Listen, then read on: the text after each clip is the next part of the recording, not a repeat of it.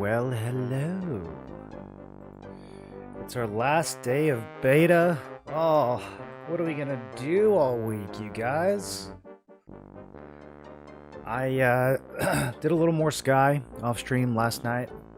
I was trying to get a good Berserker weapon, and I killed a couple bosses, and actually, for a second, I thought I got pretty lucky because... Oh, I have no idea which bag it's in. But I looted... What did I loot? Where is it? Ring of Vishen? No, that's not it. Here, let's try this. Let's try this. 6-8. I don't know what that means. Is this 6? Okay. So I looted this mask. And then I also looted this war axe. I looted like a bunch of different pieces that we need. The Great Staff, I think, is the other one. If we look at what we need for Cudgel of the Fool, which is the best two-hander in the game, it's these two right here. It's the Great Staff and the Jester's Mask. But it also requires a Wind Rune. And I have, like, every single Wind Rune except for the one that it needs. So, we need Dina.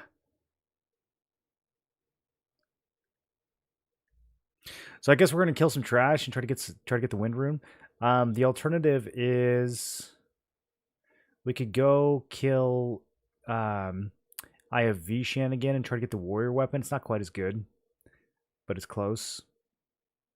Because we also have the battle axe. So the only other thing we need for the warrior weapon is the warrior emerald off of Eye of Vishan, which, I mean, it's probably like a 1 in 16 chance or something, right? I don't think it's that good. So I don't know. I don't know what's better. I don't know if we should just farm trash or if we should actually try to go farm Island 8s. But either way, let's get buffed up. Changing to Berserker? Yeah. Yeah, I think we've kind of done all we need to do with the meta builds. We're gonna have a little fun today. Play something a little harder. I also just like Berserker, and I want to see what its viability in D4 looks like with, you know, some gear, not a ton of gear, but gear that can be obtained reasonably quickly, which is what we have. POS Prison? Yeah, it is POS Prison. Cleric has a killer two-hand as well. Yeah, we can't fit Cleric into this build, though. It's going to be Warrior, Shaman, Berserker.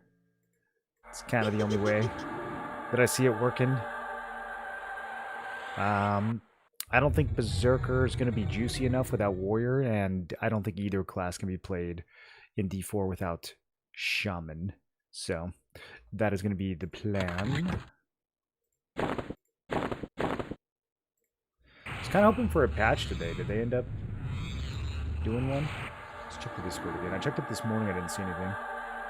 Yeah. Maybe they're just saving it all for launch. Kind of makes sense. I guess patching on the last day of beta is slightly unnecessary. Okay, pet is... Oh, the other thing is I have all these motes. Should we just save them for the weapon? We should probably level up some spells, too. And maybe some gear. But let's get the weapon first. All this stuff's getting deleted, though, so we might as well cook all those motes pretty soon.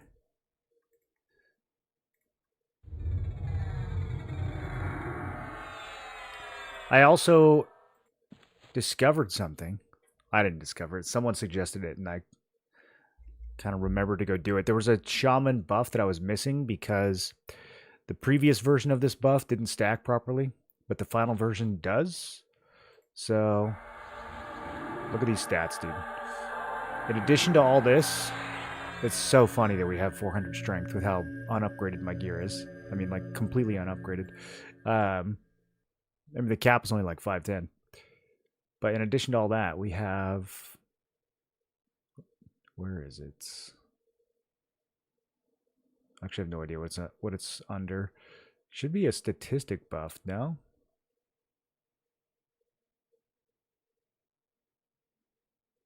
Am I gonna have to go find it in the spell list? My goodness.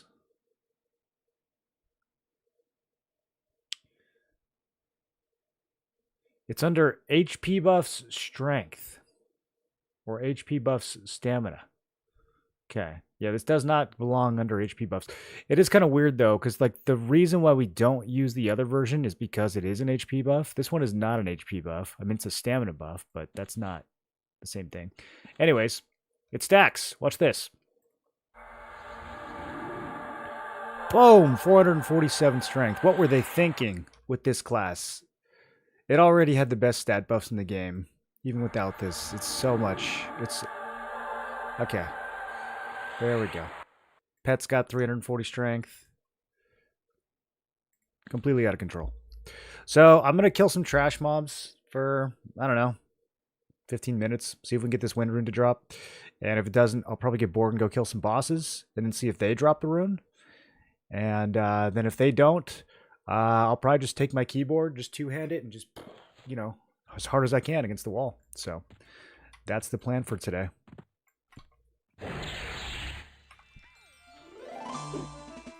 Enchanter two-hand blunt is awesome too. What kind of ratio are we looking at for that enchanter weapon?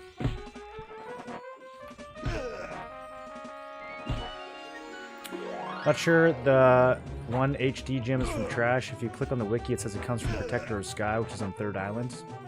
I thought all the runes dropped in all the places that the runes can drop. Is that not the case?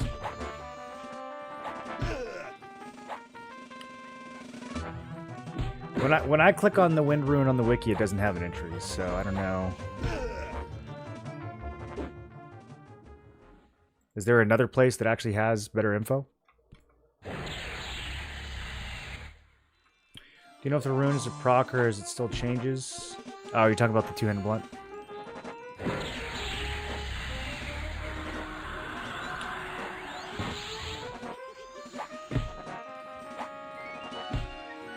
Avatar or whatever is juiced. Later X-Pack. Kunark.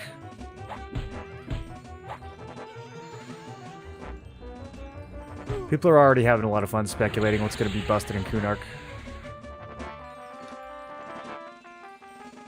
I feel like Warrior gets a big come up in Kunark. I think we might shift from a Pally meta to a Warrior meta in Kunark. Hopefully you get a silver supremely accurate Halley of Vanquishing. Whoa. That's crazy.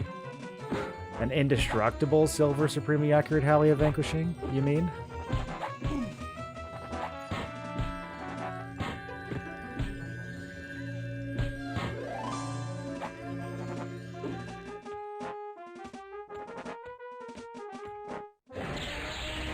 Wind Rune Fauna.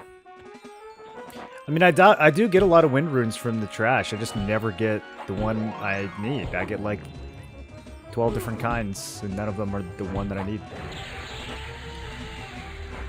So I don't know. I don't know how it works. I don't know if they have different loot tables. It doesn't really seem like they have different loot tables, because these guys drop a bunch of them. I think I'm just getting kind of hilariously unlucky.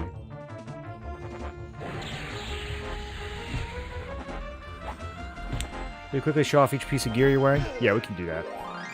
Let me finish clearing this island, because the spawn rate's kind of slow. So let's get these guys up and running.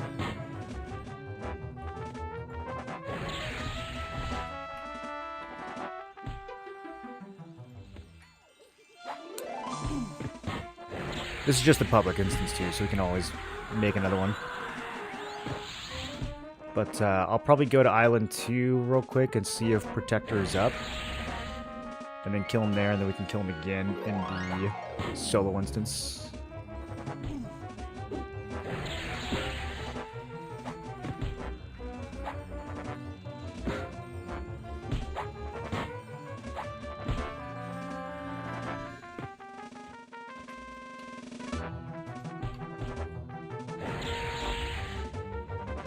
I did some math on Cannibalize, and even when you factor in the mana that you have to spend to heal, it's like 20...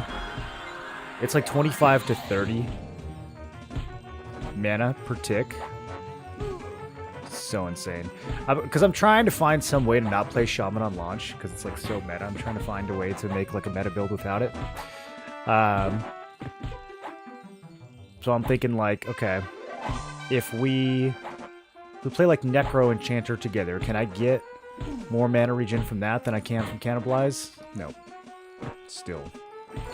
Like, if you combine both of them, it's more, but either individual class. Necro brings like 20 to the table, and then Enchanter brings like 15 or something. It's like, you just can't. Even when it comes to mana, this class is too much.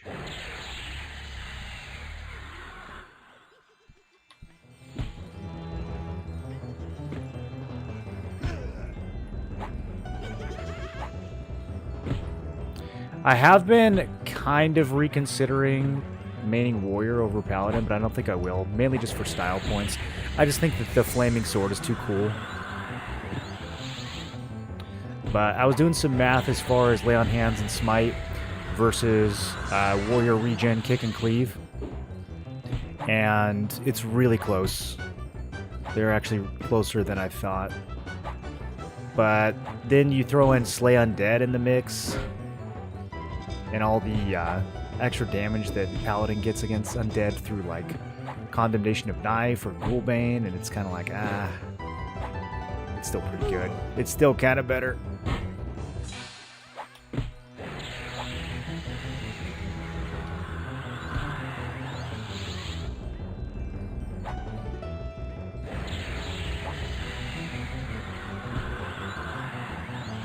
Where's the end of beta party going to be? EC Tunnel? I don't know how that works, because they only let you fit a certain number of people in one zone, and they spin up another one. So I don't know how much we can zerg a single area. It's not like the old days where you could pack like 300 people in EC Tunnel and lag out the game. I don't know if they let you do that anymore here. Which does also, though, kind of like make you wonder why they don't just let us all play on one mega server. Okay, so yeah, we looted a couple wind runes there, but again, not the one I needed. If anyone actually knows how this works, if there's a way to target specific wind runes, please let me know. I am at a loss.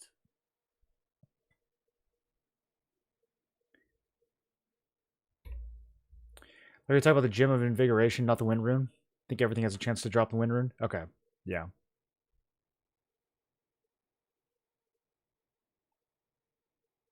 Depending on how they manage new content with discs and stuff, I think Warrior will exceed at that point. There are likely chances where Paladin is strong.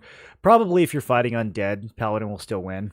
But against other stuff, you'll want Warrior. And against bosses, you might want Warrior. Warrior gets a free 5% crit chance. I don't think they do. I think that's Berserker, right? I think Warrior just gets the crit damage, which is not nothing. 30% crit damage is not nothing, but yeah, and then you get Frenzy. This says increased critical strike chance. I don't know how much, but it does say it increases chance.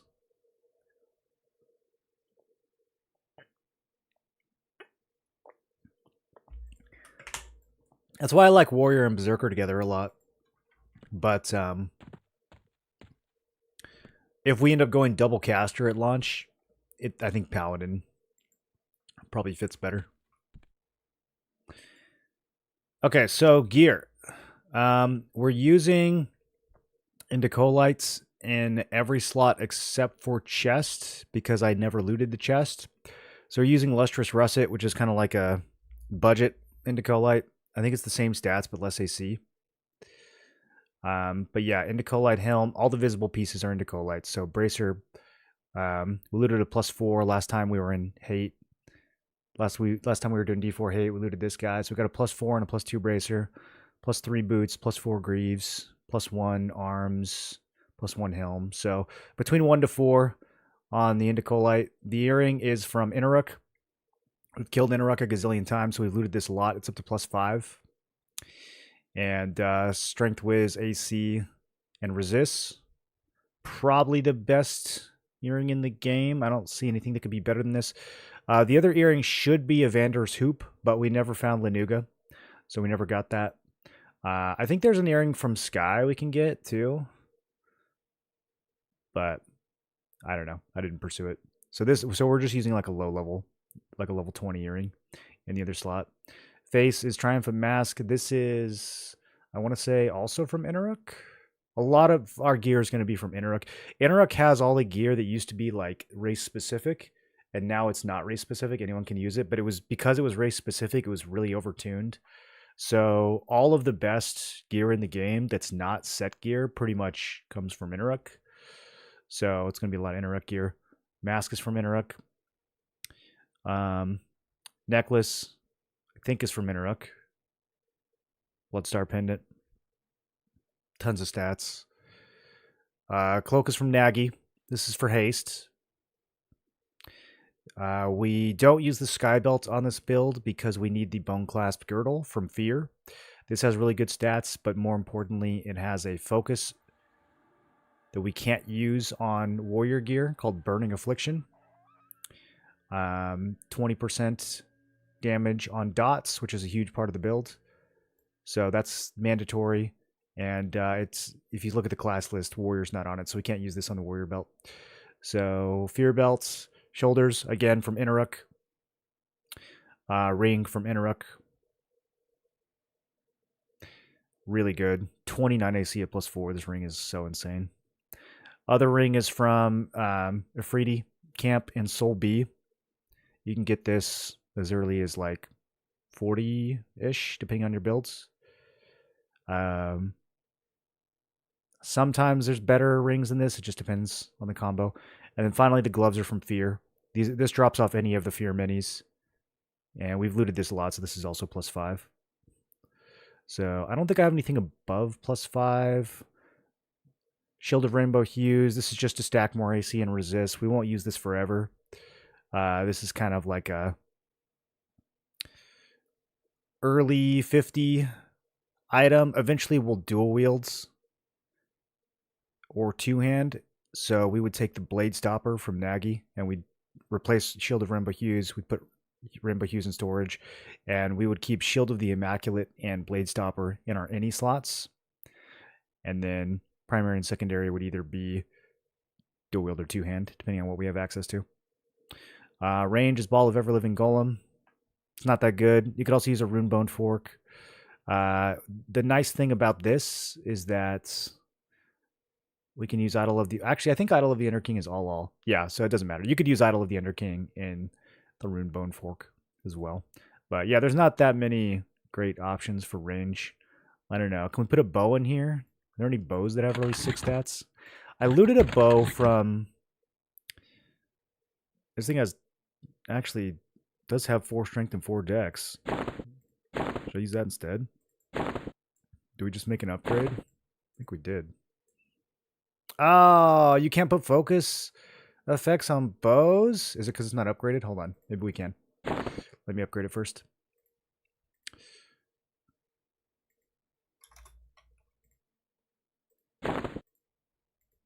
Hey!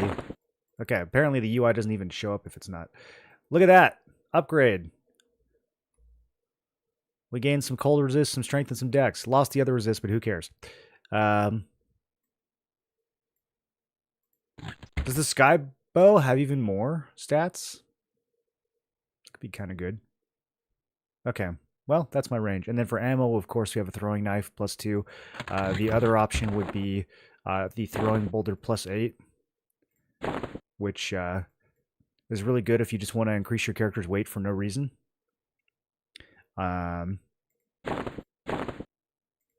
Doesn't really do anything else. Okay, let's go to Island 2, I guess.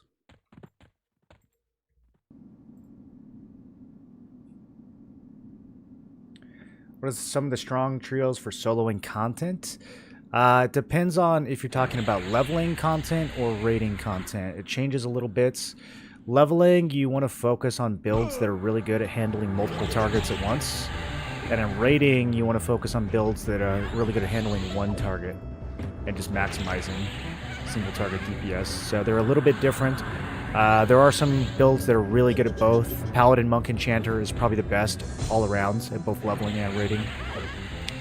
The build that you're seeing right here is one of the best raiding builds, but it's a little slower for leveling. It's a lot of single target. Pretty much anything with a shaman in it will work. Shaman's crazy right now, especially for raiding. For leveling, bards are a lot of fun, wizards a lot of fun, mage is incredibly strong. Monk, if you want to go more melee, monk is always good for leveling and for raiding. Trying to remember THJ, there are potentially some interactions that could make PLD nutty.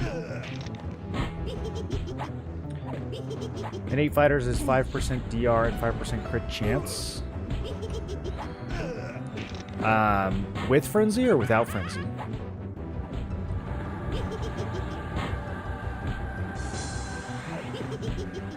Well, this is... Okay, this is kind of weird wording, I guess, right?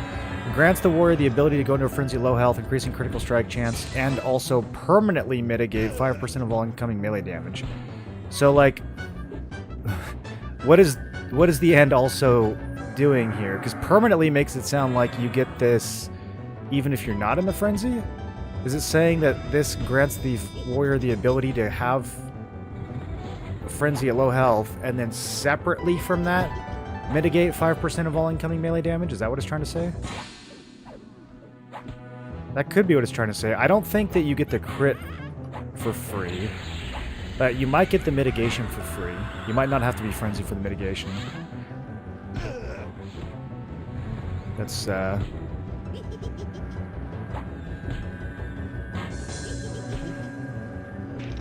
because it reiterates the critical chance down here when it describes frenzy. And it doesn't say anything about mitigation. So it sounds like the 5% melee mitigation might just be an inherent warrior thing. Which... Yeah, I initially read this as being part of the low health frenzy, but maybe it's not. Maybe you just always get that. That would be another explanation for why warrior feels so tanky compared to the other tanks. I mean, it definitely felt a lot stronger than Shadow Knight, but I just assumed that's because I had more AC. And, you know, like higher... You also get like higher parry skill. Although, that probably only comes out to like 1 or 2% more parry chance, but, yeah, higher AC is really strong, so I kind of just chalked it up to that. But maybe that's not it. Suffering decision paralysis. I want to solo D4. What should I play first? Paladin, Monk, Enchanter, Paladin, Shaman, Necro, Paladin, Shaman, Enchanter. Literally any of those, dude, except the Cleric one. I think Clerics are kind of boring right now. I don't think they're really needed. But yeah, any of the other combos that you mentioned will very easily solo. D4. I mean, the Cleric one will too. I think Warrior, Cleric, Enchanter is good if you're gonna charm. Like having the Cleric there for emergencies is nice. If you're not gonna charm, I'd definitely pick one of the other combos. Probably Shaman Necro, Paladin Shaman Necro. Why aren't you letting the princess choke you? The new UI looks really clean. Thanks, Bolts. You look really clean. So, in theory, Protector of Sky should drop runes more than everybody else.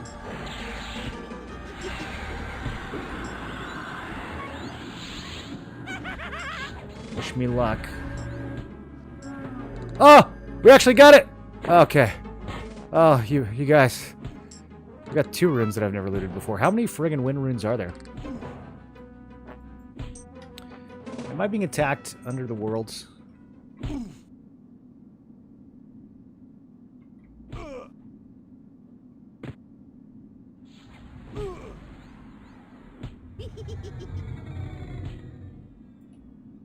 This feels unfair.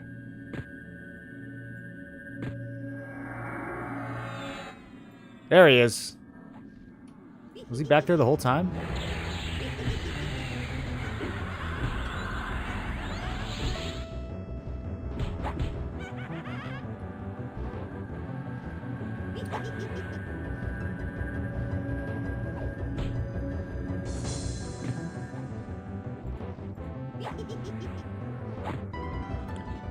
Alright, let's go turn this thing in, boys.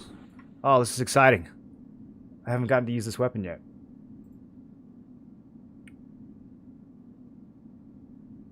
You show your pets gear? Yeah, I guess. It's not very geared. What weapon am I using? I'm using the +4 Serpent's Tooth, which is not very good. We're trying to... We just replaced it, literally right now, live on television. I think Frenzy's proc, the rest is innate.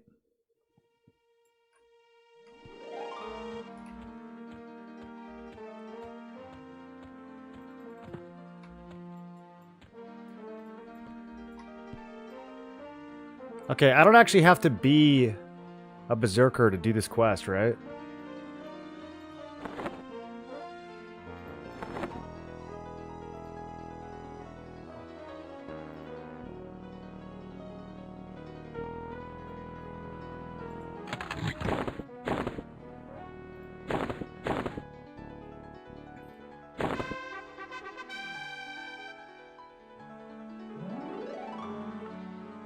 Did we get it?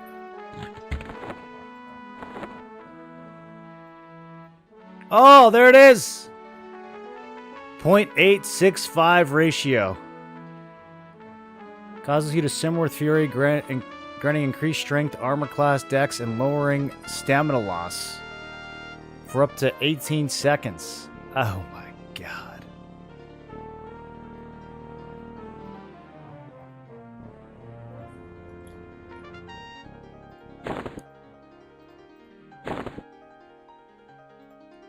Can we organize these by level instead of name? Look how insane the damage gets on this thing.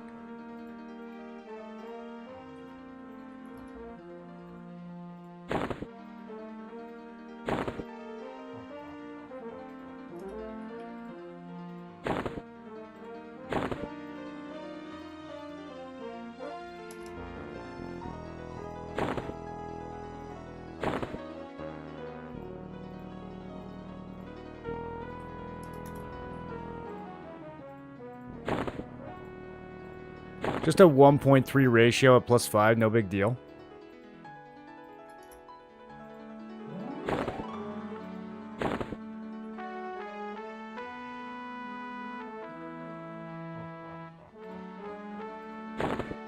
Oh, when you're going to +6, it gets harder? I've never upgraded an item this high. Okay.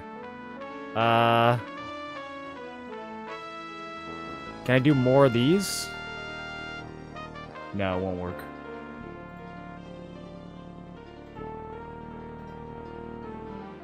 Okay. So I have to do... I only have one level 7. Okay, that gets it to 23. What does this do?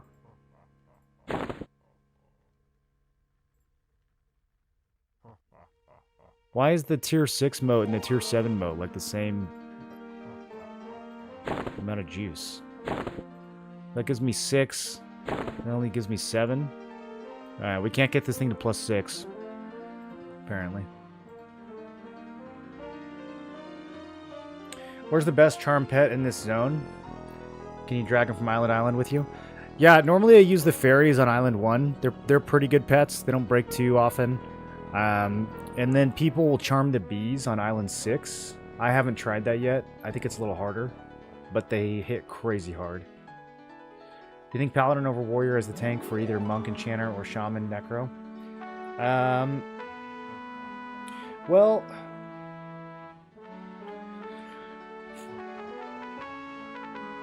yeah, I think so.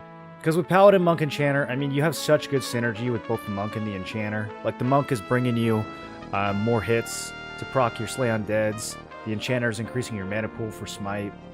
I think that build is just really, really well built all around. And then for Shaman Necro, you have enough mana between the Necro and the Shaman. You have Lay on Hands, which kind of, I mean, it's really strong on its own, but it also gives you like an emergency button to use after Cannibalize if you're low on health and you need mana and you can't eat too low. You can Lay on Hands and instantly be full. So, yeah, I think Warrior works with either one. I probably wouldn't do Warrior, Monk, Enchanter, because then you don't have heals. I'd rather do Warrior, Monk, Shaman.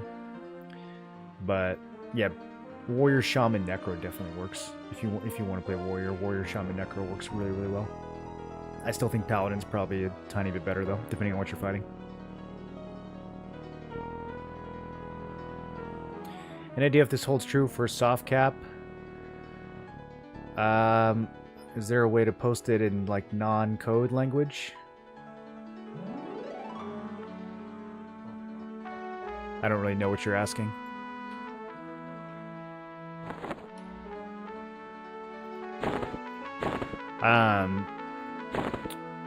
So to see those AC soft cap, we just take our shield off, because the shield will bypass it.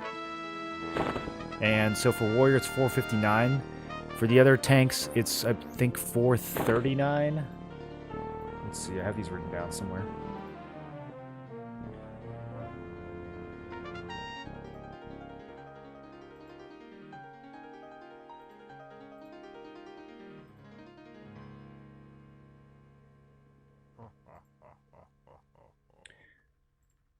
I got all of these from,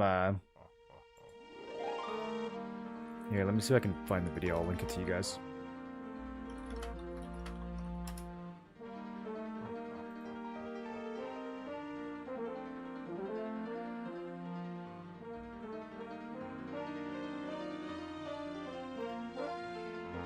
There we go.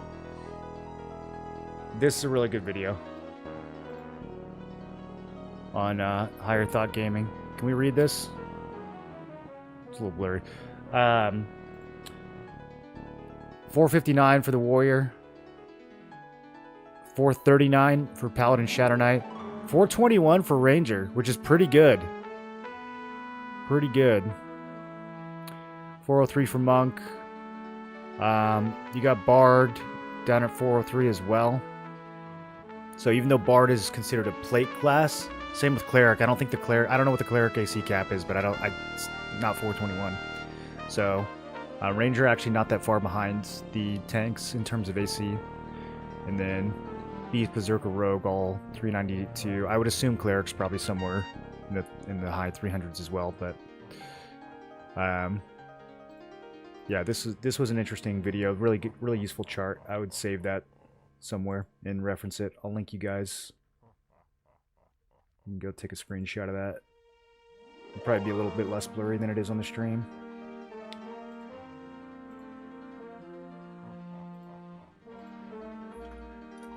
There you go. Post that in Twitch and on YouTube. Is there anyone on Kick who needs it? Do we have anyone watching on Kick? Let's go check.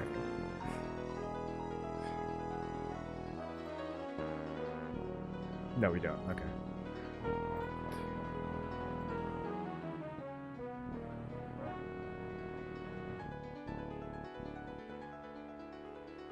You can upgrade your +5 runes to +6 ones? That's true. That's true, we can do that. We need to go to the town to switch loadouts anyways, so...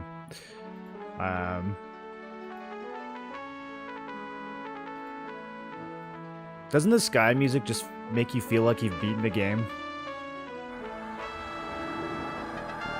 This is the music that should play after you kill Eye of Vishan. They shouldn't play it at the beginning of the zone, they should play it at the end. This is like the credits roll music.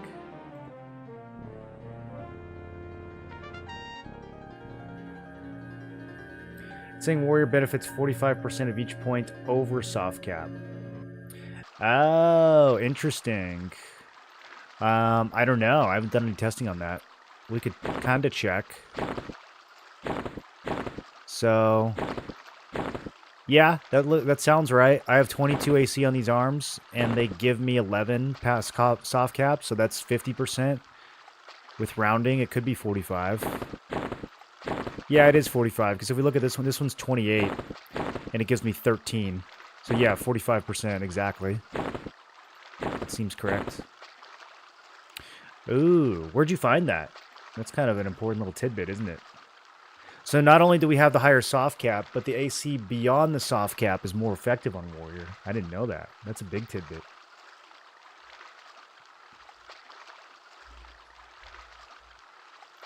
That's from an old EQ emulator thread. Whoa.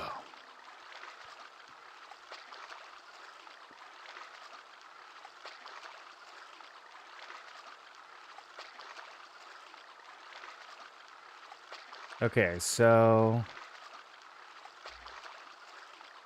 Warrior 0.45, Knight 0.33. Let's test it real quick. Let me swap to let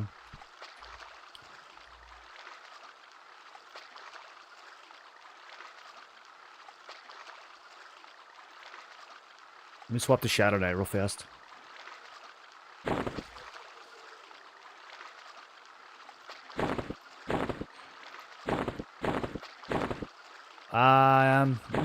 That doesn't really add up. So I'm getting 12 out of 28, which is... that's closer to 45 than it is to 33, right? What would 33% be? Like 9? Let's try a couple other pieces. 7. Yeah, no, I think I'm getting just as much on the Shadow Knight. Because this would be... I should be only getting like 5 or 6, but I'm getting 7. So I think that's closer to half.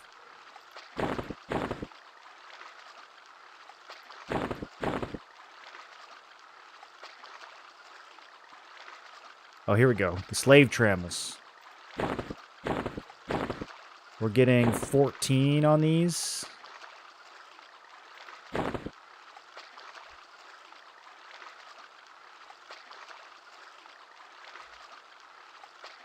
Could be 45%, or it could be like 40.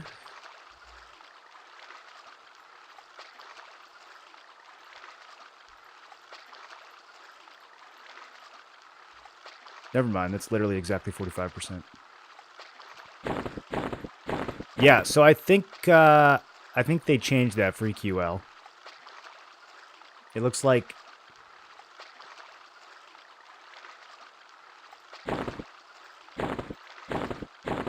yeah, secondary still works the same.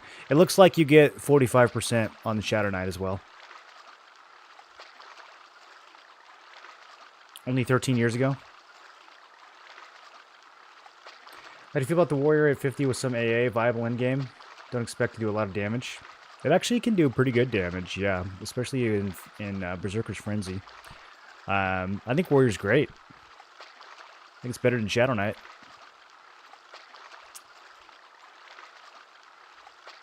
With a ton of gear. Could be better than Paladin. Only with a ton of gear, though.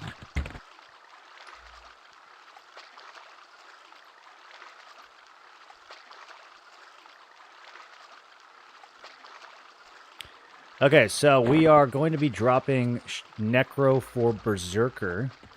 And we're going to have some fun today. Since it's the last day, we're going to do something slightly off meta. We're going to be trying to clear as many D4 bosses as possible while in Berserker stance. Which is not something you would normally do.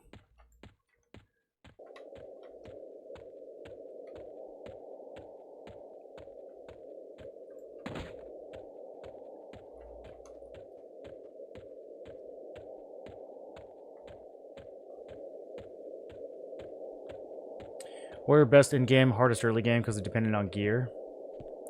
There are also a lot of Warrior combos that are D4 capable compared to Paladin or SK. I mean, Warrior it's not as gear dependent as people make it out to be compared to the other tanks. I mean, all the tanks are gear dependent to some degree, but You've got kick and cleave right off the rip with warrior, which will definitely help you level. It's not like you got to get to level 50 before the warrior's good. It's actually a pretty good leveling class because of cleave, and because of that regen you get at level 30. Wooba Luba Dub Dub. Wubba Lubba Dub Dub. 32 was taken. You had to add one through Wubba Lub Dub Dub 1 through 31 was already. People had already gotten those. Thanks for the gifted, dude. I appreciate you. Vic Lemon, welcome to the Tinfoil Brigade.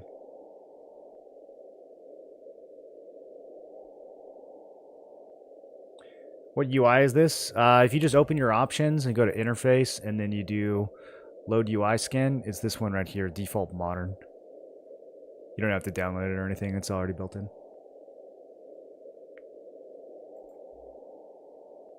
Gear AC is always multiplied by 4/3 for everything first, which has been around forever. The 0.33 or 0.35 scaling comes after? I'm not sure what you mean, Viscar.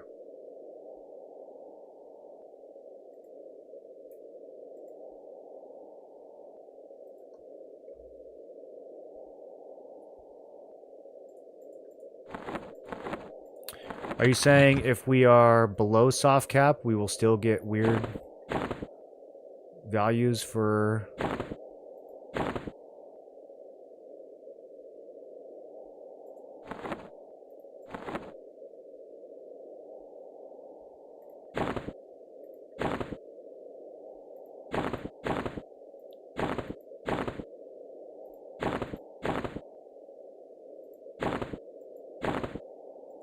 Actually, we do get weird values.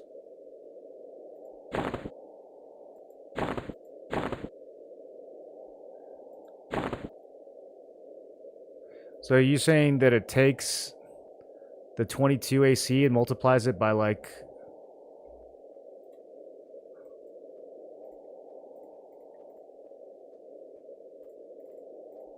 It's giving me 29 AC, is that right?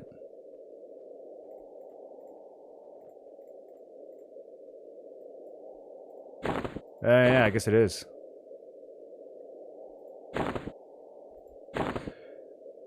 What a confusing mechanic. Okay, so before soft cap, you get an extra 33% of the value of your gear. And then after soft cap, you get negative 50% value on the gear. So that's just completely unnecessarily convoluted. Why? Why is it like that? Is it certain classes that get the bonus? Is it only tanks that get the extra 33%?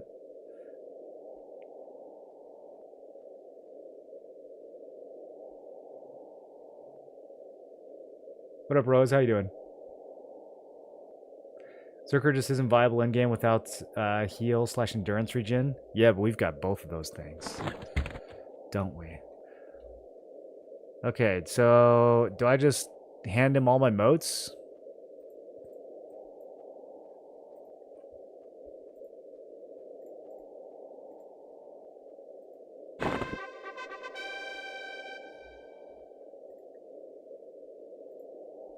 Neat.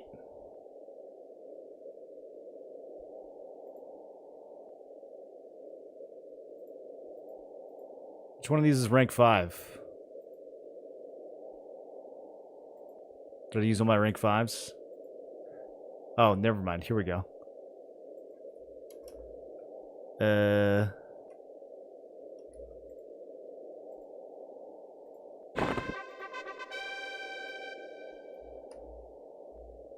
Okay, so...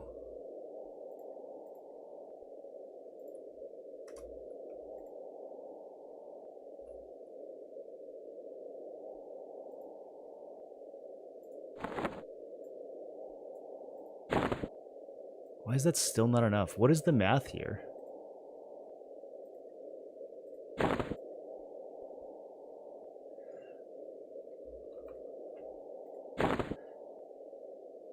Why does a tier 6 moat only give you 6 out of 32? Shouldn't it be 8 out of 32? Am I doing this wrong? What's Somebody help me. I think the 4 out of 3 is universal, just EQ math that makes numbers bigger. Okay, so you don't need a specific class for it. Looking forward to this testing. I want Berserker to be good. I've not seen anyone actually try it. I saw Nighttime do some pretty crazy Zerker stuff at the end of last beta, but he was pretty geared at the time. I think he had like 600 AAs too. Update your Shaman pet to max rank. Probably not max rank. We can't remotely afford that, but we can upgrade it quite a bit. Once I need to look at the loadout we're going to use for this, and then we'll decide on spell upgrades. Anya Dorn, thanks for the prime. Appreciate you. You want to use the lowest moat possible to level up the items? This is the lowest moat possible to level up the item. If I use a rank 5, it won't let me put it in there. See?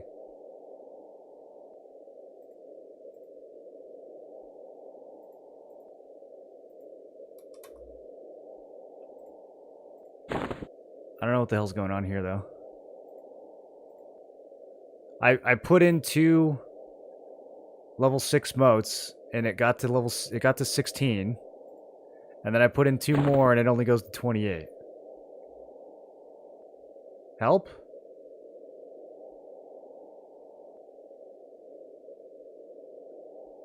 Upgrading moats for gear upgrades is a noob trap. The scaling falls off.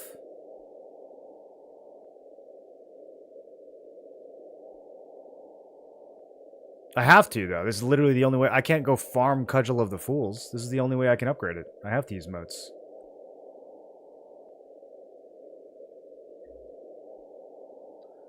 Alright, well.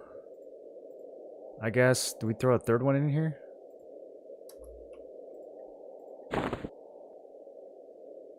Ugh. It just flattens out at tier 6. It doesn't let... Okay.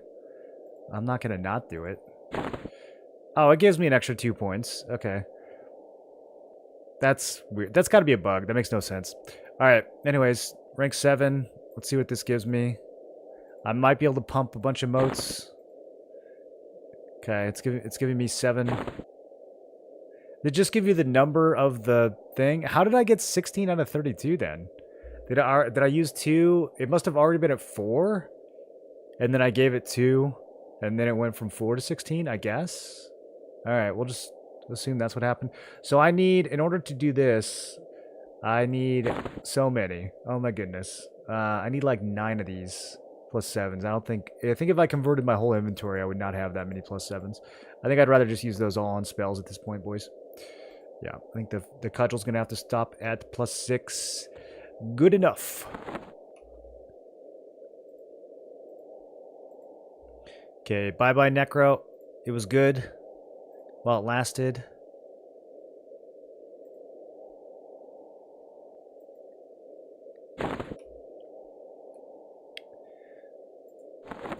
Okay, Rainbow Hues is going into storage.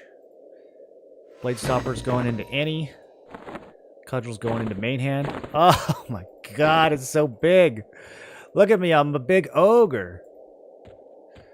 I get to hit things with this.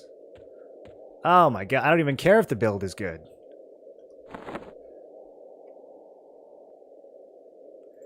Okay, spells.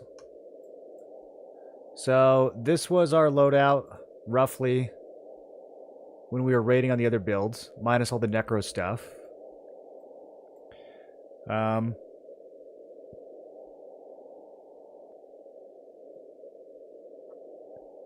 We've got our 3 main dots. We've got our 2 heals. We've got Melosi, Togors, Puma, Dispel.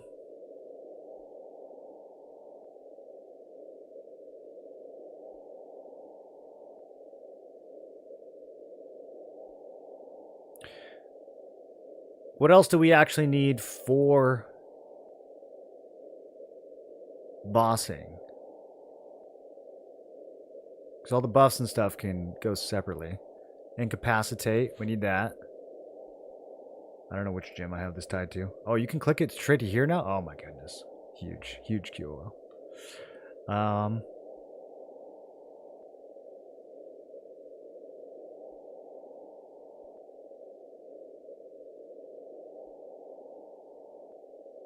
Curse won't stack with ODM. Venom won't stack with bolts. Scourge won't stack with plague.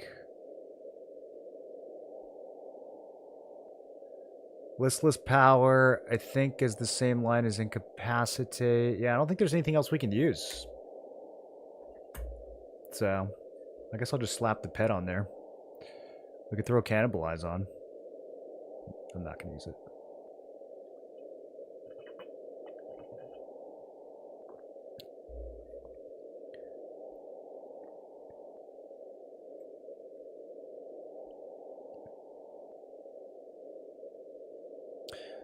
Okay. Yeah, I think that's about it. It's gonna be a pretty simpler build than the other one.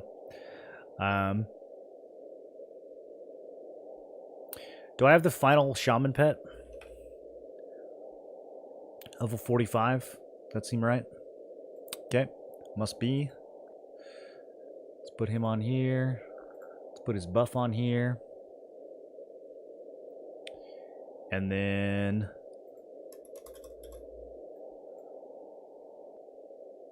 we'll never use Crags. It's inefficient. It's a weird spell, to be honest. Not sure what they were doing with that one. I'll probably just throw, like, Alacrity and Chloro on here, just because they tend to wear off.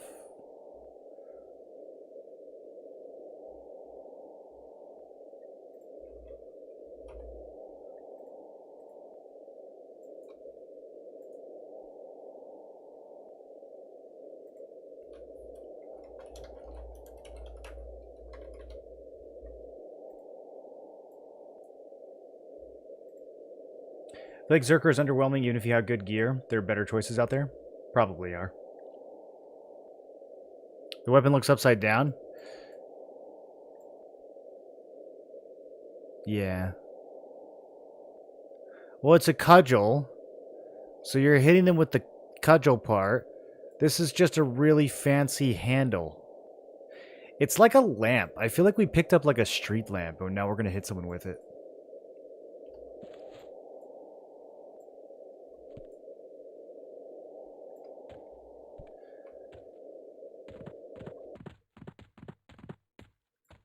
Okay, so now that we know what spells we're going to use, we got to upgrade them.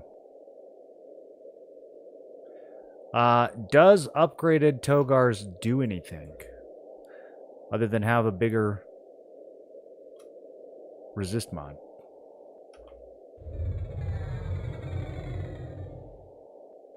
No, it does not. It's already not getting resisted very often, so I don't think we need to upgrade that any further.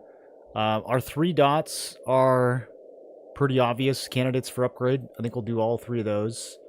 Incapacitates. Actually, it would be interesting to see.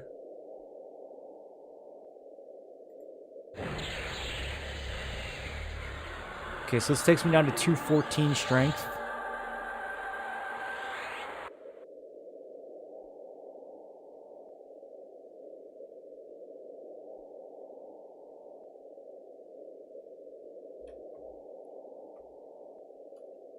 Can I pull that off?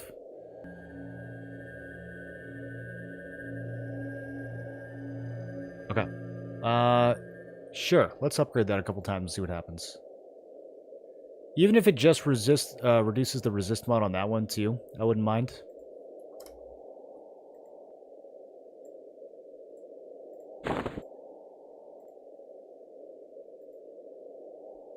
Okay, what did I say? 214?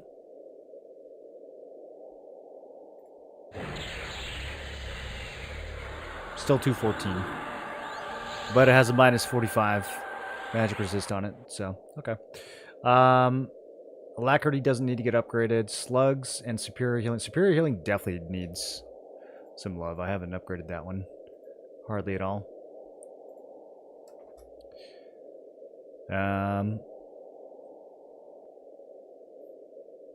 Math.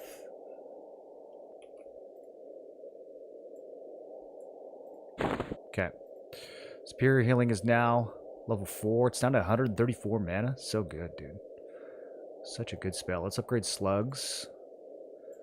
Do slugs next.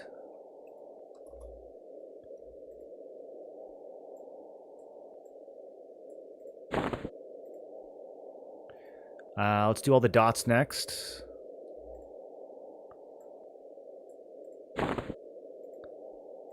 Depending on who we fight, some of these will be worthless, but with enough levels, maybe not.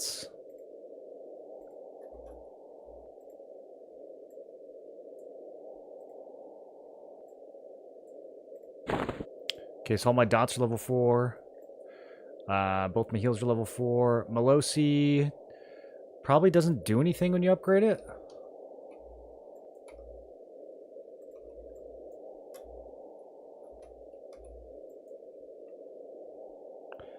Okay, so my magic is 124.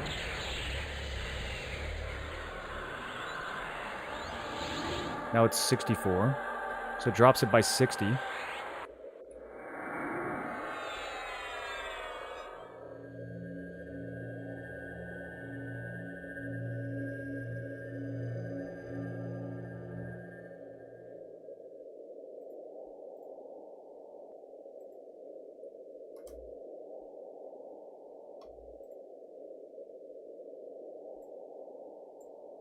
Oh, I already upgraded this a bunch.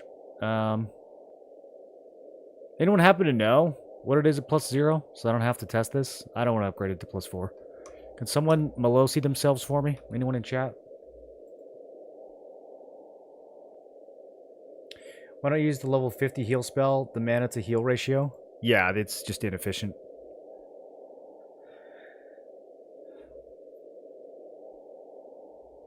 It's on purpose, it's Cudgel of the Fool. It is, yeah, it is a silly weapon, so.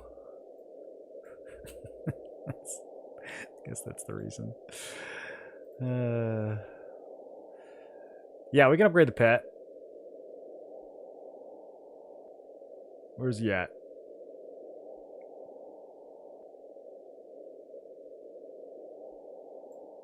There's only a yellow one.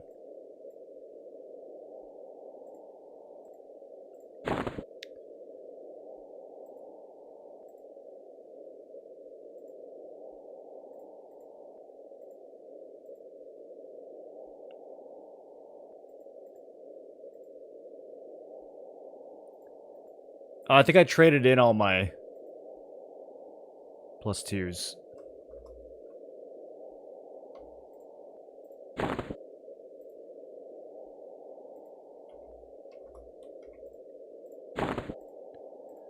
Okay, pet is rank 4. We don't need to upgrade Spirit Quickening. Did we determine that upgrading Puma actually does something?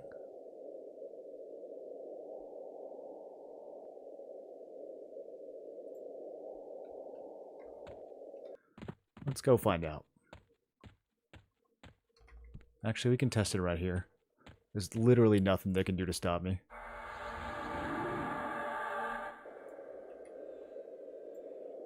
Bounce her back. Okay, 163. Let's hit him a couple more times, see if there's any variance.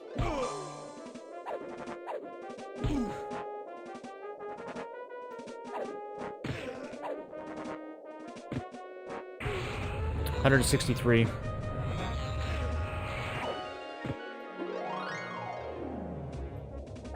I'm so huge, dude.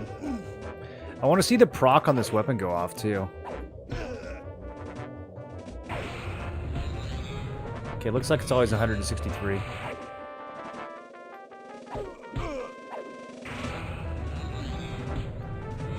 Alright. Let me go zone in. Zone out, level it up, zone back in. Puma duration increase. The duration increase is nice. It's probably only like 6 to 12 seconds. I don't feel like that's worth spending motes.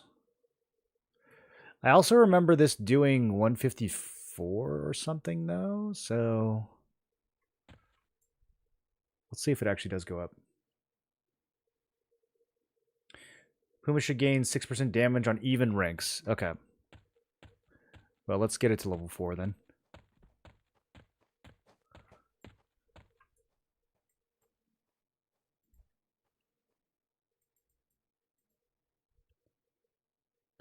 Did you guys hear about the new leggings that they're adding?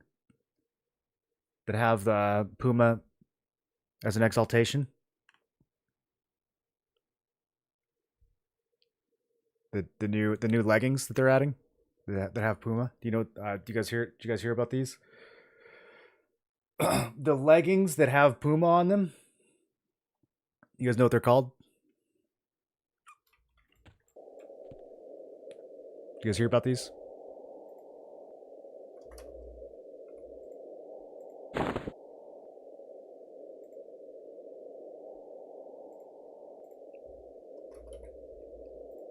The Puma pants?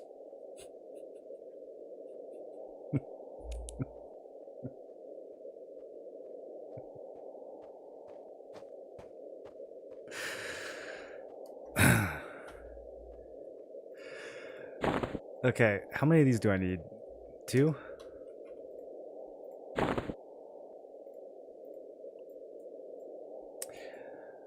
Let's try it again.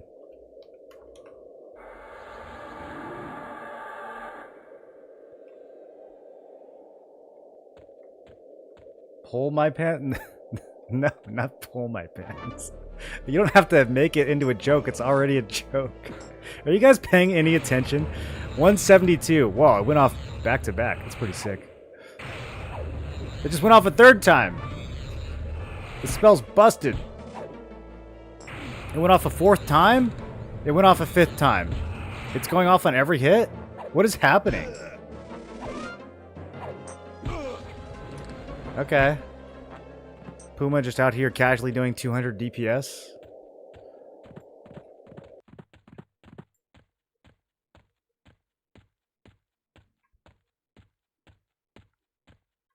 That's a dad joke if I ever heard one.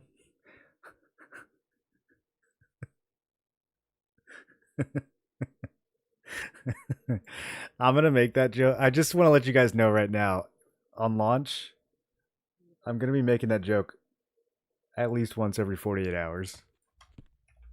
I won't say every day, but it's gonna be close. Okay, we're almost there. What do I have? We still have some motes to spin. Do I need to spin motes on any more gear? Like, Blade Stopper's already +4. Shield the Immaculate, whatever.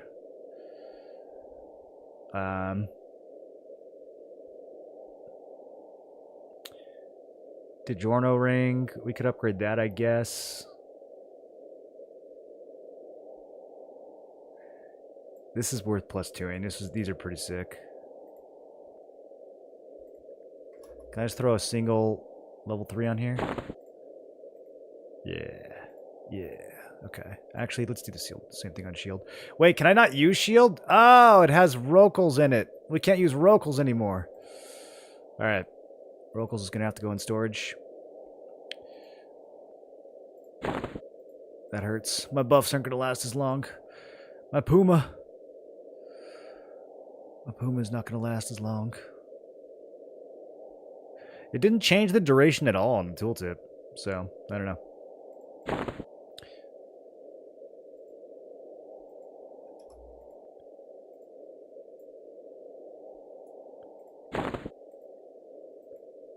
Okay, that was worth another 3 AC.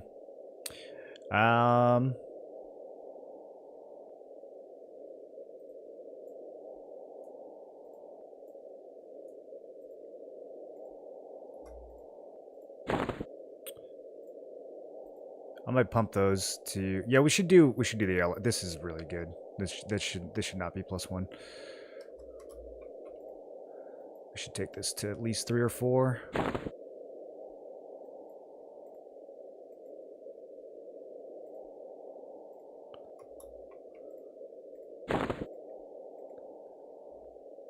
Okay, only gained 1 AC from 2 to 3. That's weird. Does that mean it's going to gain 3 AC when I go to 4? I don't know how this piece would ever only gain 1 AC. Oh, it's because we were already halfway. Okay, just kidding. I keep forgetting you with gear you don't have to like go all the way. With spells you have to get them across the line, but with gear you don't. I don't know, is it the case with spells too? Are there partial upgrades for spells?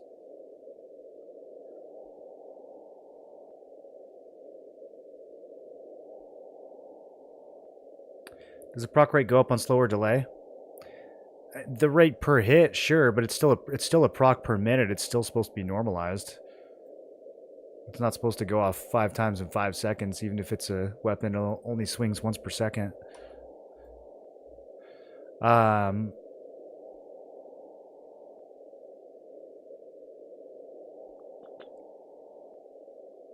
Don't care as much about the helm. Oh, I can't use this earring anymore either. I have an empty earring. Is there a sky earring we can get with not too much work?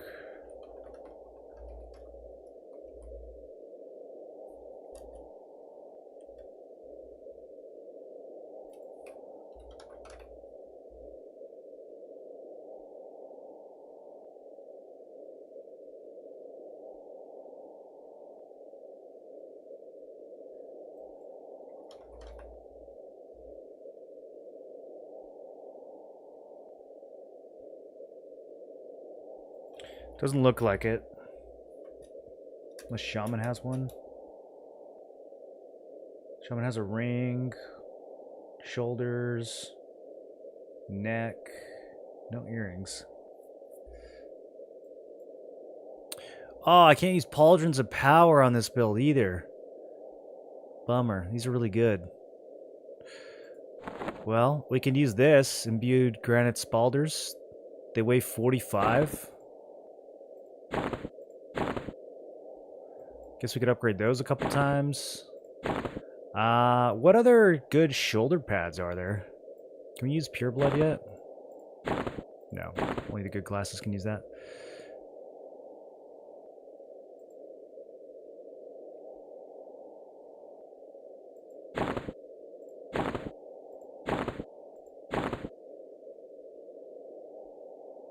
Apparently this earring has Ultra Vision on it.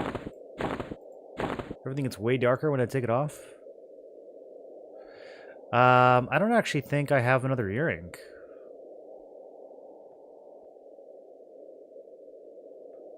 We might just have to do these fights with one ear.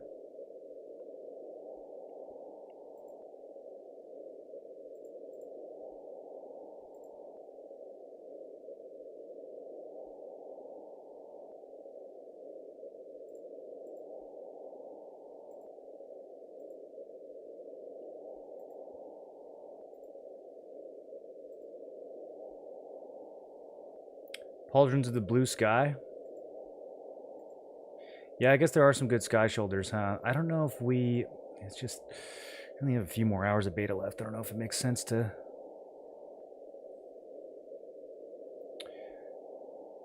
Windrune Beza and... Ooh, those are some good-ass shoulders, actually. Spirok Air Totem. Okay, we can go kill Island 5 real quick and see if that drops. That won't take too long. And then the Shaman shoulders are... also Island 5. Does he drop shoulders for everybody?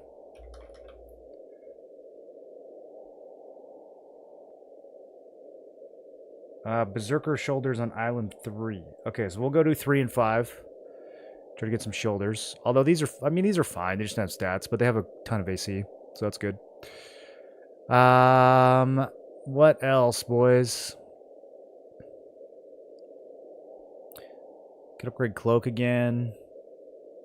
I think Indie Van Braces are probably better.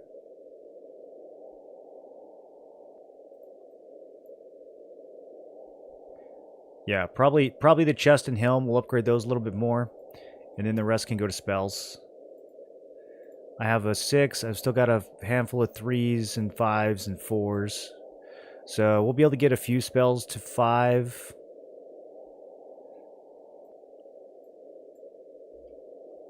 I kind of want to try to push Puma all the way to 6. That seems like it scales like crazy.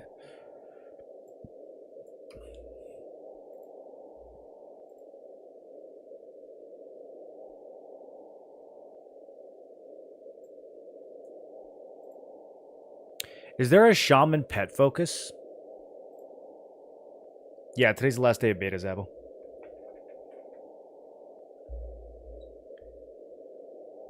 Dracolich shoulders are best in Classic. You know what they're called? Getting anything out of Zerk and D4 raid content if you're in defensive stance? No. With Shaman slow, why are you able to stay in Zerker stance? I don't know. That's what we want to test today. We're gonna see which bosses we can kill in Berserker stance. I'm pretty sure we can take down D4 dragons. D4 gods will be another story. But we're going to start with dragons and work our way up.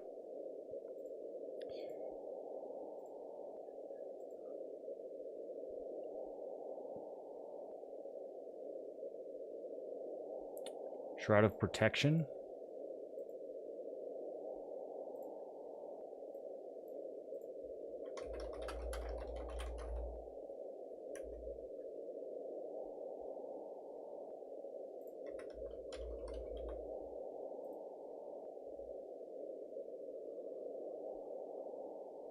Off of Dracolich?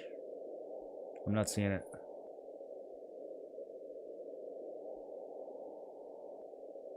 Shawl of Protection? I don't think those are in. Yeah, that's not in this era. I think we want the ones from Sky.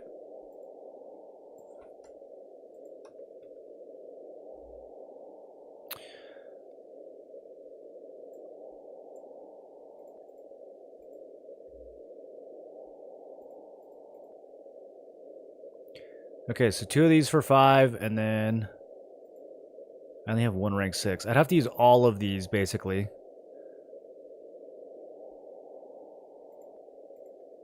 Can we just do that? Yeah, it'll upgrade those automatically, huh? Dude, the why is the upgrading so weird after +5? Okay, so if I use 2 of these, I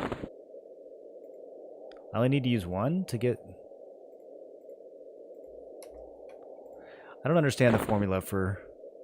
Okay, so 1 T5 moat, not 2, is enough to upgrade this. And then 2 T5s will go from 5 to 6. Alright, I'll take it. There we go. Puma 6.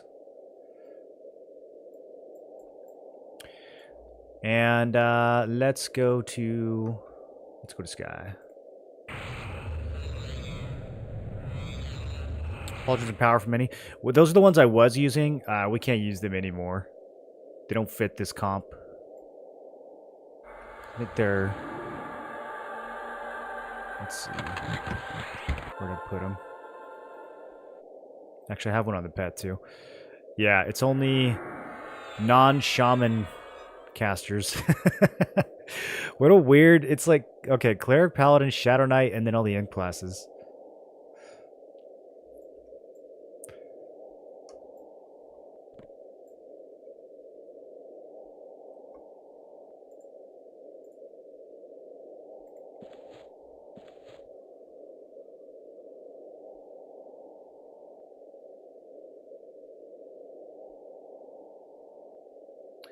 I got two-handed dual wield is 20% more DPS. Well, we're using Cudgel of the Fool. It's the best two-hander in the game.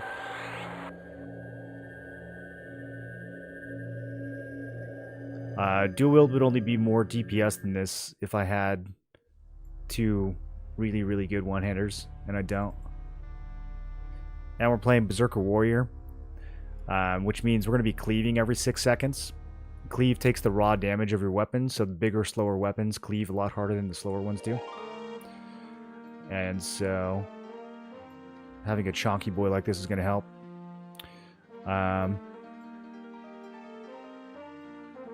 Plus, it's fucking sick looking.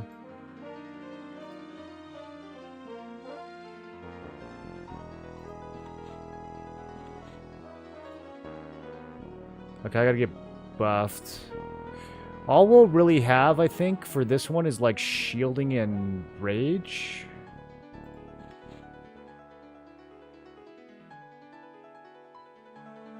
I don't even know what shielding Shaman can get. Does Shaman not get the shielding line? Huh. So the only permanent buff you get as a Shaman is...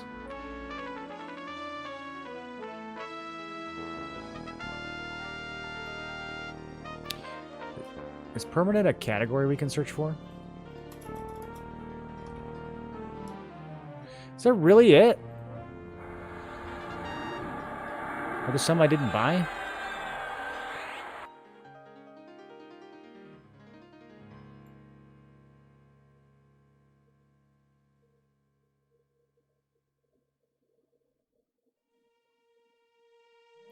We might be able to use Talisman now.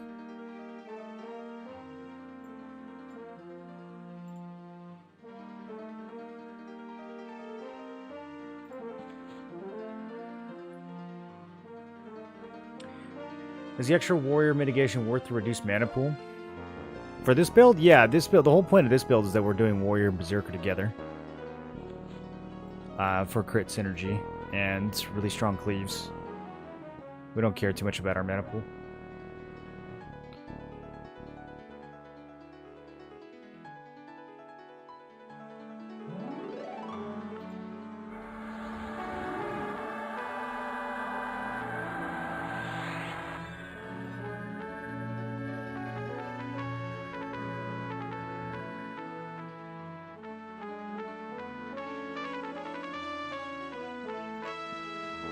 Okay, let me see if this works.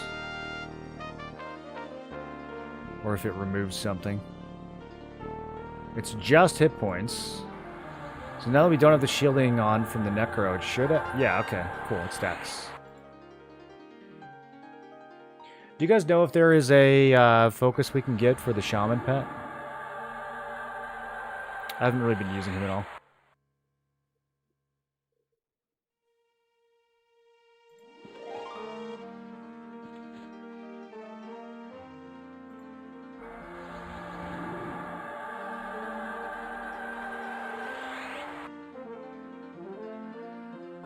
Okay, cool. Infusion stacks too.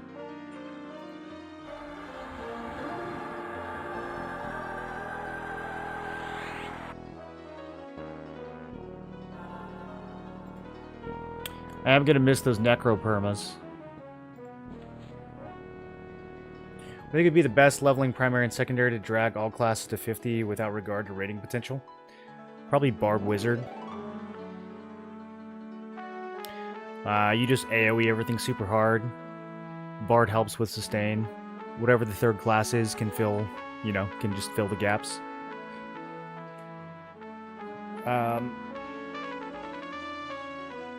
Possibly something like Druid Wizard. I'd probably go Bard Wizard though.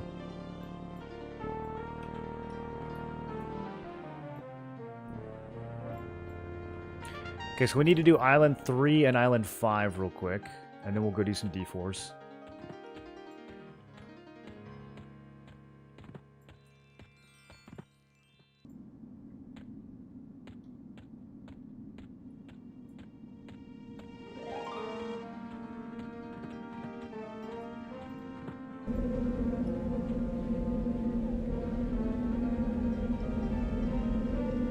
Are these guys like trying to do this as a group? Okay. Now I feel bad. I don't want to yeet it from them.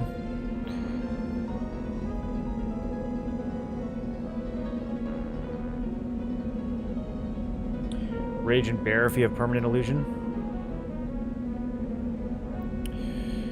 Bear. That's interesting. Will that stack with everything else? Do I have to look like a bear though? Because if so, it's not really worth it.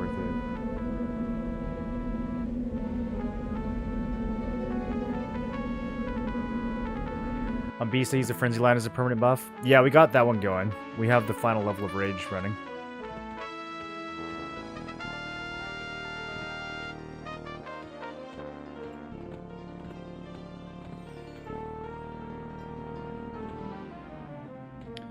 Only Magician and Necropet focus at the moment? Okay.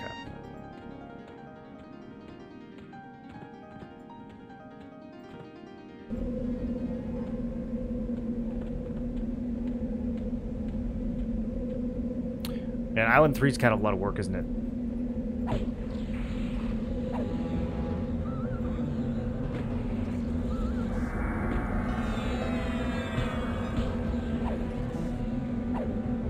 My two-hand blunt is not leveled up. Uh-oh.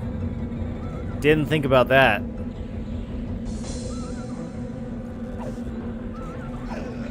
Alright, well, here goes.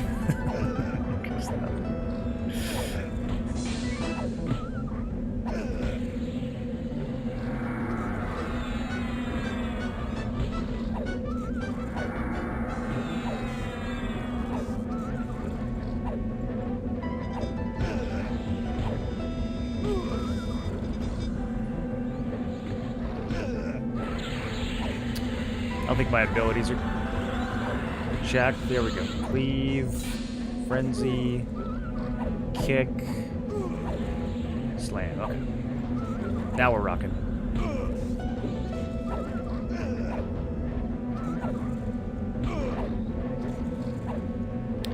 How often does this Fury of the Chosen go off?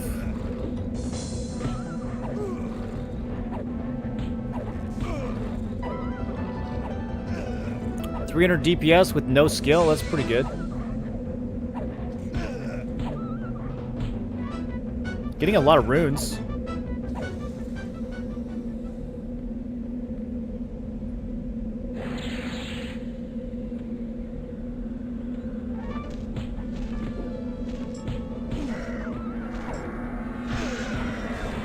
Okay, this one's gonna hurt.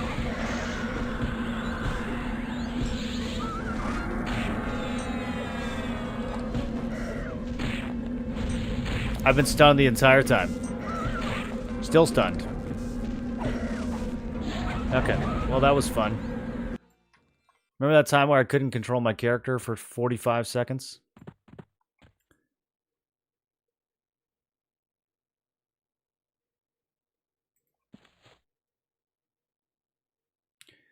That's why your attack was so low on inventory? Because I have no blunt skill?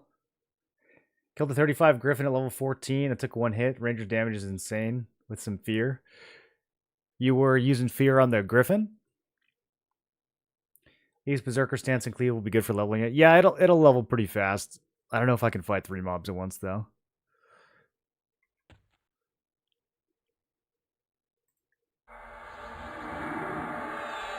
Oh god, 3 more minutes till I can buff.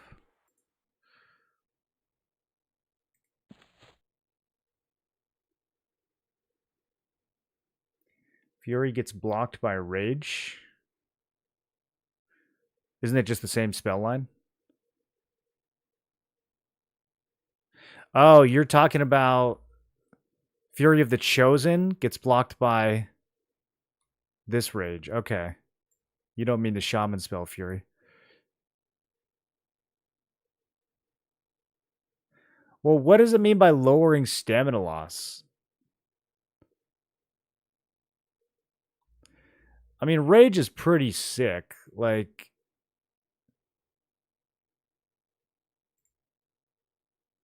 it's a lot of stats.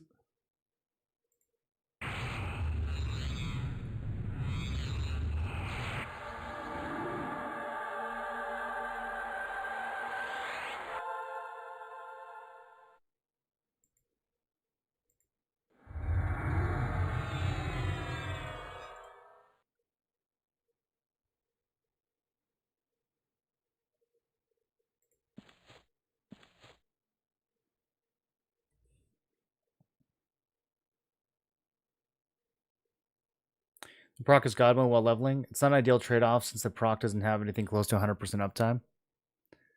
So you don't think it goes off enough to be used? Do you know how much? I really wish tooltips in this game just told you stuff. Let's see if the wiki knows.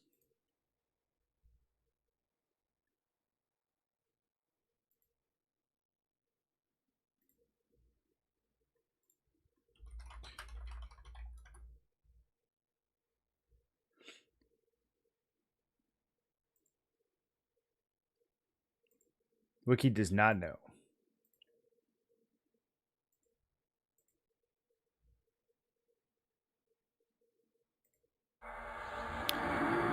And we get like 50 strength from rage. So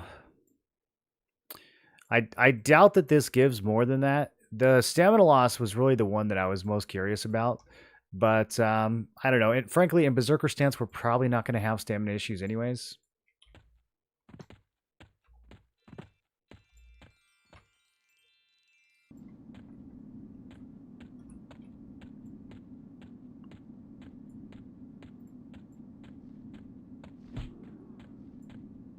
We're going to have health issues.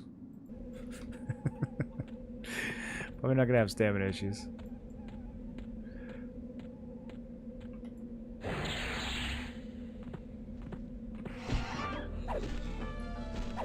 My stupid pet is back there fighting an Azarek. I'd love to see it. I think he'll come to me if I do this. Hey, it worked.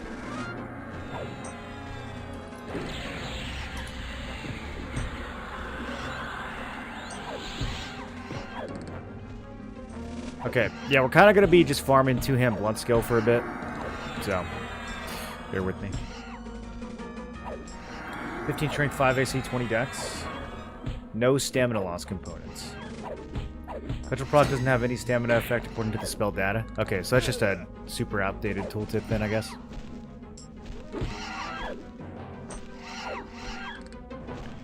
They need to hire just like a tooltip intern whose full-time job is just cleaning up tooltips for like a month. I'll do it for free. They don't even have to pay me. They can pay me an exposure.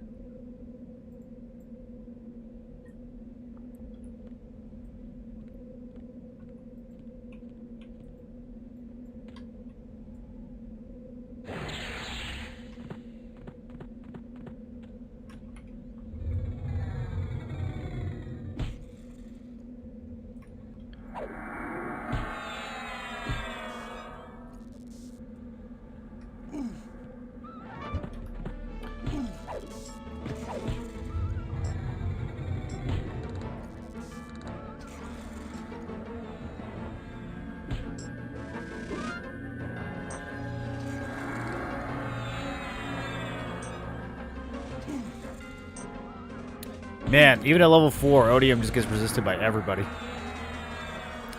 Oh, there it is. Your Fury of the Chosen did not take hold. Blocked by Rage. Fix it. What are we doing? That's the other thing. They need a full-time spells blocking each other in turn.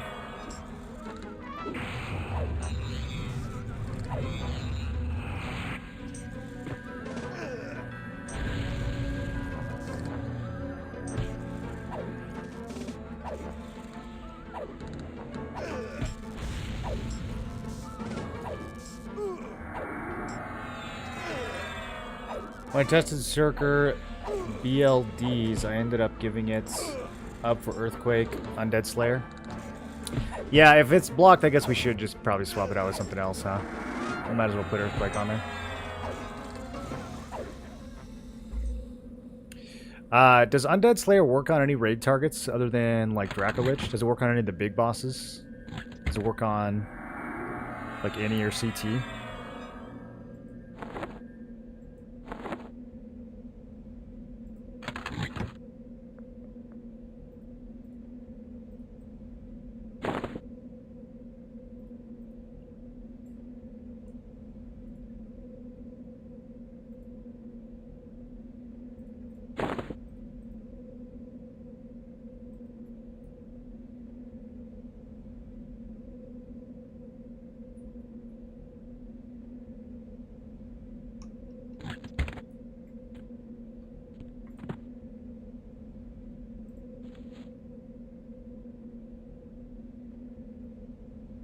I can guess the XP cap is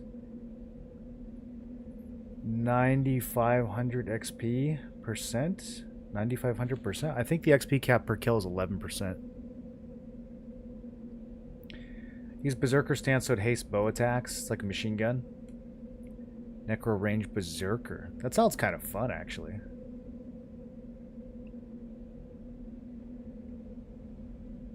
Any and Maestro both count as undead.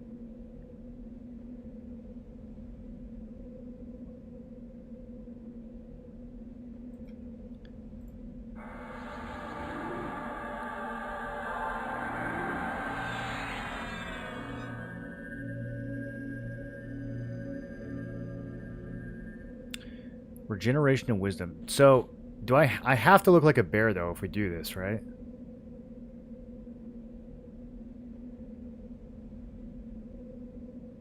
I don't think I'm going to do it. Let me see if I can click off the illusion separately. Oof. No.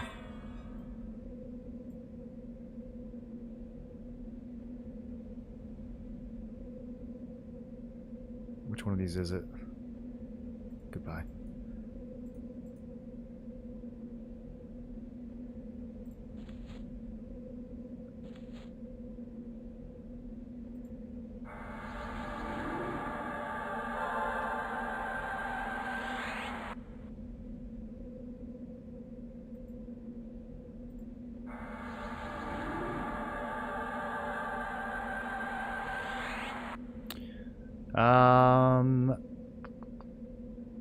Talisman. I think there's probably a higher level talisman that we can get that I never bought because it wasn't stacking with shielding. Yeah. Oh well. Should have bought that while I was in town.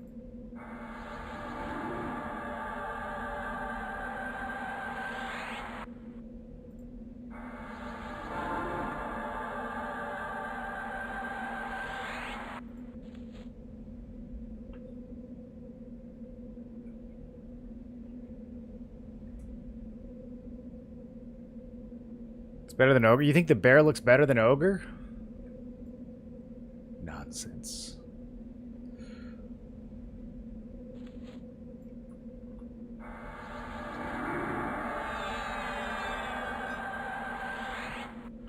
This pet at level 4 is still only level 40. I don't know. Kind of underwhelming. We'll see what he can do with Puma procs. Okay, we got the boss. We got this harpy. We got... Sometimes there's other stuff in there. Sometimes there's not. We'll see how this goes.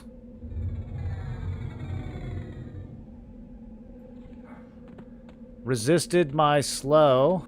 Oh boy. The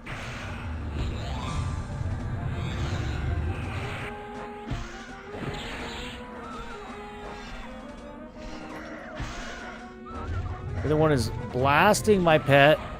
Stop it!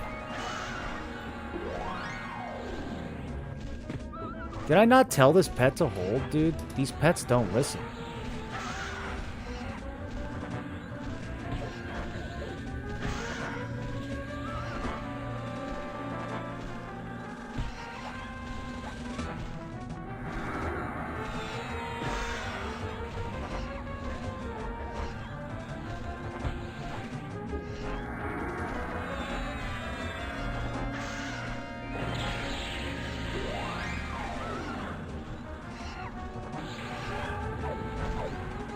There we go, now we're swinging the weapon.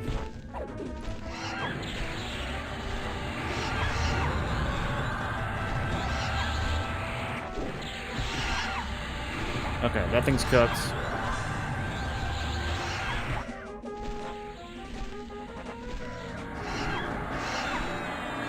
Oh, with Berserker we can do this. We can do Mage Hunter.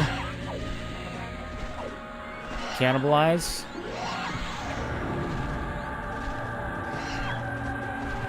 And then back to Berserker. Berserker stance is so iffy, dude. It'll feel better once we get this two-hand blunt leveled up.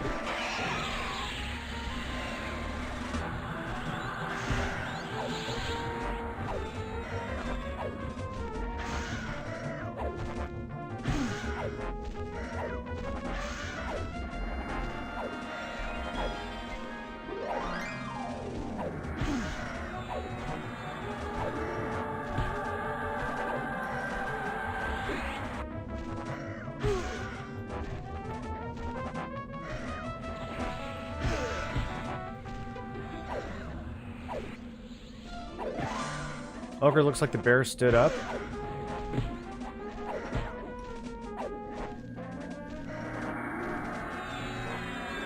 Yeah, we have Infusion of Spirit on. You'll double his damage from Puma if you maintain 100% uptime. You think it's just, You think it doesn't matter what his dex is or anything like that? Dude, Puma goes off so much. It just crit for 545. Why is it going off so... Dude, it did not used to go off this much. That is crazy. Okay, Silken Strands. I don't think that's what we were after. We'll go to Island 5 and try one more. I'm not going to do this all day, though. If we don't get the drop, I'm just gonna stick with the Granite Spalders.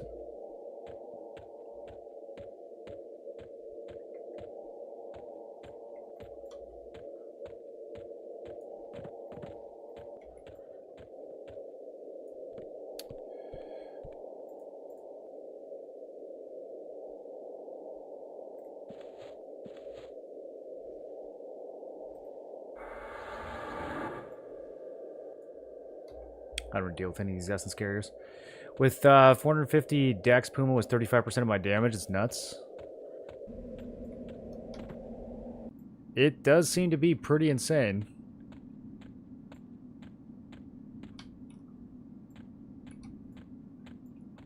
I'm trying to think of why...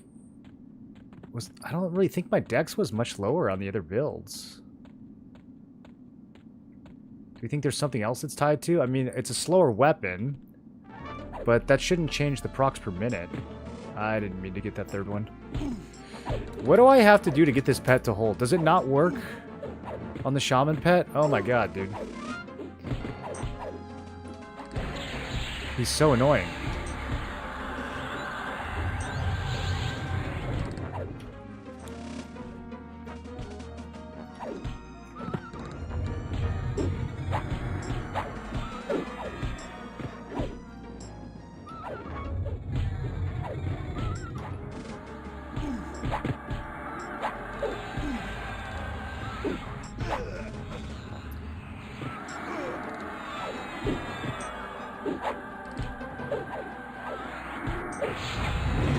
Trying to get all these guys slowed.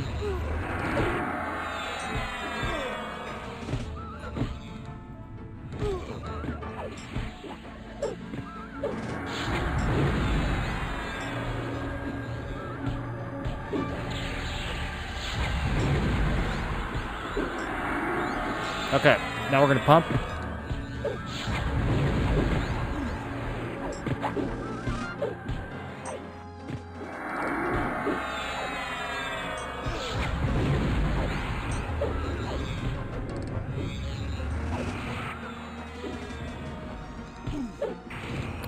Goes off constantly. Dude, it goes off on like every other hit. What?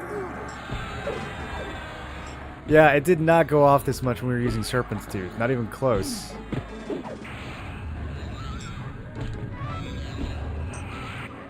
Like, even if you were to average it out.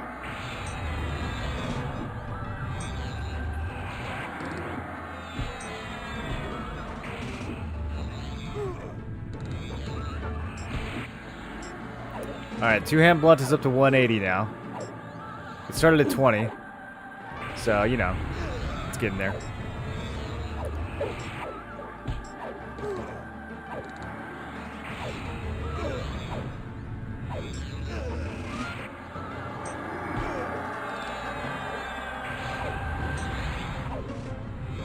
Does the power stance scale Puma? Probably. Yeah, it does. Yeah, so I guess if I'm not casting, we could just sit in Empower. I mean, we could also sit it in Unyielding. If I sit in Unyielding, my HP regen goes up to 154.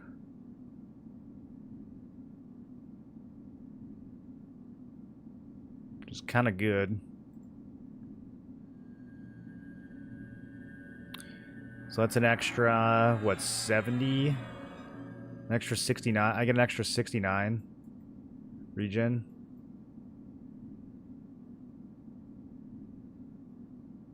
Actually.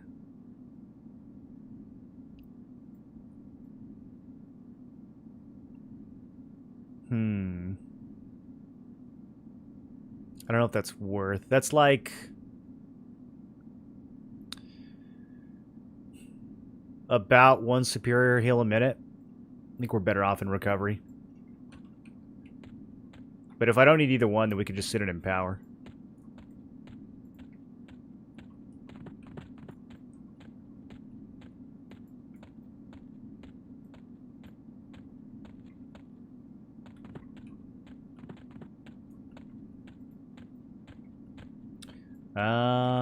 Did I not kill enough of these guys?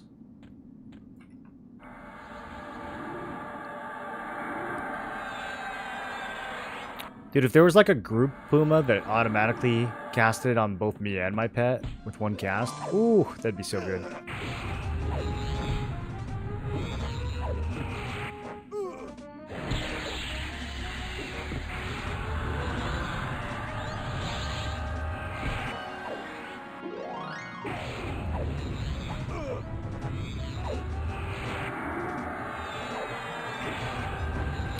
$400 DPS with one dot on. 450. Does Berserker stance increase your proc rate? Like, it increases your attack speed, but attack speed shouldn't... I was always under the impression that it was normalized and that your attack speed didn't actually matter for procs.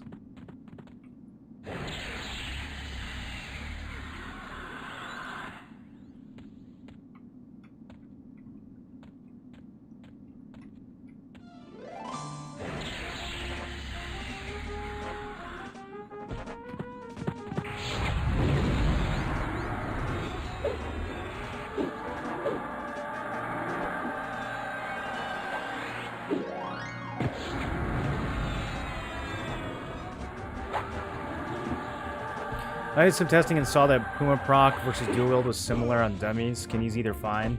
Using a single target must be worse then. That is interesting.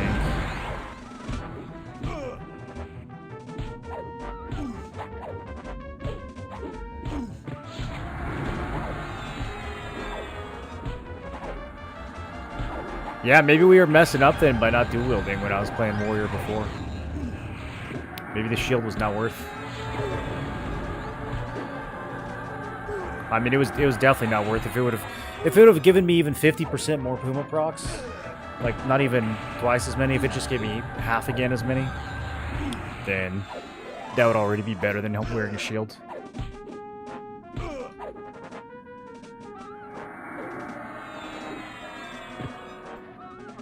My pet heals me sometimes? That's so nice.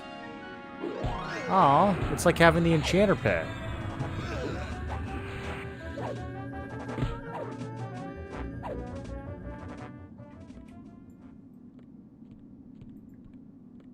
Alright, how come Bozo's not spawning? Oh, there he is. Nope, that's not him. Is it RNG'd? I gotta kill everybody on this island, dude?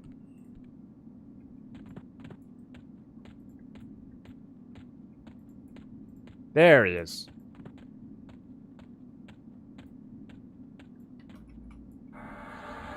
Oh, he's aggressive.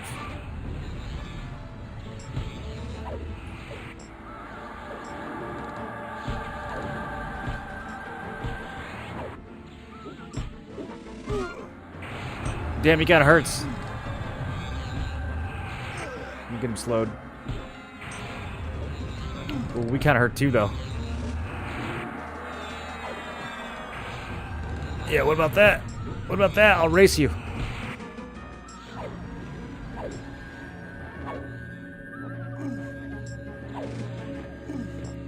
Oh, you know what? We have a thing. Yeah, Skull Bash. Let's get that on.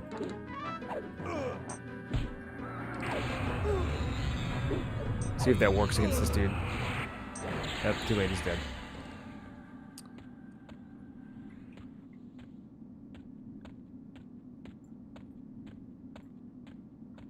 I bet the PPM is calculated not taking Zerker stance into account, so with the stance it would be almost double.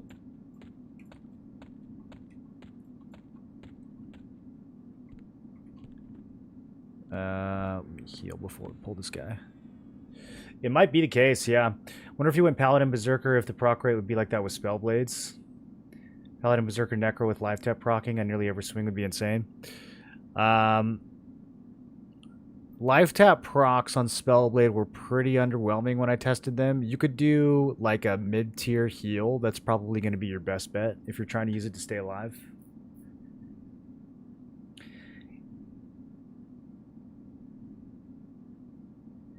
In EQ, most buff-based procs only applied to the main hand swing, at least according to mechanic research. Not sure on EQL. You still leaning Paladin? I'm thinking Paladin, Monk, Shaman. Yeah, I am still leaning Paladin. If you're going Monk, Shaman, though, I could see the argument for Warrior. I'm going to be playing Paladin with probably Shaman Necro or Shaman Enchanter.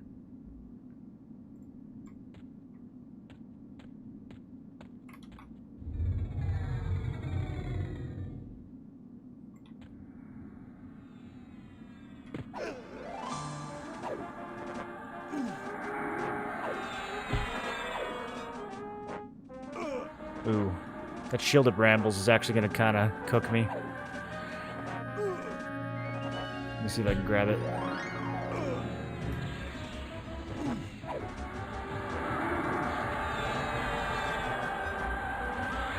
There we go.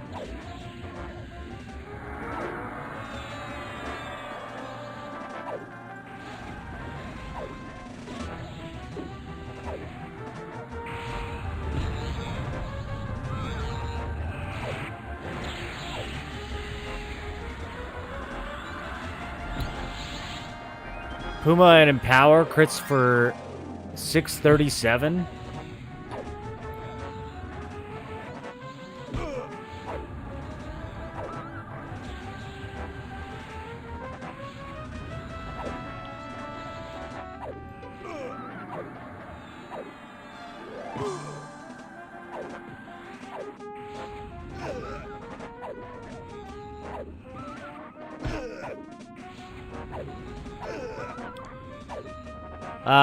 Guys, how do I get my two-hand blunts maxed out? Is there like, if I go hit a training dummy, will that give me skill? Oh, wait, is that what I need? Shiny Pauldrons? Ah, Cleric. Spyrock Wingblade.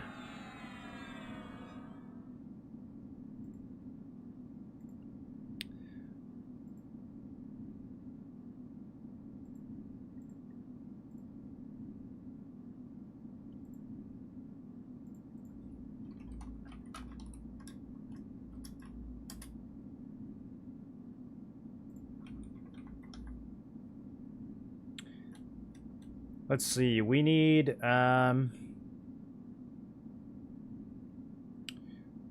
Spyrock Air Totem or...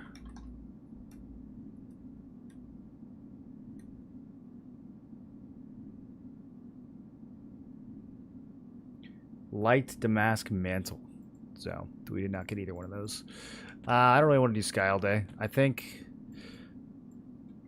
Here, I'm going to fight a couple more of these guys just to try to get my skill up, and then we're gonna go do some bosses.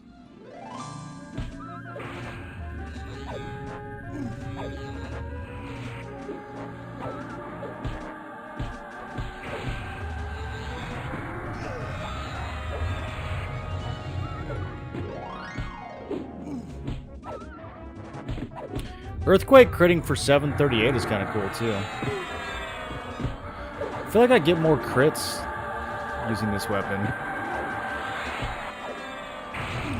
Berserker crit shouldn't be affecting procs, right? Or does it, since it's melee, do those count as melee attacks? It does feel like I'm critting more often. We can check the parse and actually see the numbers. I have some AAs. I have 9 AAs to spend. I'm thinking we put it into combat agility. Already have combat fury, combat stability. I don't think endurance is going to be much of an issue. Let's see, are there any class A's we need? We got Blood Rune. We got all the class A's we need. So there's combat agility or...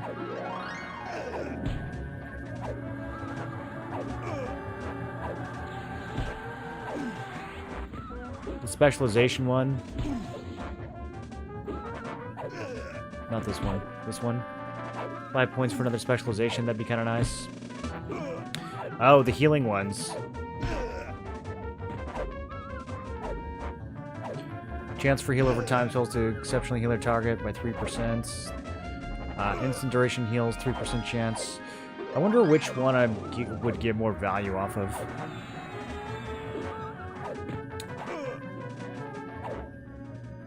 Increases the effectiveness of your instant duration healing spells by 2%. So we could get this and then combine it with the other one.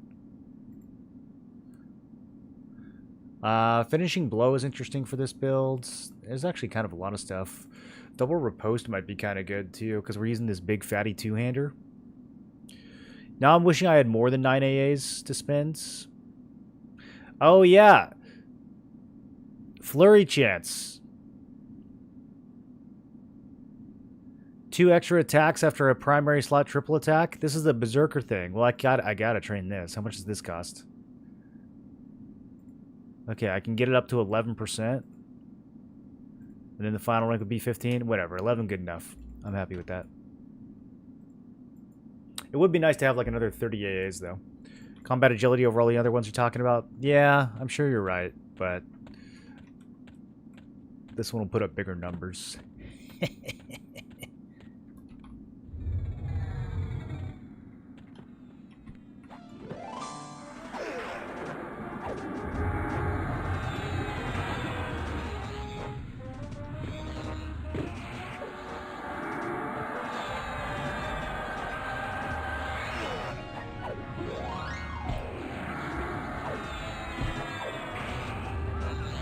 Burst of power is amazing with Berserker.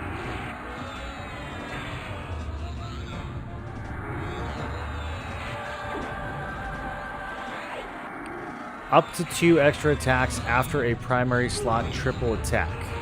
Okay. Wonder how often we're triple attacking.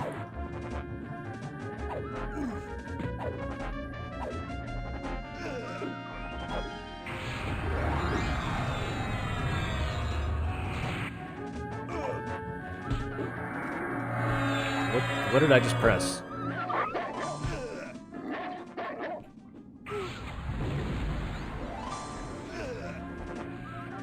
That's what I'm looking for. We need to get this up to 250. We're pretty close to it. I think we could just go... We don't really have like any good way of skipping trash with this build. I don't have Feign Death. Everything's going to see through my invis. We might just have to go straight to like D4 Naggies and start killing giants. Let's do that. We'll get some skill from that. It's going to take a little while to get through anyways, because I don't think I have any way of getting past them.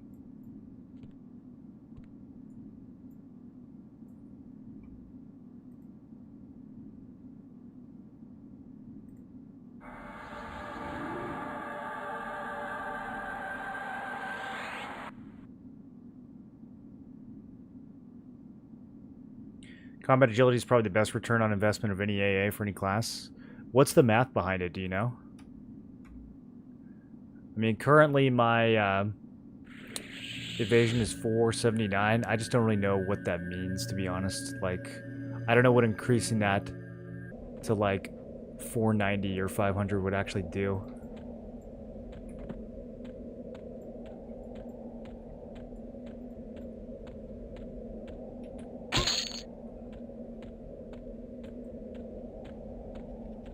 Who's Keepers of the Art? Oh, they hate me anyways. Invis pots are great for Sky Tunes. Don't have it in Ailey. We have Invis, we just don't have Greater Invis. I usually see one flurry message about once per long boss fight. Seems like double riposte would outperform it. Well, too late now.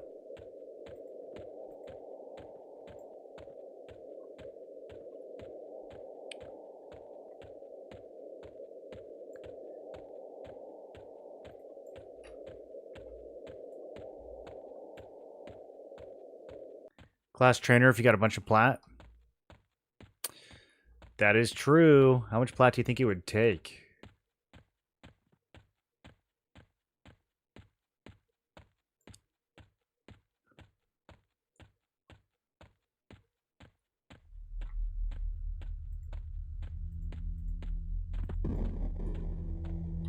I have 11k.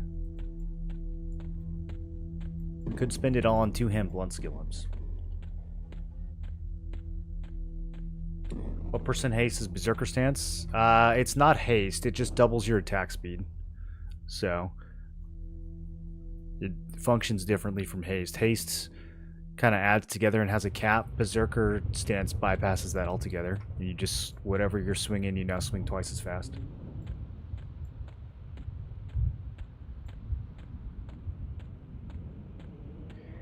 Combat agility works the same as regular EQ. It's a percent avoidance. I don't think it's a percent avoidance. That doesn't sound right. It's a percentage of your avoidance, but it's not like you suddenly avoid 10% of attacks if you have that AA. It just increases your avoidance stat by 10%.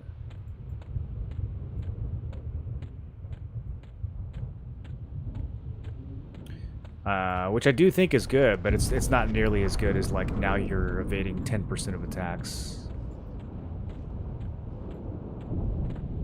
That would be extremely good.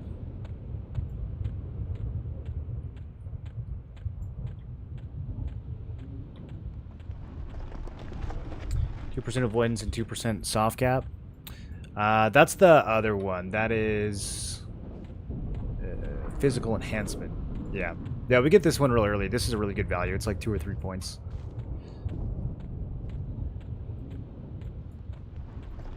But yeah, combat agility would increase this stat right here to the right of our AC. So right now it's 479. It's being increased by 2%, so theoretically we could increase it by 10%, which would push it up around like 490, 500.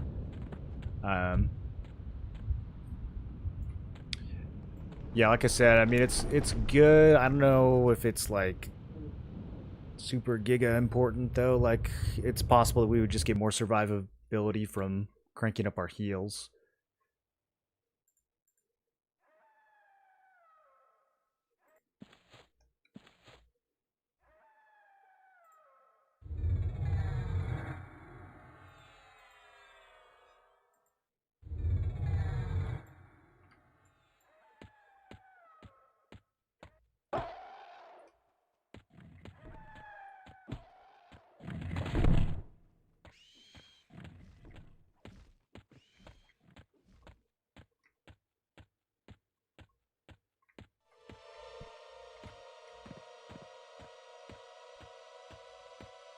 What a good dungeon. It's separate from the AC avoidance calc. What do you mean? Like, how do you know that? Or what's the source of that?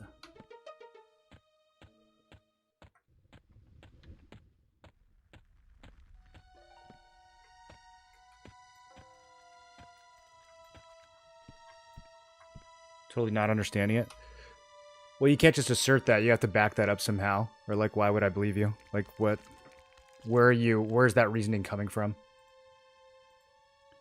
When I read it, it says the passive ability increases your melee avoidance by 2%. Melee avoidance is a component of armor class that allows you to avoid incoming attacks and is derived from agility, item avoidance, and defensive skill. It does not remotely say that this will cause you to dodge 2% of attacks. It's saying the stat that coalesces your agility, item avoidance, and defense skill together, which is this stat right here. It's saying that's going to go up. Although this here calls it evasion, so it's possible that it's something else. But like, if you're going to say that that just makes you avoid 2% of all attacks, you'd have to back that up somehow.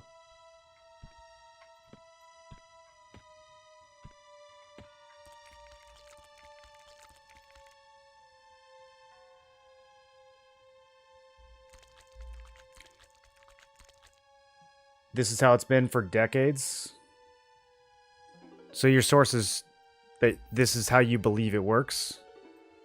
Because you heard it somewhere? I just, sorry, dude. I mean, it's not personal. I don't know what to do with that.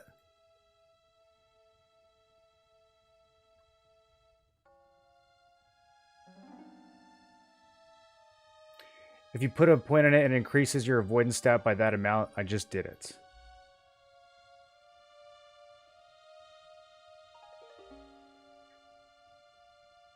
It's flat 2%. It's not the same check as parry, dodge, block. It's a separate check on EQ1. Well, what do we mean by flat 2%? If you're saying it just dodges 2% of all attacks that are incoming, like, again, like you'd have to back that up because that's not what it says. There's a stat that determines how often you avoid melee damage. This is not represented as a percentage, it's represented as a score, just like AC is represented on as a score. So it's increasing this score by 2%, 5%, or 10%. That is not the same as you will now dodge 2% or a flat 5 or a flat 10% of all incoming attacks. So that's just clearly not what it does.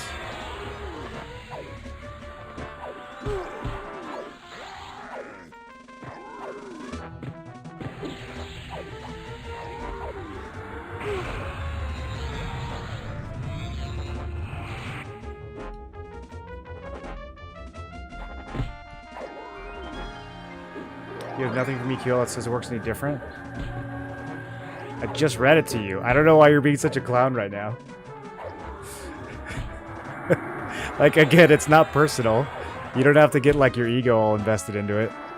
Based on, very clearly, based on all the information we have, like, what you're saying is just not true. If there's a way that you can prove that it is true, I'm open to it. I don't care either way. I just want to know how it works. But what you're saying does not add up.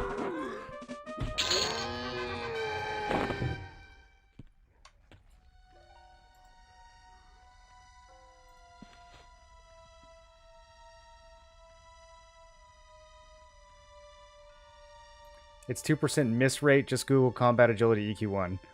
Okay, but again, like, when we say miss rate, I feel like I'm wasting my breath.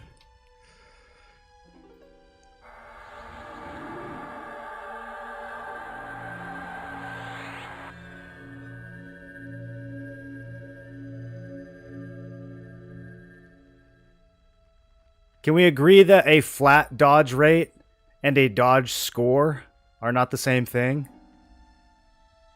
And can we also agree that the game clearly gives you a dodge score in your character sheet and not a dodge rate? Can we agree on that?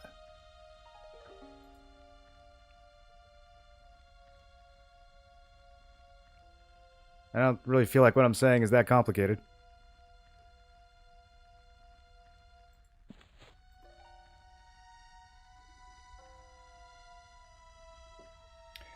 Combat agility does not give a flat 2% dodging. Instead, it acts as a multiplier for your character's avoidance, armor class, and overall melee damage avoidance per simple Google of combat agility in Everquest.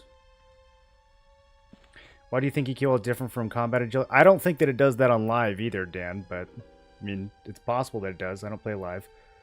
Yeah, just an AA that just makes you avoid 10% of all attacks regardless of what's swinging at you probably doesn't exist in any form of the game, but it could exist in retail. I don't think it exists in this. I mean, I've had that AA maxed out before, and it's not like suddenly Aya Vishan is missing 10% of her attacks.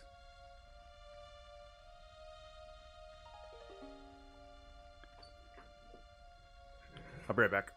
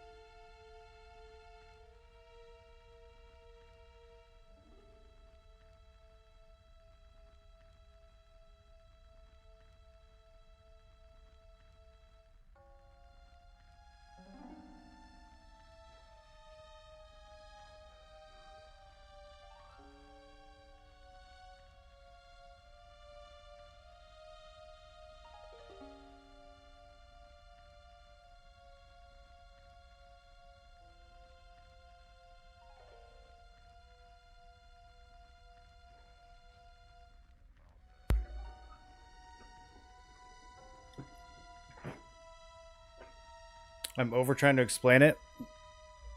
Yeah, you're not explaining though. You're asserting, and you're asserting without evidence. So I don't know what to tell you. Again, it's not personal, but there's nothing persuasive about what you're saying. This is how it works. LOL is like not how adults figure this stuff out. It's like super cringe. Checks always made versus your level. Higher level changes the formula. The devs have actually released the details of combat agility. It's a % increase to your evasion skill. Here's a table that was released by the devs shortly after Secrets of Fade were expansion. Combat agility values affect... Yeah, I mean... Again, like, that's what it says it does in the game. It seems pretty obvious that that's what it does. You didn't take the time to read it? Brother, what in the cold hell are you talking about right now?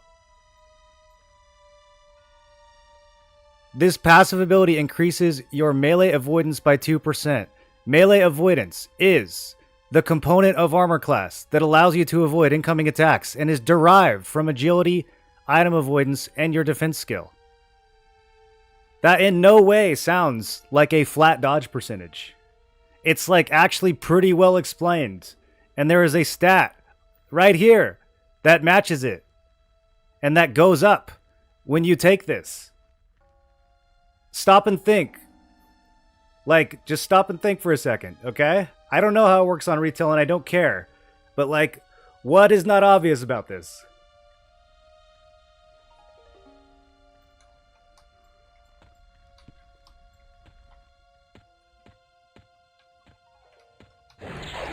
Although, I would be very surprised if that's how it worked on retail too, because just giving you an ability for like 10 AAs that makes you suddenly not get hit by 10% of all attacks in the game, no matter what hits you, would be an absurd, like, balancing mishap.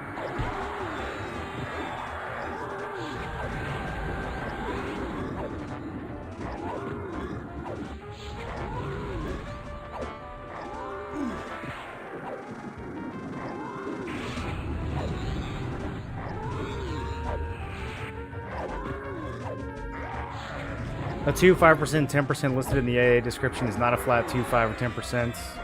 It increases your avoidance value by that percentage. Yeah. Yeah, I think the rest of us are on the same page, so I'm just gonna move on.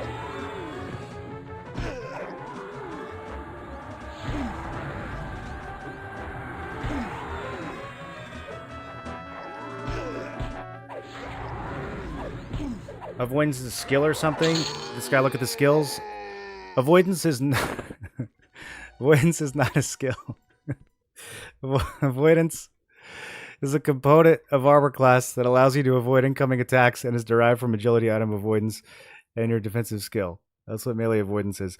In classic EQ, depending on what version you played, your AC would be a combination of your mitigation and your avoidance, and it would crash all that together into one value, and it was very confusing.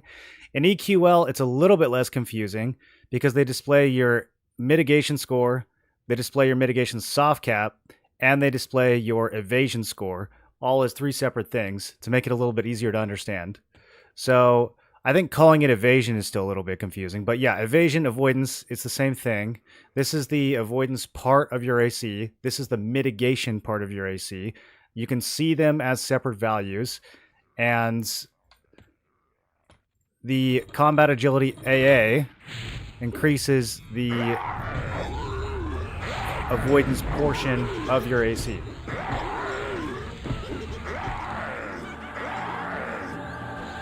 Okay, I probably need to slow these guys. We're taking a lot of damage.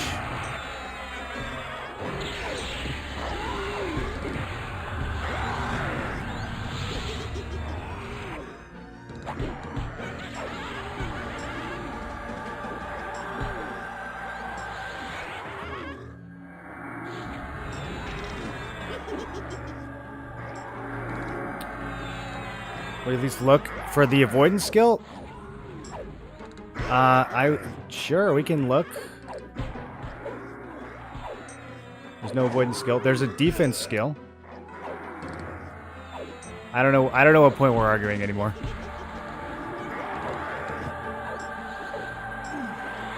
Very similar to AC. Big difference, I think, is what happens when you're stunned and avoidance doesn't help.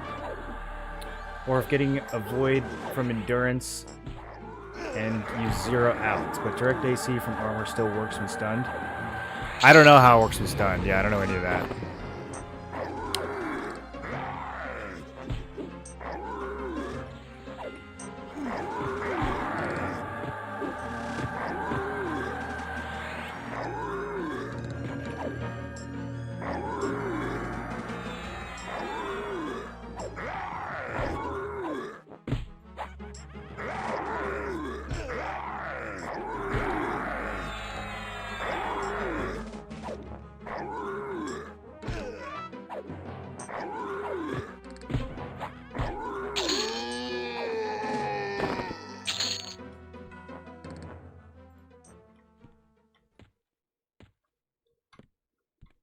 I honestly can't tell if I'm being trolled or not.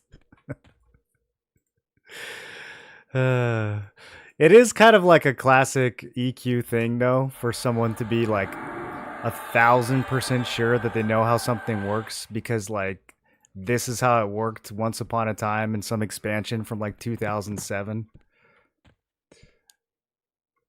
Even if it probably didn't even work like that in 2007.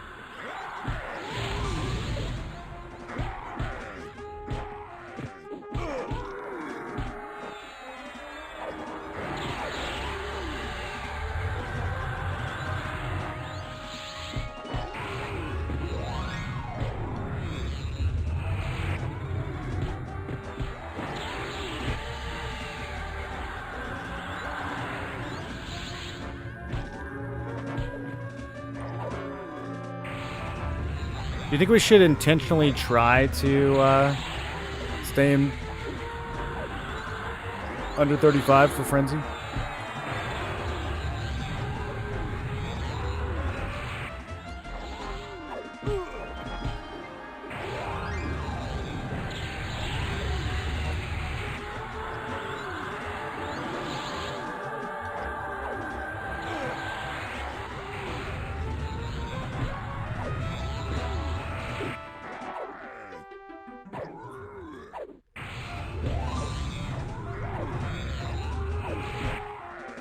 This is so much damage, dude. This makes me want to play in a group just so you can have builds like this actually work.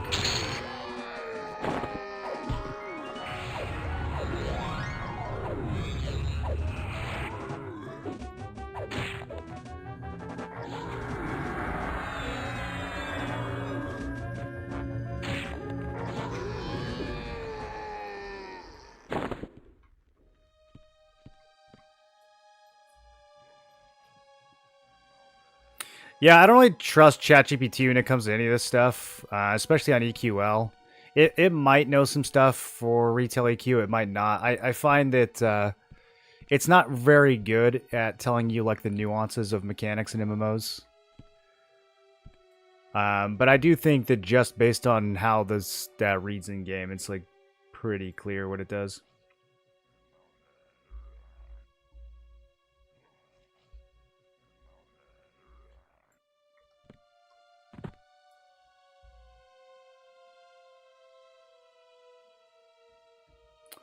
If the EMU formulas are accurate against low-level target, it caps out at 10% effective HP, but as mobs get stronger, the avoidance is closer to 3 to 5% effective HP in terms of evasion.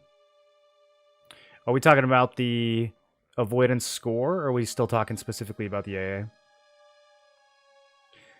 Need to stay below 40, just have to be below 35 to activate it? Yeah, I'd have to let them get me down to 35, but then I think after that, we only have to stay below 40.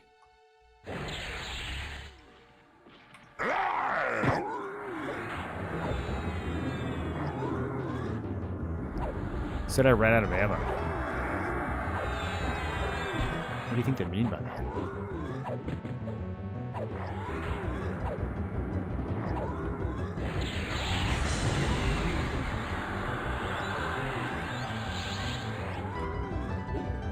Wish you could search self in the spell lists. Like self-only buffs.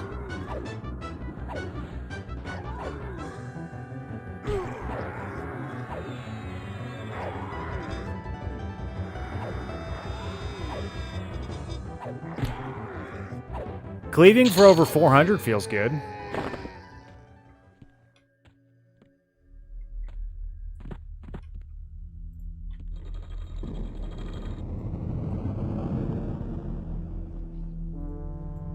Warrior Ranger, Warrior Enchanter.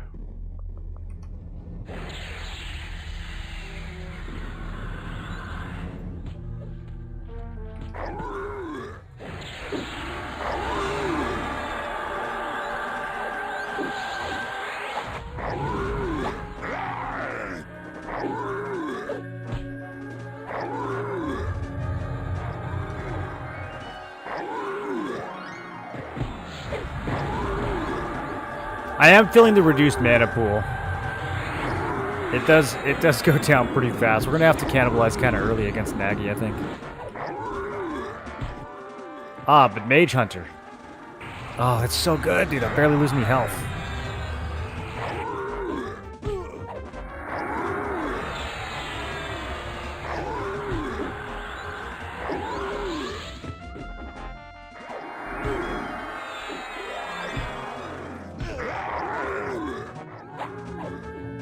Yeah, this is cudgel level 4.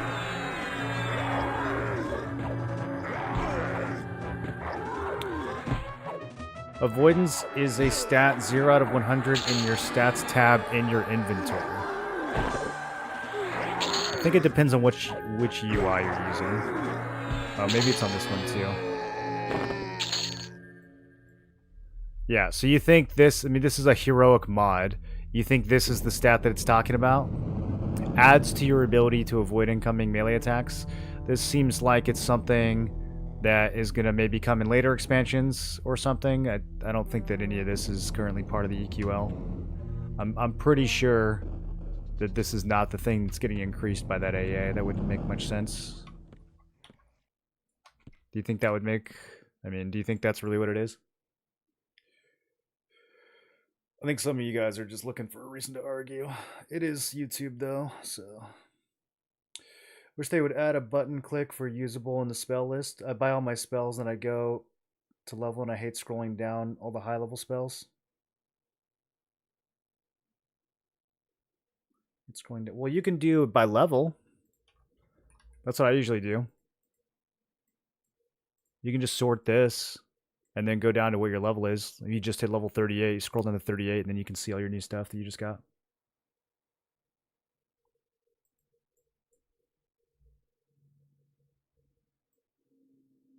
It's upside down?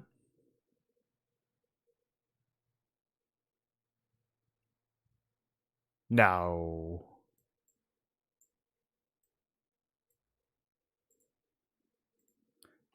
If we used it the other way, it'd be two-hand slashing. It's clearly supposed to be two-hand blunt. Dude, I bet using this with Monk would be even more sick. You get the extra 20 two-hand blunt skill.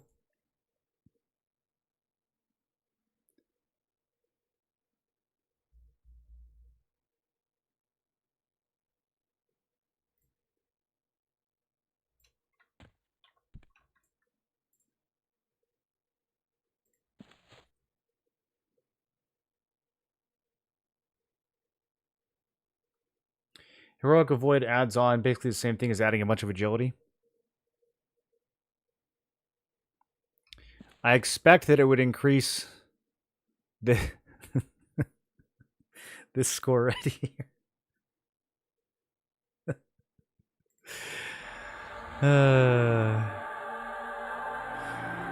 That's my expectation.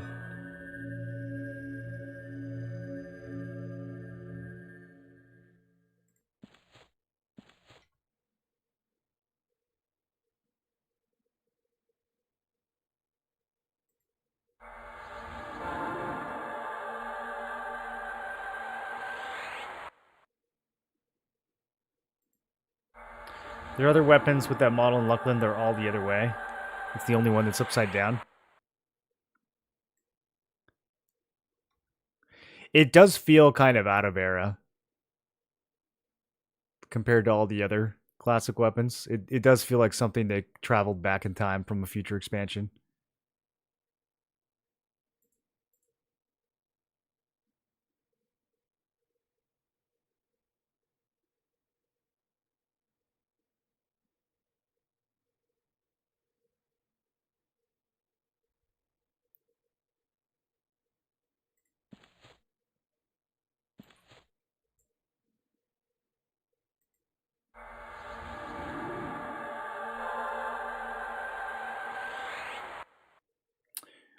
What do you think of Berserker Cleric Shaman? I think the Berserker is pretty bad on its own. The only time you would really play Berserker is if you're combining it with at least one other melee class. It really brings very little to the table just on its own if you're playing it with two casters.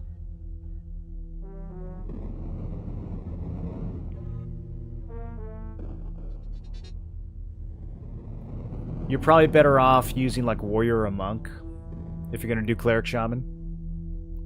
Or even Ranger.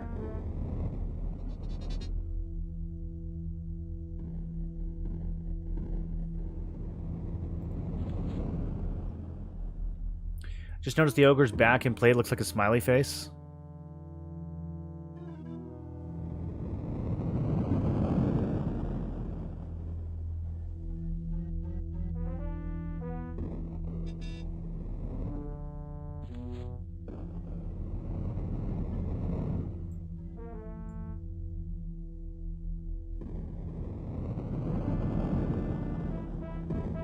This?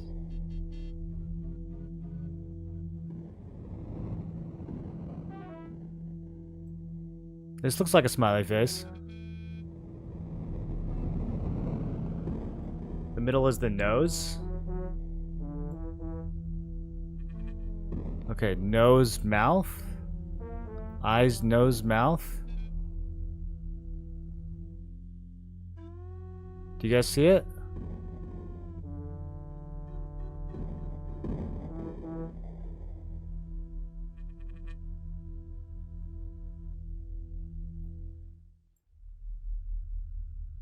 Now you see it?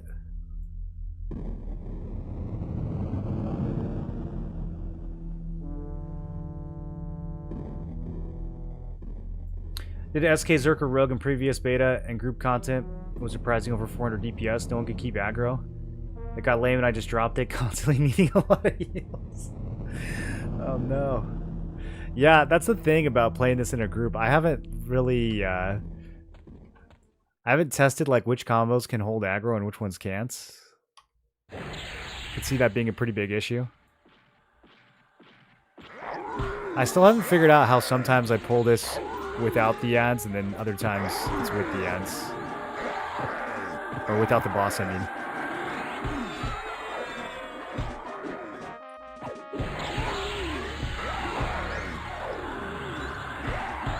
Okay, that's good. I was worried this pull was going to be kind of tough, but we'll just throw down a quick 500 DPS and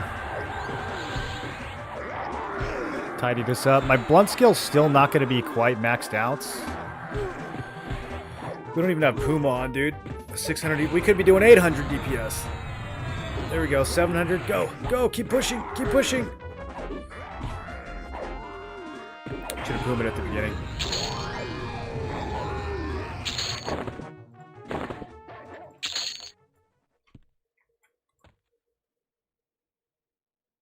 Do you have a name for this build? I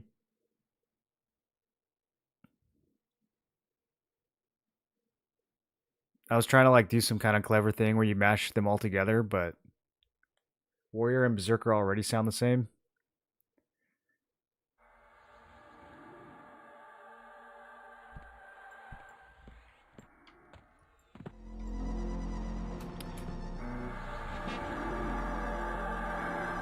The Cleave Champ. This is the Cleave Champ build. This is Mr. Cleave.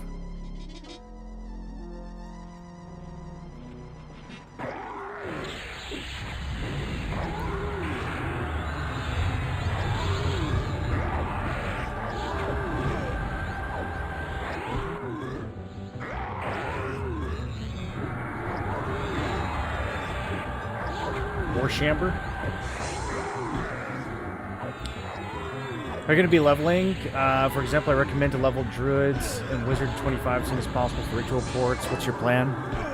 I'm going to be leveling with a Paladin who gets a mount at level 20. Lets you zoom around pretty quick, so I'm not going to worry about ports. Once I start raiding and I need to travel around a lot more, then I will go back and level a Druid at 25. But I don't have much of a reason to do it early on. If we do it after I get some gear, it's going to be like 5 times faster. So I'm going to level my main class first and then go back probably around like level 47, 48. Go back, level the Druid, get the ports done, and then swap back to the main build.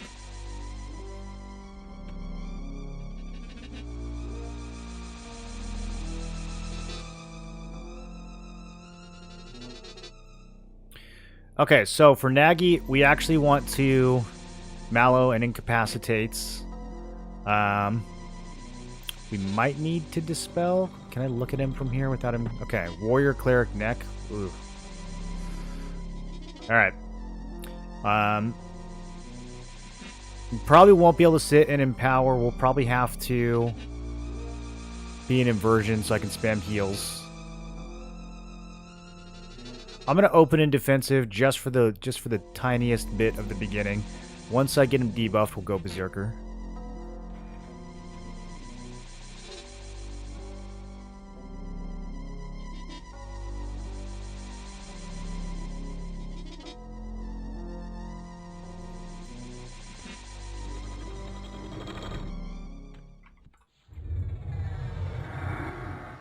Wow, he actually resisted Togors. Do we have to overchannel it? Oh my god, he resisted it twice. Okay. Okay. Poor pet's already getting blasted.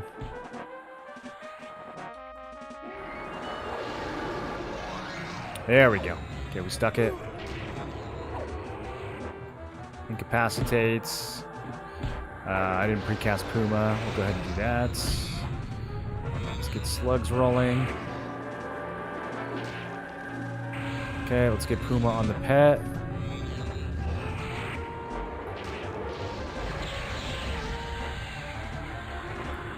Let's get all the dots out. Nagy's already out of mana? Okay. Mage Hunter Canny.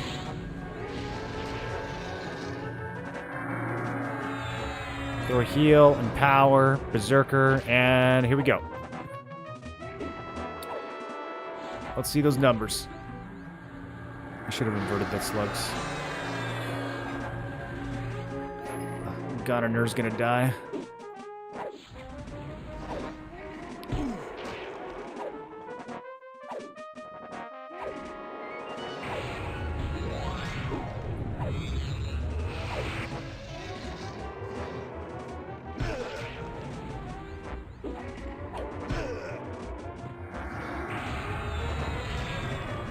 I'm seeing if I can stay under 40. Oh, never mind. Is it 40 or 45? Okay, we didn't fall out of frenzy there. Okay, let me go back to Empower.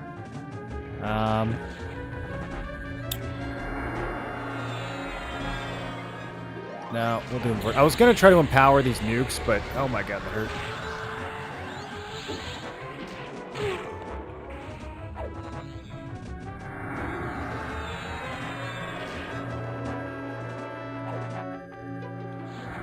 I think it's 45. I think we can go all the way up to 45.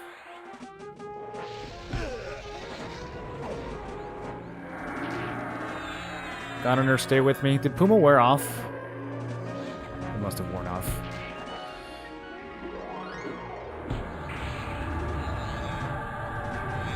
Or it got interrupted to begin with. I don't even know if I casted it to begin with.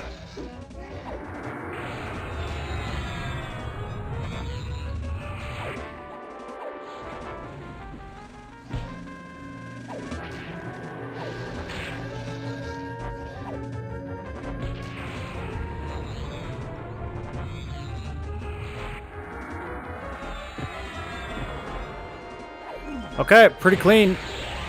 About a 3-minute kill. Berserker stance for 90% of the fight.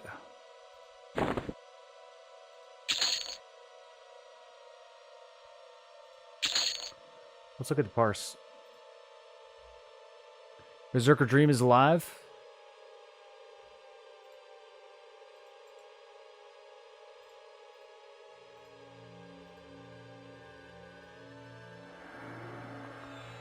Where's my numbers? There we go. 365 DPS.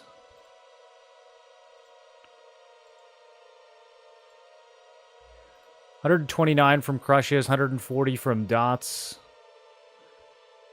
39 from Puma, although didn't have perfect uptime, but it's calculated over the time that it was on, I think.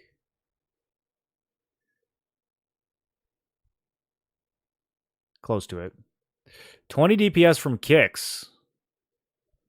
44 DPS from cleaves. Dude, that's pretty good.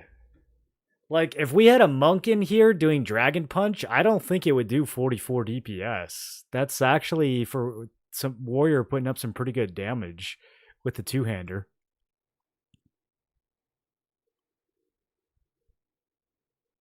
Frenzy still sucks. Although, I mean, 17 DPS is not nothing. But yeah, Frenzy's still doing less than Kick, which is, even with Cudgel, that's infuriating. Shouldn't Frenzy be doing as much as Cleave, if not more? I don't know why Frenzy's so weak. It's one of the reasons Zerker kind of sucks on its own. Game is insanely addicting. Can't believe I've never played this gym before recently. Swifty, you finally got into it? You got your boots and everything? What level are you up to now, man? Warrior Necro Shaman, I think you hit 200 DPS last night. We could check. I don't remember exactly how much DPS it was doing in the end, but yeah, 200 should be pretty attainable. I mean, just the dots on their own can probably do 200. We're only using 3 dots here. With the Necro build, we use usually like 4 to 6 dots, depending on the fight, depending on what will actually stick.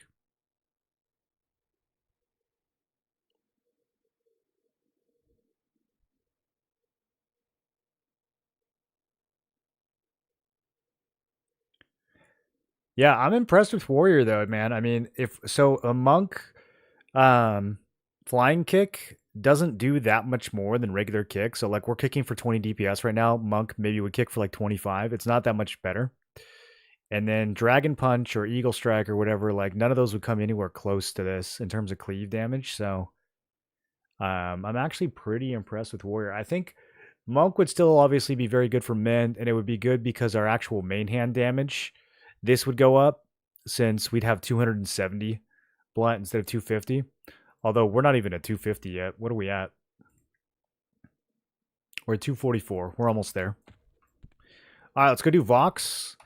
And then we will do Interrupt. Interrupt's going to be Interrupt's the first fight that I'm really worried about. I think we got Vox. Interrupt and CT is going to be a different monster. They're considerably harder. But let's go. Ugh. Is anyone out there right now? Can anyone summon me? It's such a long run. I don't have my horsey.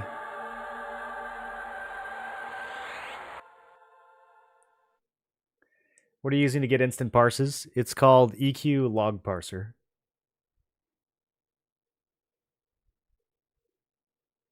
142 dot DPS, pretty good. It is. We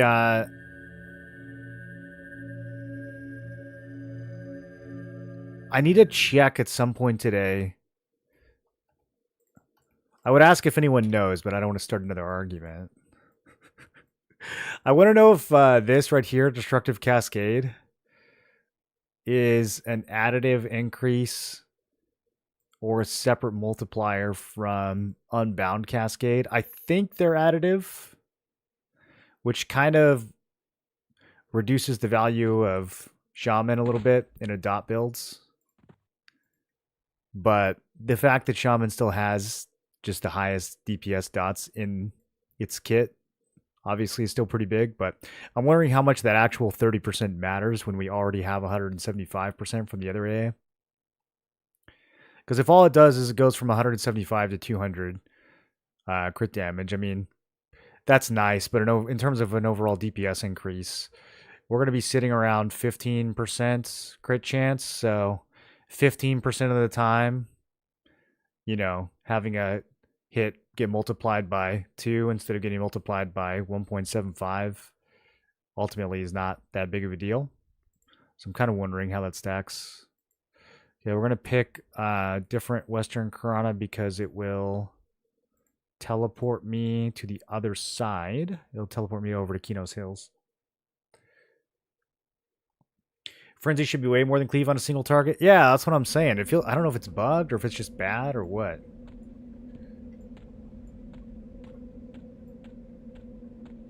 Glad to see the build my son is going to play, except swapping out Shaman for Rogue, because I'll be his buffer healer.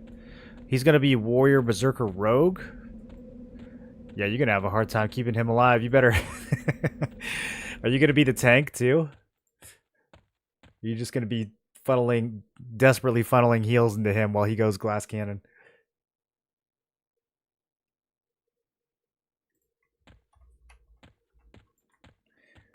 Almost 10, haven't made it too far. Farming orc encampments around the middle of North Row. Messing around with merge gear and all that. Oh, Swifty, I'm jealous, dude. You've got so much. You've still got so much content to dig into. You're going to have a blast. Played AQ back in the day. What is the trio everyone's talking about? You pick 3 classes in this mode. So this is like superhero EverQuest. You're way stronger than you are in regular EQ. So you get to be 3 classes at once, and you get all their abilities and spells and stuff, and combines it all together and makes you super strong.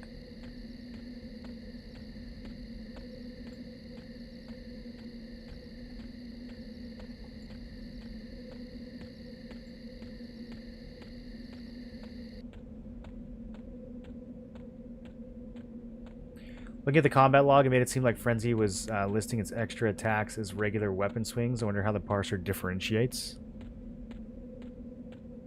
It says Frenzy right in the combat log. It calls it out as Frenzy, unless you're talking about.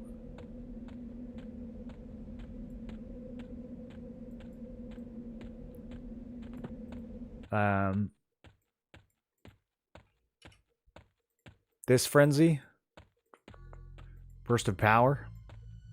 I guess that would be Flurry, not Frenzy. These probably just show up as regular attacks. That's my guess.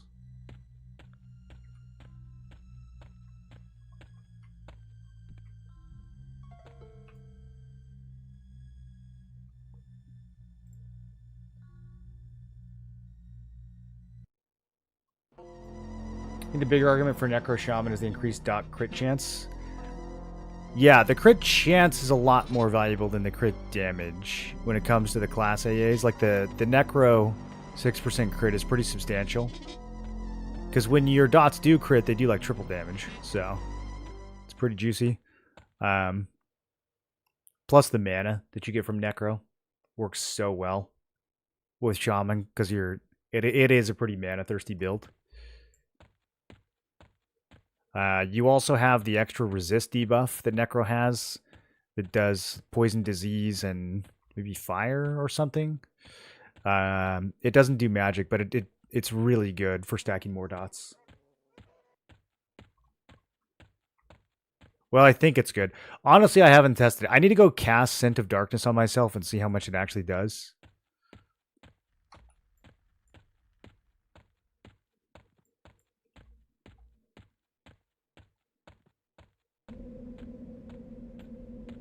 Neck and Wiz are the pure casters that have exclusive spell AAs.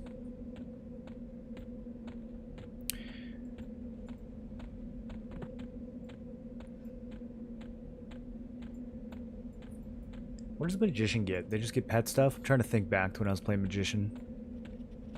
Enchanter gets mana regen, but I don't think they get any, like... I don't think they get any class AAs that actually juice up your spell casts very much.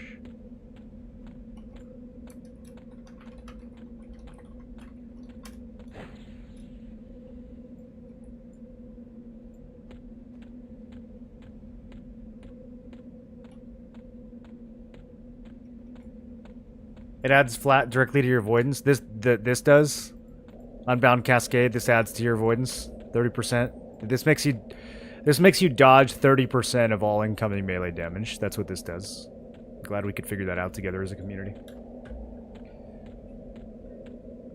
I think a lot of people sleep on Wiz. With upgrades, it puts up some respectable damage plus DP mana.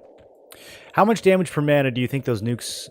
once you factor in crits, how much DPM do you think, like an in-game wizard nuke? The fact that rain spells can hit multiple times is interesting. Those could be pretty efficient. It's hard to see, like, an actual DD nuke ever being efficient, even if you're critting.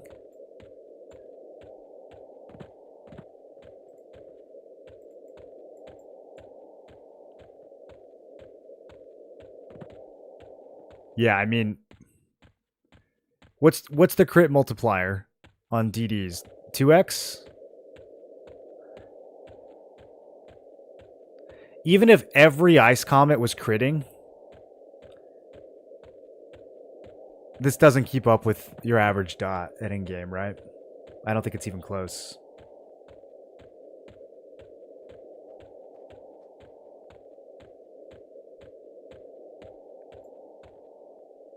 His D4 any kill his rains were doing 1200 per hit, 2400 per crit.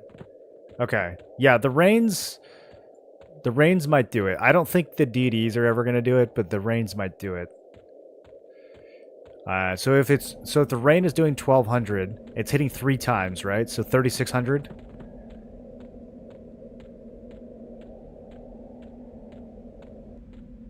How is it doing that much? Is he empowering them?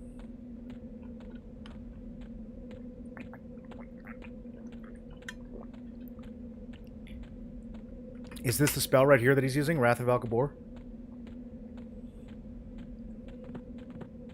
Use Hailstorm and Conflag.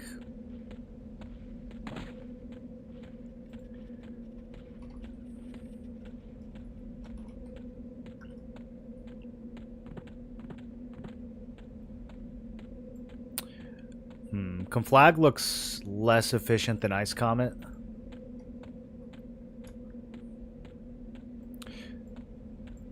What is Hailstorm? Is that just this one?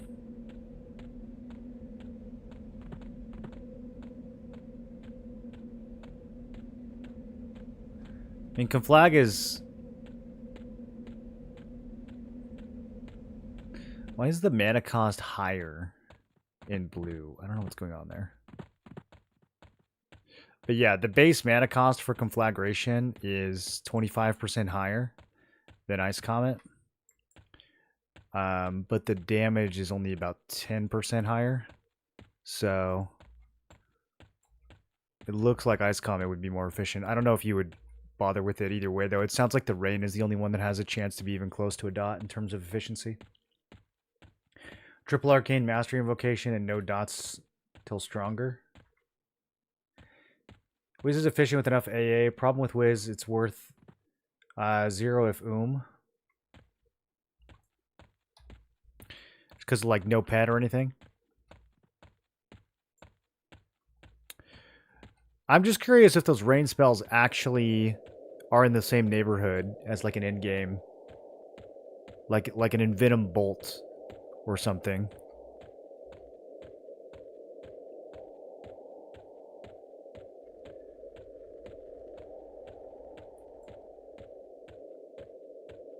A 600 damage nuke hits for over 2k. Okay, so what do we think it is? Do we think it's like triple damage for Wiz crits? I guess over 2k would be even more than that.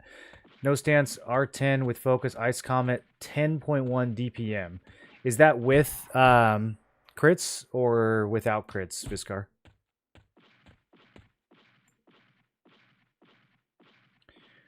Frost Rain, 14.7, E-Bolt 20, Plague 25, ODM 17. Okay, that sounds like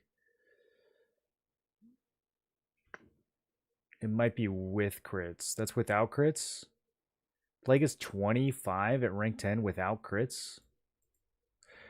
The one that I'm using right now with Burning Affliction. Let me see here. God, they must scale those like crazy, man.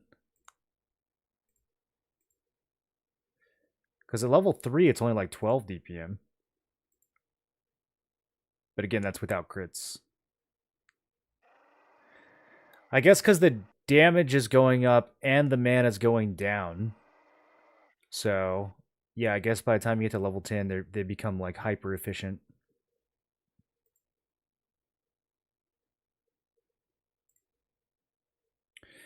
Yeah, so Bolt 3 is 10.5, Plague 3 is 12. Odium 3 is about 8. Although that was the Odium I tested at a low level. But Plague and Bolt were both over 50.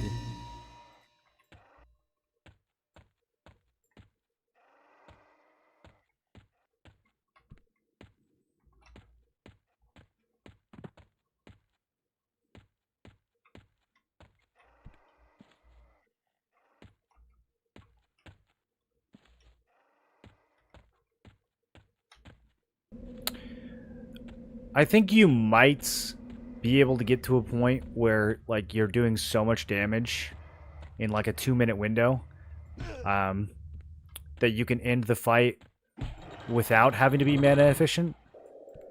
And that's where Wizard would be really good. Even still, though, like it only takes 40 to 70 seconds for most of your dots to run their course. So even if the fight only lasts for 2 minutes, I don't know. It's still like hard to see a time where DDs are better than dots.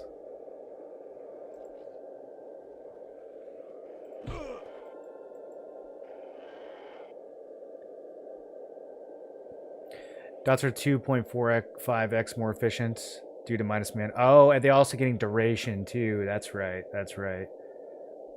That's so strong. That's too much. Do you think they're overdoing it with the dots? Yeah, they got to do something to Wizard then, if that's the case. Wizard's never going to be able to catch up. I like it for leveling. I think it's great for leveling, but yeah, for rating, it's like that seems like it's always going to be behind. I don't see how it could be anywhere as good.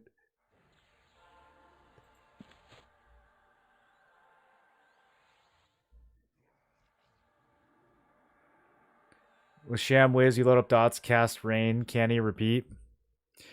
Yeah, but you could just do that with Necro, right? And you'd have like twice as much mana regen. Your dots would be hitting way harder. You'd have more dots that you could use on fights where bosses are resistant. Uh, you have a better pet. I just don't. Yeah. I mean, look, if you want to do it for fun, I'm not saying you can't do it, but if we're talking like in terms of what's actually going to be the best, I feel like Necro is just miles ahead of Wiz for rating.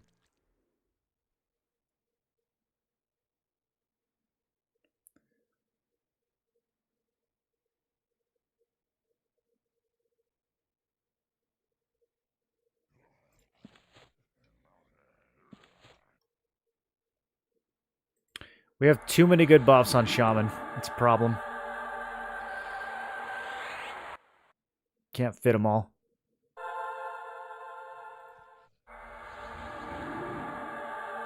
DDs had always outperformed in group settings back in the old days.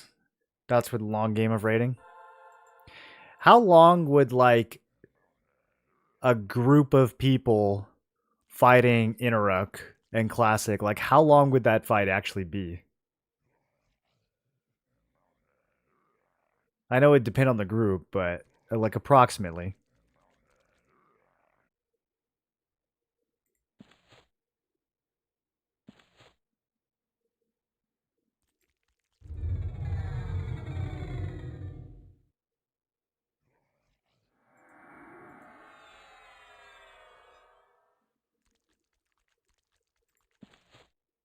I keep forgetting to buy the last talisman spell.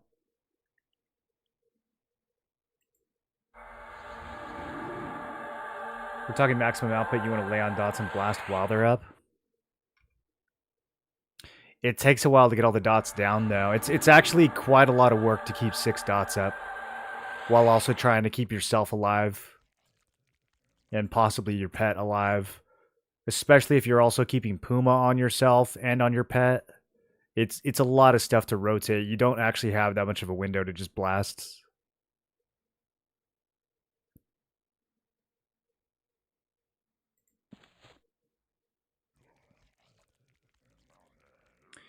See, back to war. Is the SK still holding up with Shaman Berserker? Nah, the Warrior's a clearly superior choice. Especially with Berserker. It has really good synergy with Berserker. I'm getting crazy damage with Cleave right now using the Berserker Sky Weapon. We also get some inherent crit damage from Warrior, and we get an inherent crit chance from Berserker, so those two things are multiplying together as well. So yeah, no, I think Warrior kind of blows Shadow Knight away for this comp.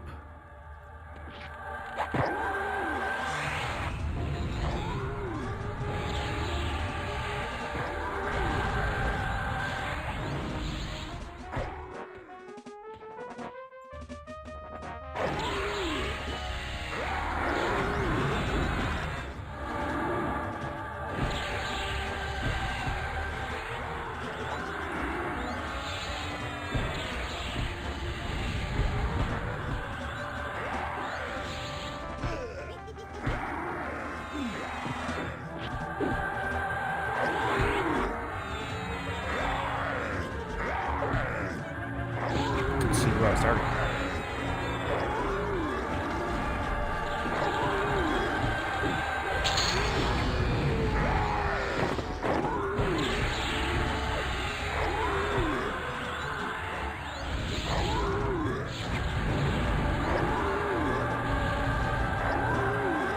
Shaman slow and Bard slow stack? No, none of the attack speed slows will stack. It'll just take the highest one. The Shaman one is the best by far. It's 60%, followed by Enchanter at 55, Beast Lord 40, and then Rogue and Bard are both either 30 or 35. I don't know if we know exactly how much.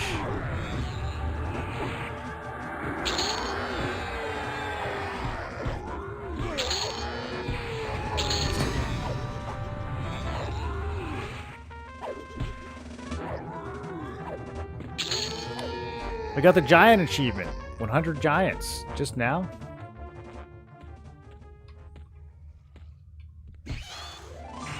Interesting.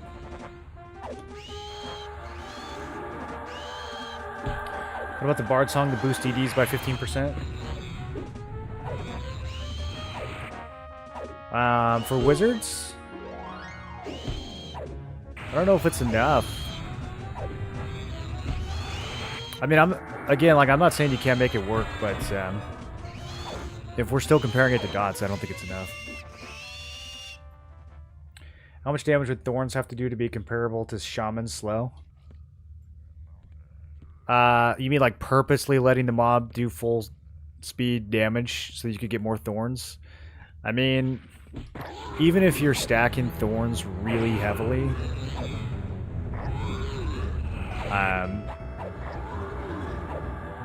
it's probably what, like 20 DPS, 20 to 30 DPS. If you were to now not slow the mob, maybe you'd get 50 or 60 out of it. I don't think there's ever a scenario where it's worth not slowing.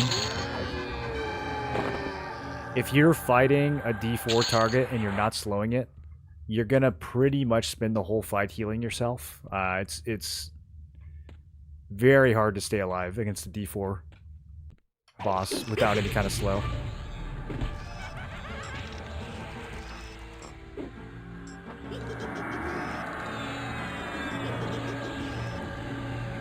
Especially since the classes that you would need to get a big damage shield are not tanky classes.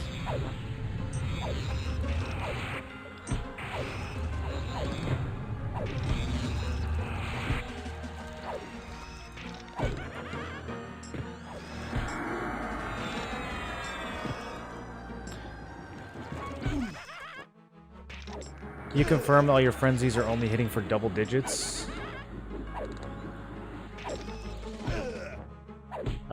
57, 83, 93, 5, 63, 11. Yeah, they're pretty bad. 2. Frenzy's pretty bad. You think it's bugged? There, we got a frenzy crit for 205.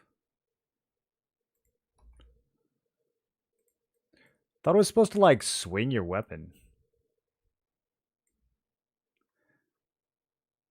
Frenzies your current target with your primary and optionally secondary weapon, then attacks an additional time with each weapon in a frenzy of attacks. I don't think it does that.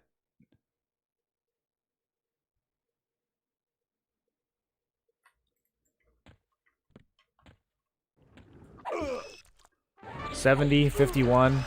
I mean, my regular hits are doing 200, 300. Frenzy's doing 90, 60, 30. Frenzy crit, 175. Regular crit, 350. Yeah, I haven't seen a single frenzy hit for... Okay, there we go. 121. That's the highest one I've seen. The highest non-crit I've seen. There's a crit for 81. Regular crit for 400. Yeah, I don't know, dude. It doesn't really seem like it's... There's a crippling blow for 1100. Let's go. We need to find a way to do this fight with low health. Okay, so it's gonna be Vox and the priest.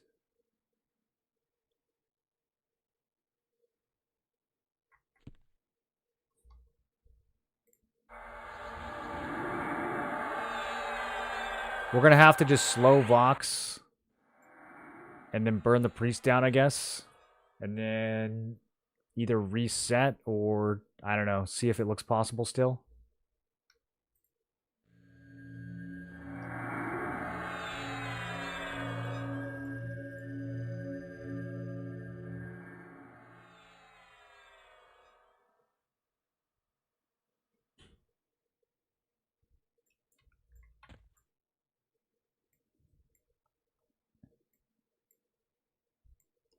Is there a way to be able to see all my...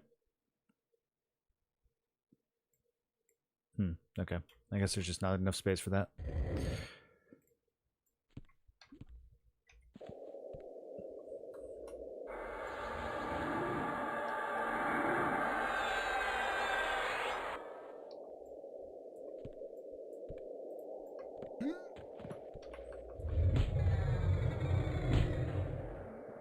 Okay, got her slowed.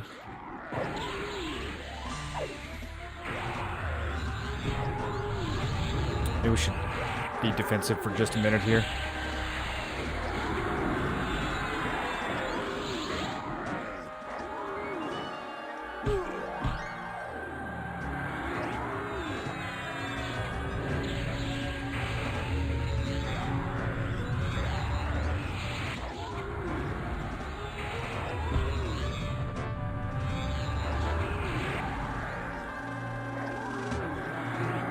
Mage Hunter Canny.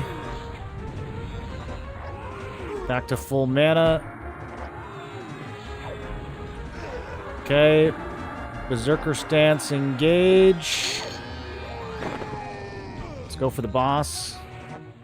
Incapacitate, nice. Mallow. Nice, let's get some heals off.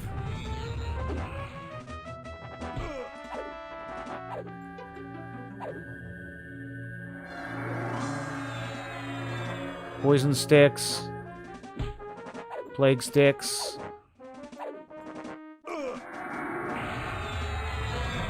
Odium sticks. We want to stay like right between 30 and 40 health if possible. Let's recast Puma. Ooh, I'm stunned. No, I'm stunned twice. Okay, that's the risk of doing what we're doing.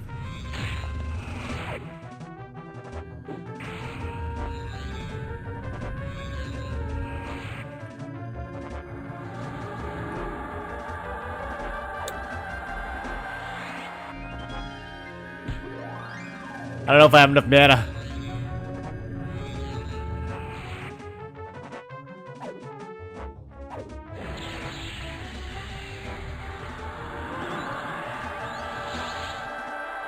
We can't do it. I gotta drop into defensive. Oh, man, that's crazy though. We were pulling 450 on her.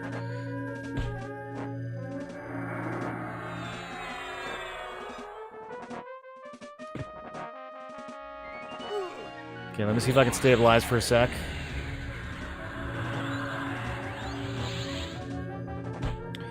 We can canny again in 1 minute. That's so long in a Berserker fight, though.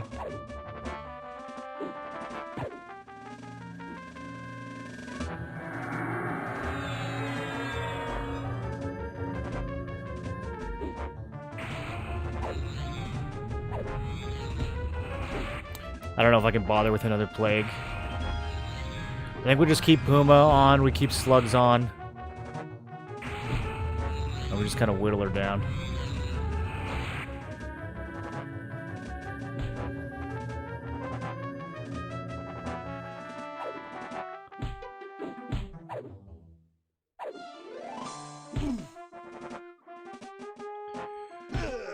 Got her, stay alive!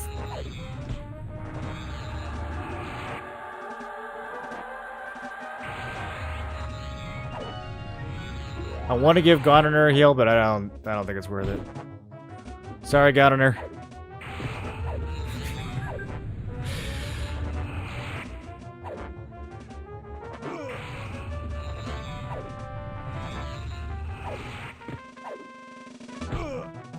Okay, after this Slugs, I'm gonna go back into Berserker.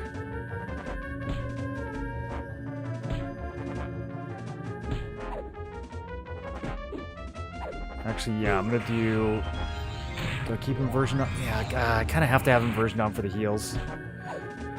Okay, burn, burn, burn, burn! And power stance, Puma proc, come on! Goner is, in fact, a Goner. Alright, 212 seconds. That's not bad. That's not bad. We got a Crystalline Spear, 13 damage backstab mod. Kind of cool. I think the pet might be using that bracelet. Plus 4 rune bolster belts. Ooh, this is all. I didn't realize this is all. We could use the bone clasp on this if I want to switch capes.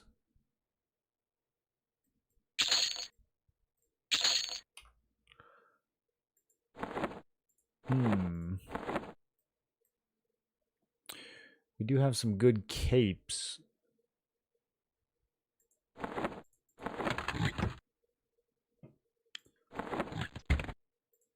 Where is this thing? Strength Stam Dex, 9 AC. Strength Stam Dex. It doesn't have the HP and the mana that Bone Clasp has, but slightly better AC and more stats. I actually think we can make that work.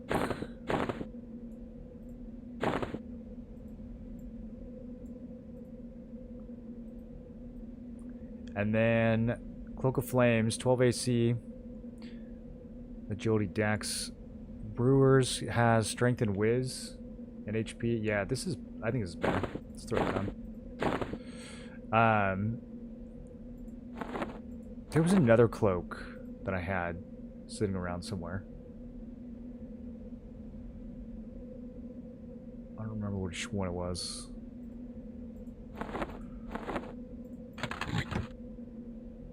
Cloak of Scales. Is this even better? It's 21 AC. It also has HP, mana, endurance. Strength, int, whiz versus just strength, whiz. Oh, yeah. That is better. That is even better. That's juicy. Yeah, we lose a couple points of strength, whiz, but we gained the 14 int. Oh, we don't need int on this build anymore, though. Well, 3 AC versus 3 strength, 3 whiz. Same amount of HP. I think we still go with the AC.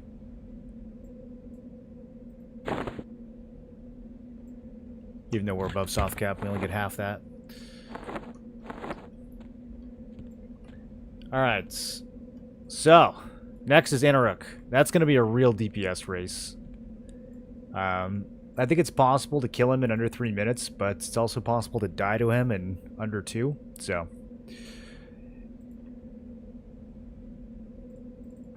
let's go see what happens.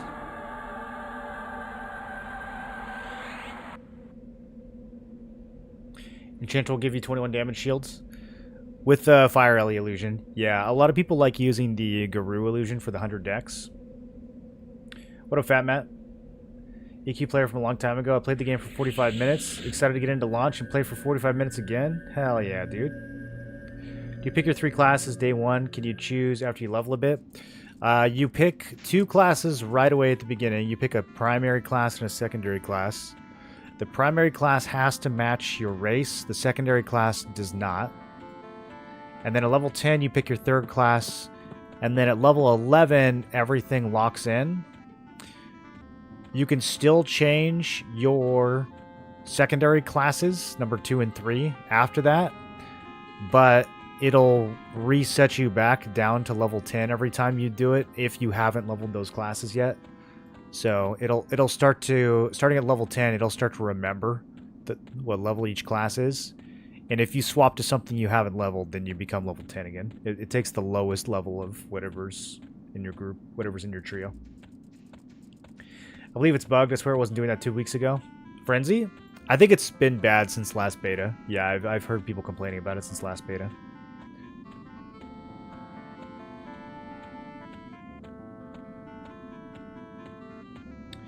Anyone do tests on the full upgraded Bard Slow? Was it good enough for T4?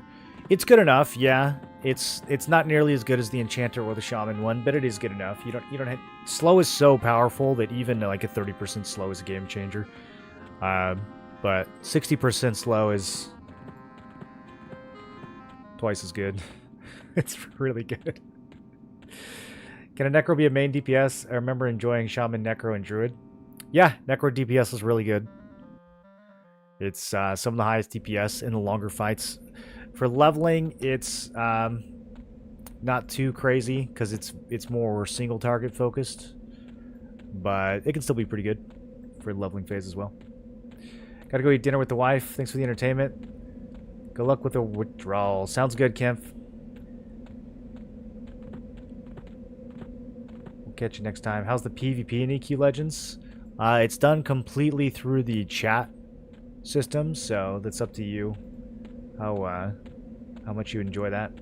Shaman Necro pair pretty well together since they're both dot heavy. Each have A's that increase dots. Yeah, I think Shaman Necro is pretty much one of the strongest duos in the game right now. Would Warrior Shaman Monk be better in this situation? Yes. Yeah, if we were Warrior Shaman Monk, I could just walk up to Vox,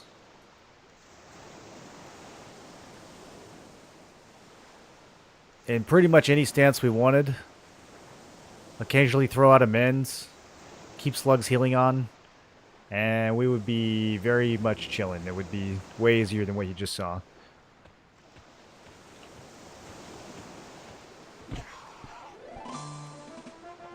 The numbers wouldn't be as impressive, though. But yeah, Monk is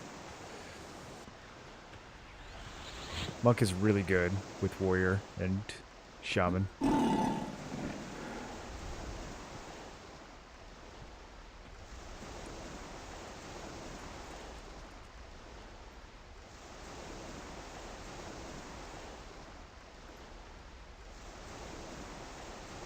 Okay, D4 hate.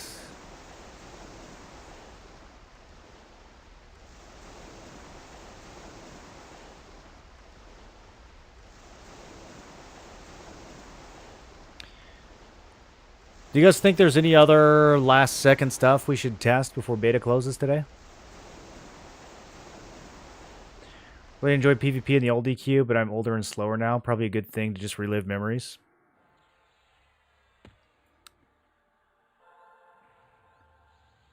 Yeah, I do all my PvP nowadays via turn-based games.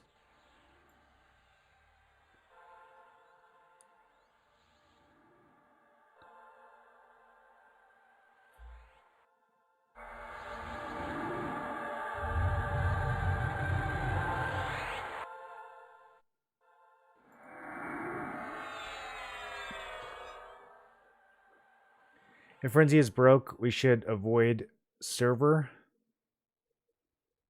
The class doesn't have much else.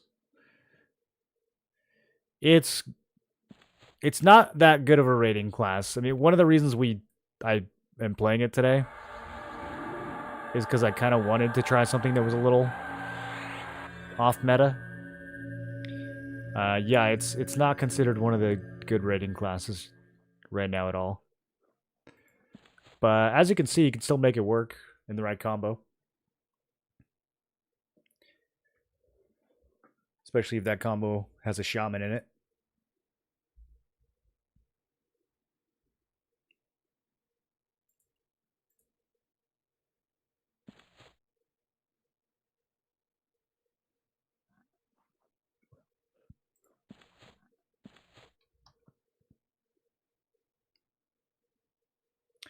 How do you think a paladin, shaman, druid would do? There would be a lot of overlap between the shaman and the druids. I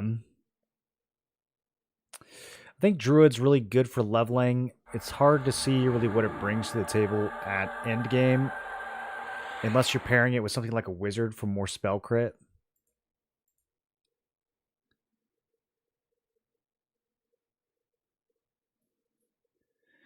It would bring slightly better heals than the shaman, but shaman heals are more than enough. I think you're probably better off just putting another DPS in that slot if you're going paladin shaman.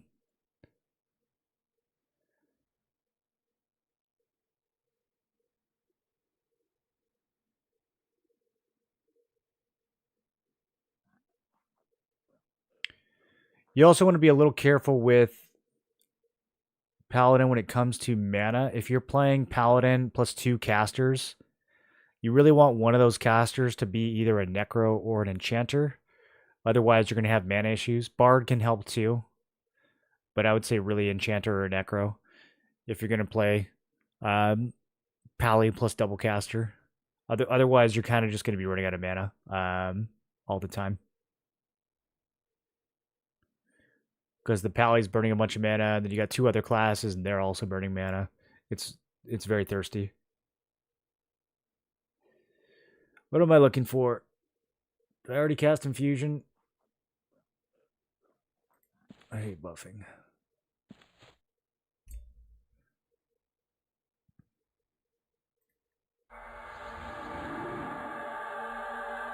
We're playing on our off week.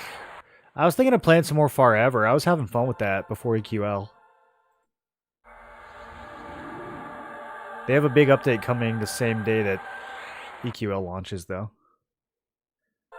Dude, I feel like everything launches on Tuesday. There's a indie game called Boneholds. If you guys ever played Verso, Curse of Faces, Verho, not Verso. I was thinking of Expedition 33. Verho, Curse of Faces.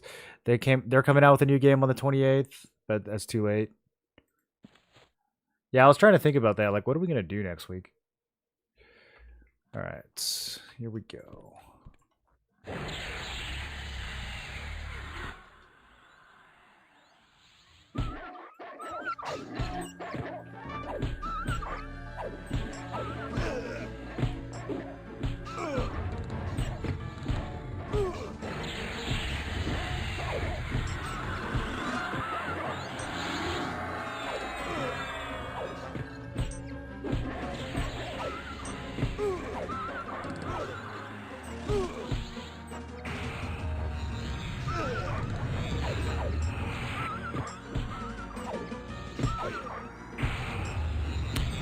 I think I just figured out why Puma was proccing so much on those guards in Aguk. I think it's the level difference. Because you guys remember we were testing procs earlier, and against really high level bosses, some procs weren't going off at all. So it's the opposite. The guard was 34. That's why it was going off every other hit.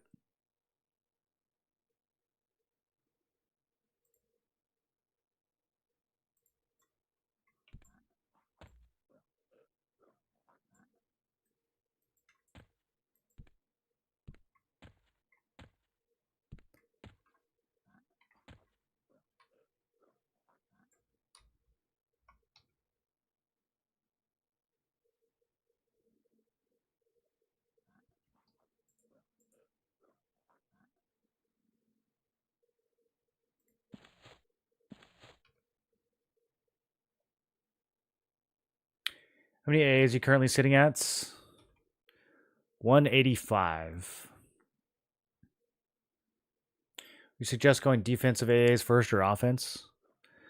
It really depends on your trio. I think the first thing most people are going to get is quick buff and the extra spell gems. But, you know, if you're playing more of a melee comp that doesn't have as many spells, then maybe you don't worry about those as much. So I think it really depends on what you're playing. Some of the defensive AAs you don't really need until raid levels, like combat stability, combat agility. Those are not going to matter much while leveling, especially combat stability, because you're not really AC capped anyways. But then once you hit like 46 plus and you start getting good gear, suddenly those become extremely valuable. So you want to get them right away.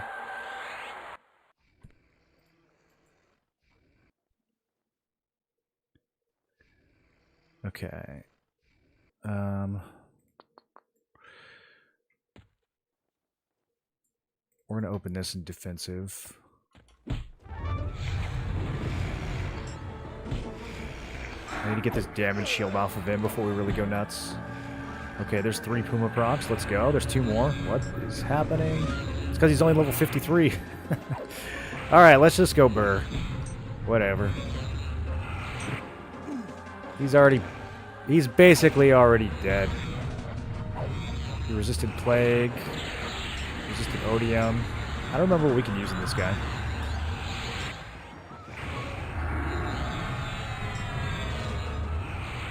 Oh, he put his damage shield back on? Gross.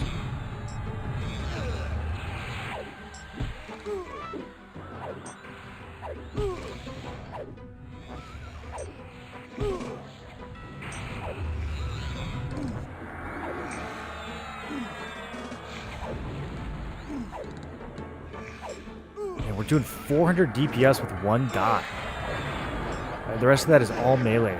It's so sick. Okay, we're frenzy now. I'm gonna give homeboy some heals. He's also getting chewed by that damage shield.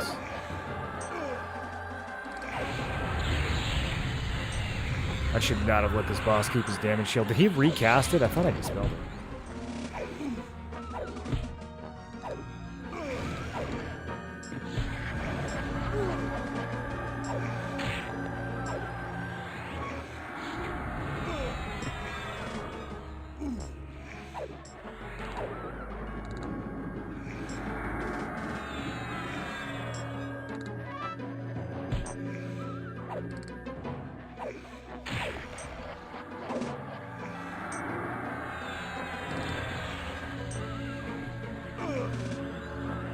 Crit for 1,047. I just need a couple more of those, honestly.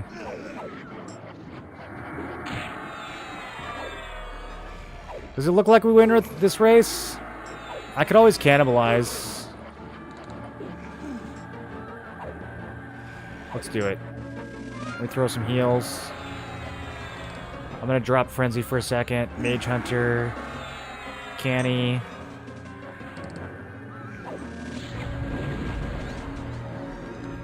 Save the pet. Back under 35.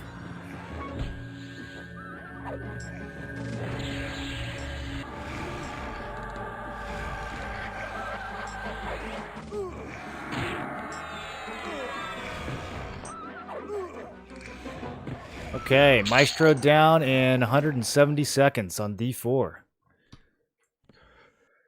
This is a pretty sick build, man. Like, I'm kind of liking this.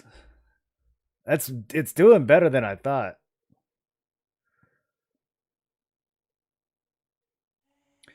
How are you not getting annihilated by CT4 and Zerker stance?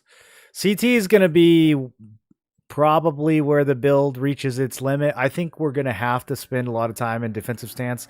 It's going to be doable, but we won't be able to do it. We just did against Maestro. I'm going to have to spend the first part of the fight, the first probably 30 seconds in defensive stance, get everything set up, get the dots rolling, get them slow, debuffed, etc. Then we'll swap to Zerker stance until it looks unsustainable. and then we'll have to drop back into defensive stance until Canny comes back up. It just kind of, I don't know, it kind of depends on how long the fight goes. It's probably going to last longer than 200 seconds, so we should get a second chance to Canny. And then after that, we can go back into Berserker stance. That's kind of how I'm predicting that it goes.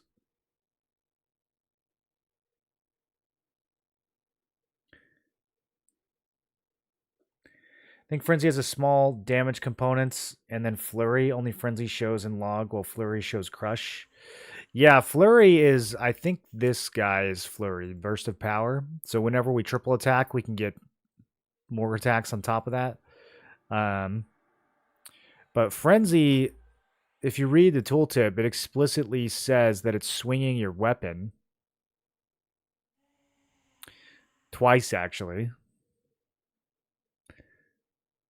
Frenzy's your current target with your primary and optionally secondary weapon, then attacks an additional time with each weapon in a frenzy of attacks. So, yeah, I think the original Frenzy didn't involve your secondary, right? Didn't this used to just be a main hand thing? Because I don't think Berserkers used to dual wields. I think that's like an EQL thing now when you combine them with other classes. Is a warrior better than paladin for tank? Most of the time, no. Most of the time, paladin's the best.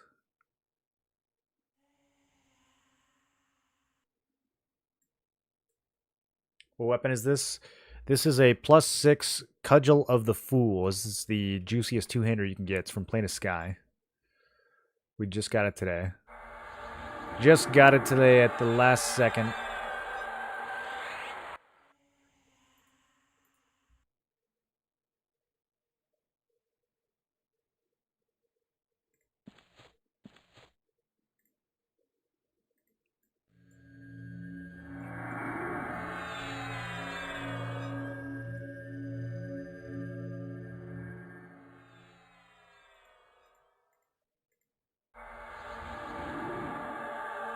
Did he Spirit of Wolf himself? That's adorable. Lord of Fire. Do you think he'll finally drop me that Blood Moon we've been trying to get all beta?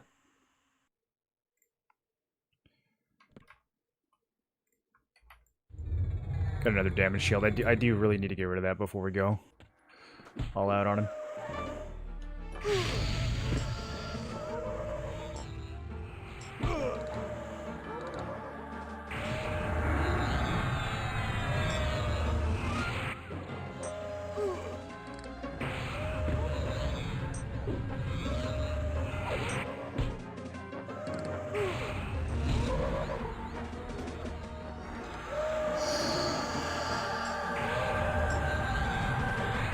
There we go.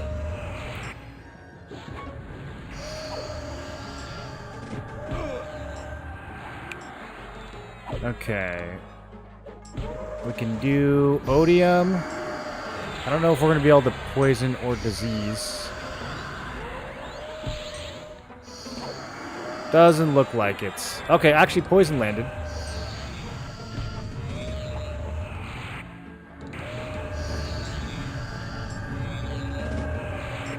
Okay, Mage Hunter Canny. So Canny's about 50% of my total mana pool in this.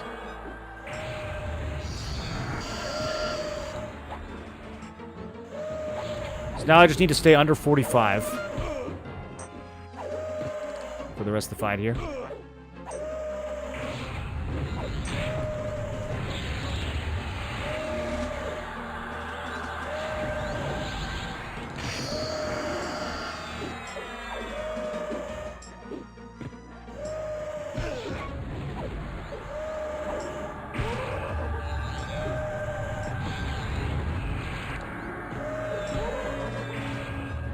Kind of close. Some of these heals are too good. Let me see if I can poison him again.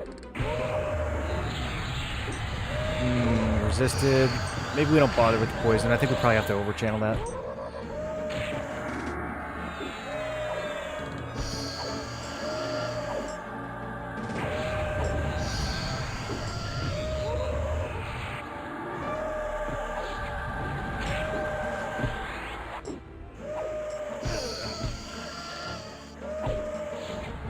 I mean, it's kind of more enjoyable than the other build. It's not as safe, but like things do die way faster.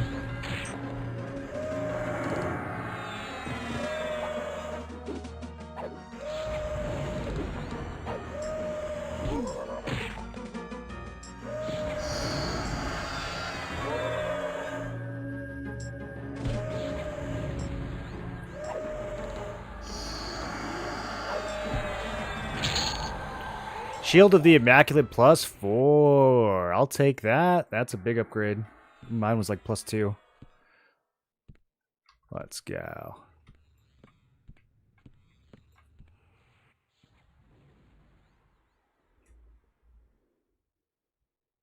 The 2M blunt is that it looks absolutely awful. You don't like the way my weapon looks? That hurts my feelings.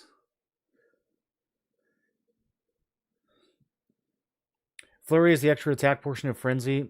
Really would love to test turning Frenzy off and seeing if DPS drops more than the small amount shown in Parse. Well, the combat log specifically calls out Frenzy. You can test it too. Like if I turn Frenzy auto off and I just click it. Here, I'll show you what I mean.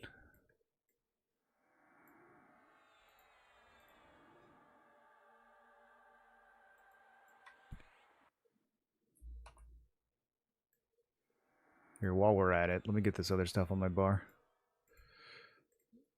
All this other, a bunch of stuff from other classes that doesn't get used anymore. Okay, so if we turn that off now, and then we pull one of these dudes.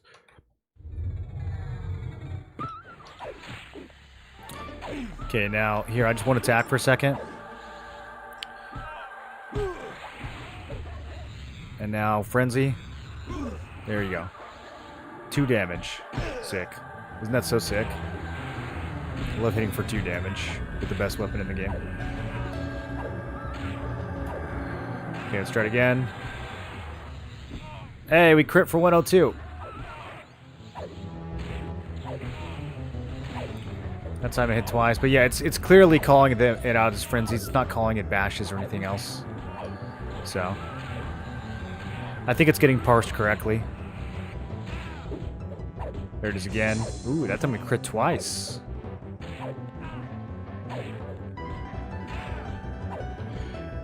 It feels... Shouldn't it always attack at least twice? Like, that's what it says. Sometimes it'll go off 3. I mean, 3 would just be a triple attack. Yeah, I don't know. Something's weird with it. It might be because they refactored it for dual wields. Maybe something got broke in the process. Either way, it sucks. It's literally less damage than kick. It definitely needs a look, hopefully before launch.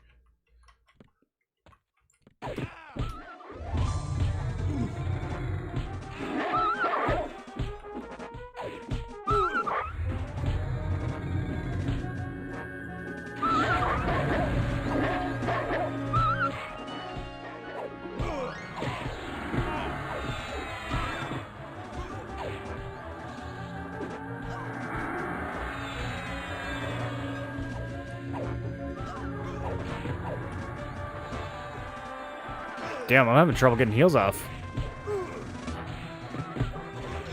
Let me light up this little pet real fast. Is he spamming stuns on me? Get out of here, bozo.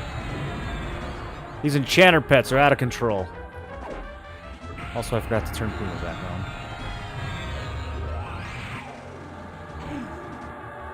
There we go. Now she's done. Not showing your misses? Oh, I see. So, you're right, yeah. So it's swinging twice, but one of them is missing. Either way, it still sucks, and it's still worse than kick. So I maintain that it's busted. My feet shouldn't do more damage than the best weapon in the game.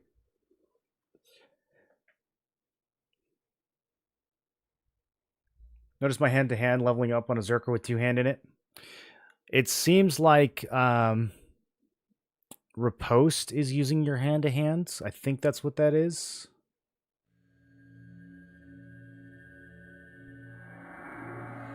If all your frenzies were punching, I mean, that would kind of make sense damage-wise, but I think your hand-to-hand would go up way faster. You'd be seeing hand-to-hand gains constantly.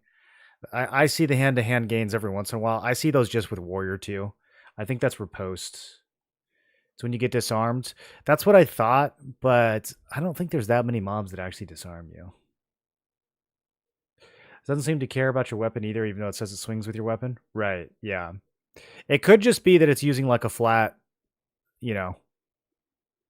It could actually just be using your fist value and ignoring your weapon. I mean, that could be the bug. That would explain a lot. All right, Cleric, Ranger, Wiz. Am I even buffed?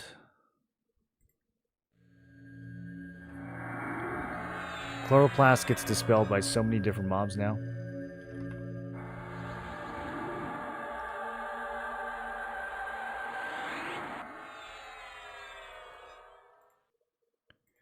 Okay, we start with the overchanneled slow. We will try to get an incapacitate on him immediately afterwards.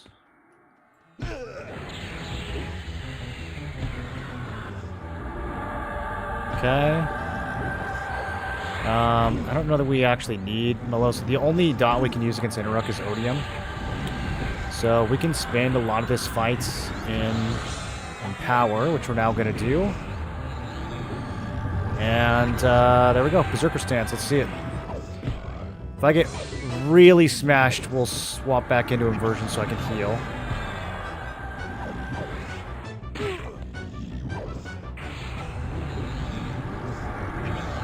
So far, so good.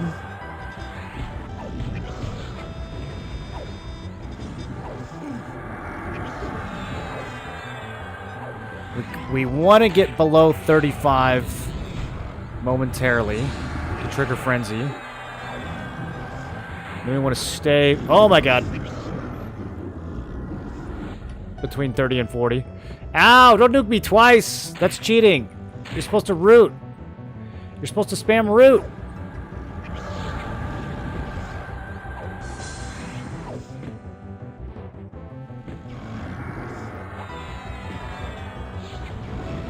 Okay, I'm doing my best to juggle my HP bar right in the right window here.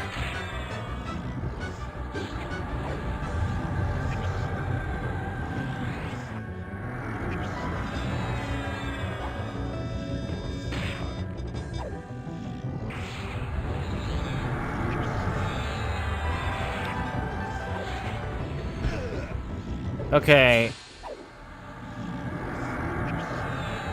When mana gets to about 30, we need to canny. So let's do it now. Let's do it now.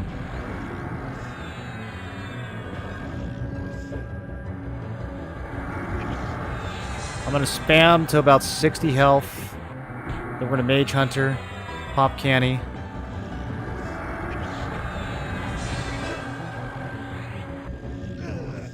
Back to Berserker stance. I healed too much. He's got Force of Nature on, which is damage shielding me. Yeah, we want him casting Superior Healing. We like that. It doesn't heal for that much. It's much better than Stun or Mana Detonate.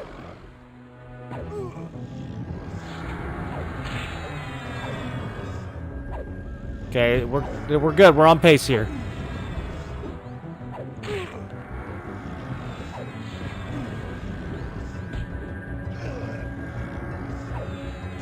Keep it going. Keep him healing. He just needs to heal away the rest of his mana bar. That's perfect.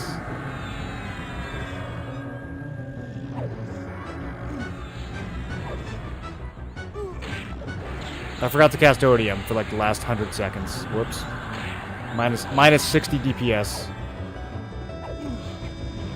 Actually more now. I upgraded. It's probably more like minus 70 DPS now.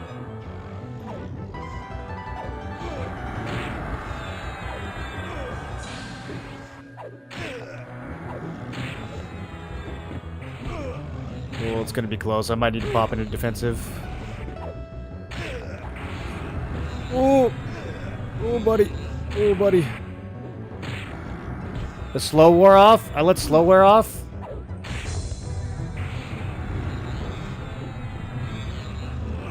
You're not supposed to do that? Okay, now we have to turtle. How long was he not slow for? He was probably not slowed for hella long, actually.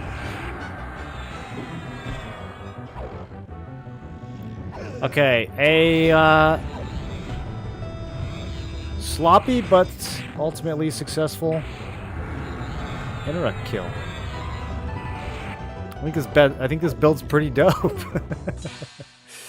Once you get a little bit of gear, this build's pretty sick, dude. Okay, so for Kazakh Thule, we're gonna need better execution than that. We're definitely gonna not be able to allow slow to wear off. I'm gonna need for Puma to stay up the whole fight too. Alright, upgrade, upgrade, upgrade, but we can't use it. What is this? I don't think I've ever seen this before. Huh. Is it better than what I'm using, maybe? A little bit less AC. Strength, Whiz, Agility, Charisma. This is Strength, Int, Whiz, Agility, Charisma. Plus Resists. This one's got Mag. I'll keep the one I've got. Alright, we got one more boss in the gauntlet, boys. It's gonna be considerably harder than that. Here we go.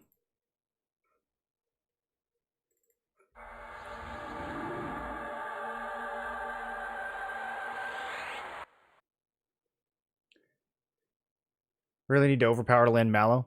No, Mallow seems like it pretty much always lands. The earlier versions, Malaise might get resisted, but I don't actually think Mallow can get resisted. At least I've never seen it get resisted. What build are you going with? Launch, have you decided? I have not decided. It's going to be Paladin for sure. And then it's going to be either Shaman Necro or Shaman Enchanter. Or Necro Enchanter.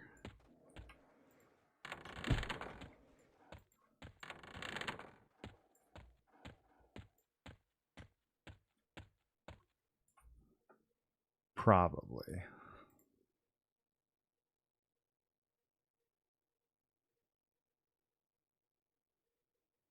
Although this is getting me kind of hyped for white damage builds. I don't know. I don't know, man.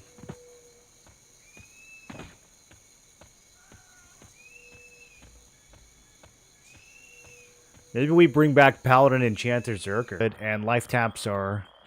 if you're playing Paladin, you would never use them. You would always just use a heal instead. The Necro is there for dots and for Lich to give you more mana. It's also there to reduce the boss's resist even more. It's there for the pets. It's got some pretty good permanent buffs. Banshee Aura is nice. Grim Aura is also nice. That's an attack bonus. But life taps, I think, are kind of overrated, to be honest. I haven't really found... The only time that I was using life tap is when I was running Warrior, Berserker, Necro for leveling. And that build I was life tapping like crazy because I didn't really have anything else to cast. So that was pretty fun. I just went around in Berserker stance, blasting everything and life tapping. I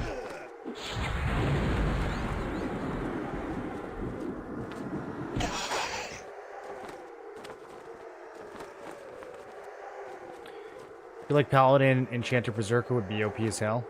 It's really fun. I played it last beta.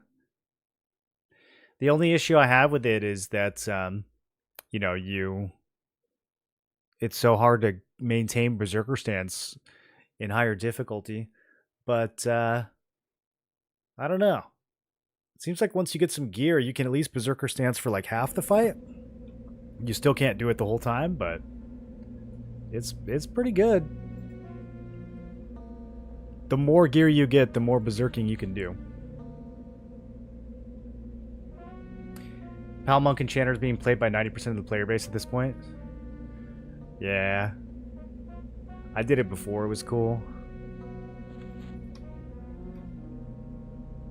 It has gotten a little too popular. That's part of the reason I don't want to play it anymore. Like 2 weeks ago, that was my pick, but now it's a little too meta.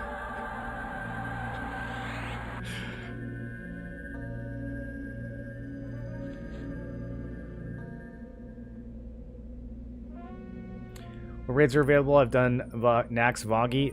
You have Finney over at Kedge Keep. You have Master Yale in the hole.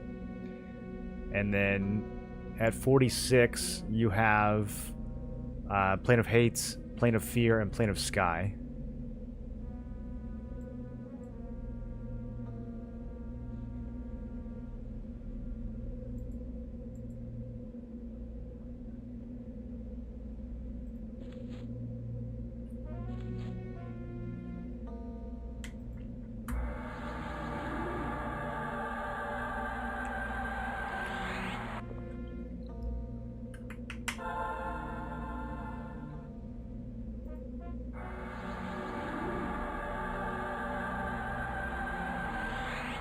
Paladin is OP and easy, so people will gravitate to it.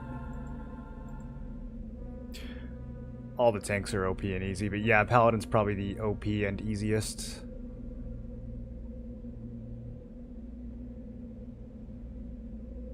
Defensive stance is OP and easy.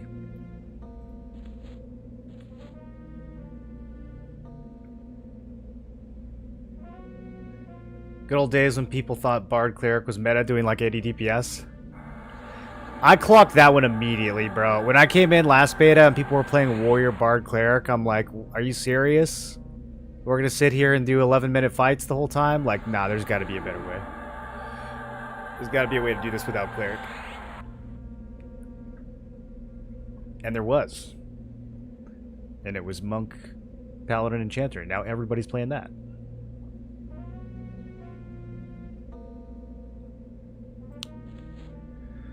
Okay, we have like 0 crowd control. This is going to be a big mess. What do I even do here? I have no feign death. Do I have any kind of root? Alright, I have instill. We can try this. What about snare? I don't think we have any snares.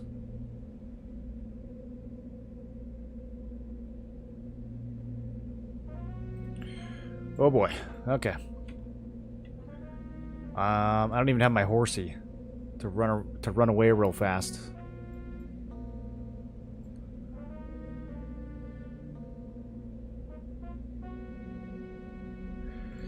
We're gonna have to probably die. This is gonna be the hardest one because we can't slow him. So we might as well start with him. I'll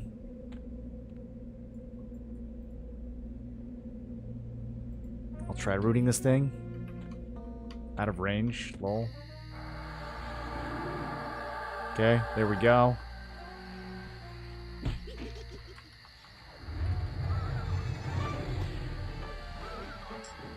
Yo, yo, yo, yo, yo! Leave the pet alone.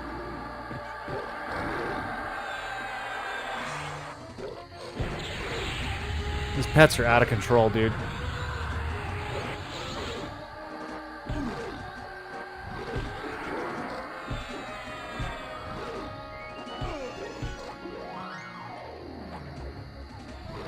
Casanab!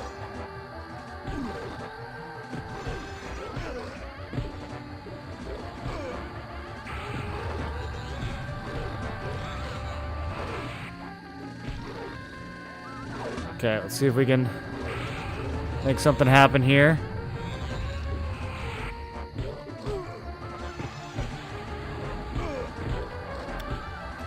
I'm not ready to go Berserker stance quite yet. I gotta get some of these ads taken care of first.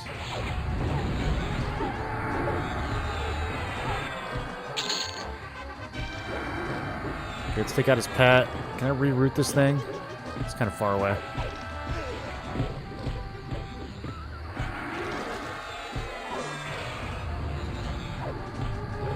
Yeah, I'm rooted too, so. Okay, Terror, we can poison him, maybe? Plague, something will land on him. Magic definitely won't, but I think we could do other stuff to him.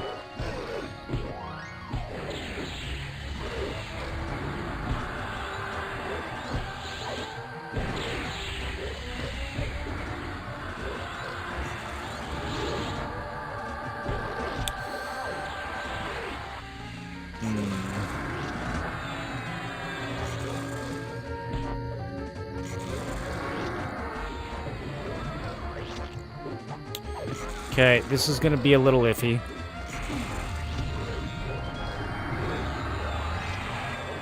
But I needed the mana.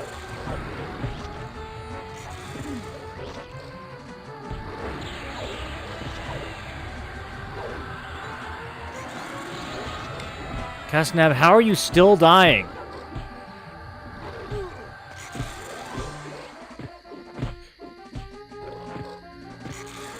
You're a liability, bud.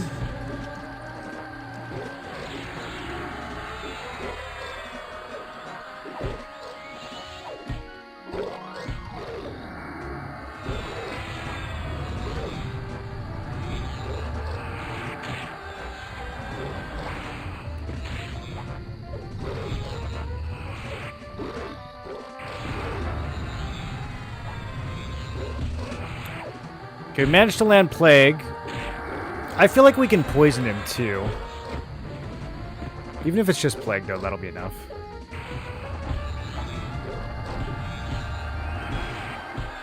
I'm gonna over-channel poison. There we go. Okay, a little aggressive, kind of out of mana. Kind of Might have just committed suicide. I'm sure we'll be fine. He's just a mini-boss. We're okay.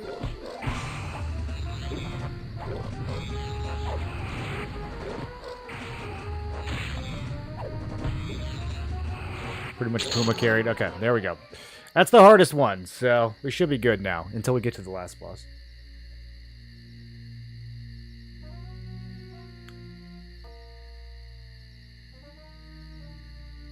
How do you rank the ominess of the tanks? I think Paladin, followed by Warrior, followed by SK.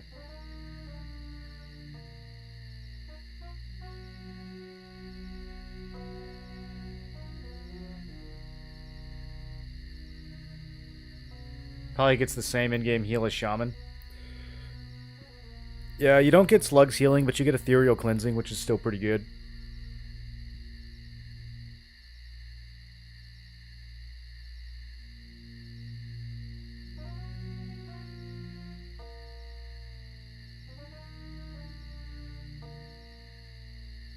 He's a warrior, is he cleaving? Yeah, I think... The problem is, every time I summon a new pet, I have to tell them to hold. I wish it was like a global setting. I think Reeve is rage baiting. Pretty much everything he says is inaccurate. Oh, you guys are chat PvPing. You guys missed the real rage baiting earlier. Thought Dracolich was the hardest? No, Dracolich can be slowed. Anything that can be slowed is not hard. Unless it's literally a god. And even then. As soon as you hit it with the shaman slow, it's a whole different fight. It becomes way, way more manageable.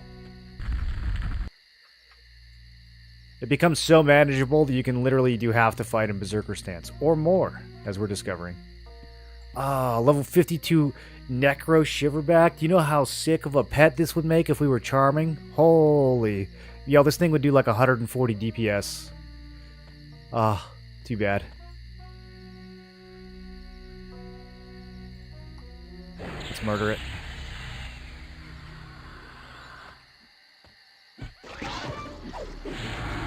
Oh my god, we pulled Dread? Okay, abort. Back to defensive.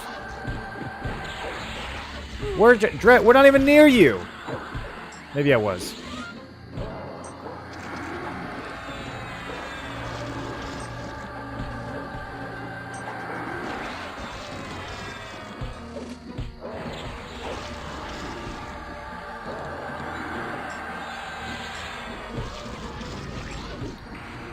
Why didn't I precast Puma, you guys?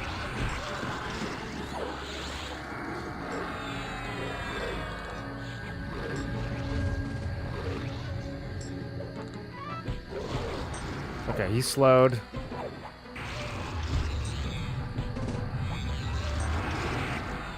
We get a canny off, and we should be fine.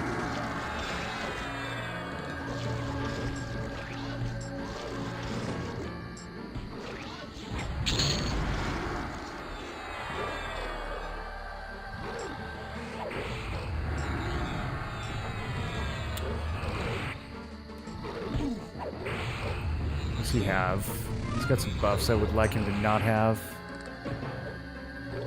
Arch shielding is fine.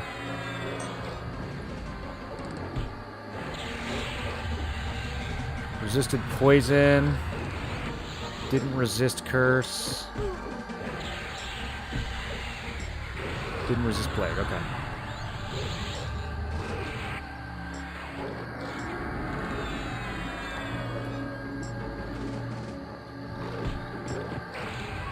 I told the pet to hold. Now he's literally not doing anything. Okay. Alright, you can join the fight now. Thank you. Thank you for holding. Good boy. Good puppy. You listened.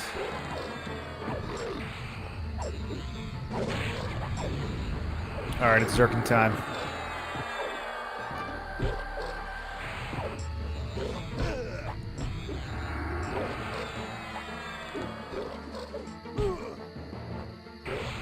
Oh, look at those numbers go up. Don't we love seeing the numbers?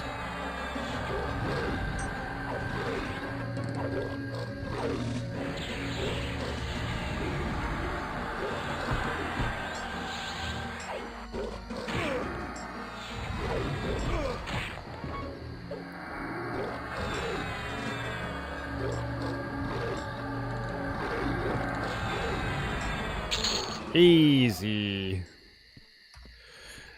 Dude, I really like this build. It's so fast. These fights are like twice as long on the other build. They're also twice as safe, but they're also twice as long. Doing something Necro Shaman on launch? I'm thinking Pally Necro Shaman.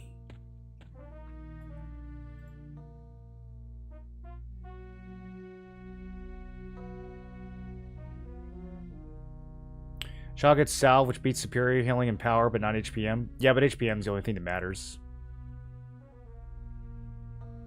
So, it's really the same. I think Slugs is better than Ethereal Cleansing. By a good amount. I mean, Ethereal Cleansing baseline is what, like 100 per 6? And Slugs is like 180 or something. I don't know why I'm looking here. It's literally on my bar. Yeah, Slugs is 2. So this is definitely better than Ethereal Cleansing. But yeah, the other one, Superior Healing, you're going to use this on Paladin. It's the same one. You're never going to use Salve. Unless you're just not paying attention to the numbers.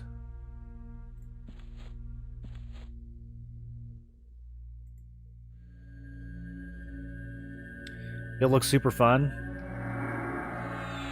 I like it a lot. I think, regardless of what I start with, I'm thinking something with Berserker in it is definitely... After like week 1, once we got some gear, I think I'll probably be switching to something like this. It's so much faster. Hey. Hey. Wow. Just knocked back and rooted and hitting me? How? How am I being hit? He has infinite range.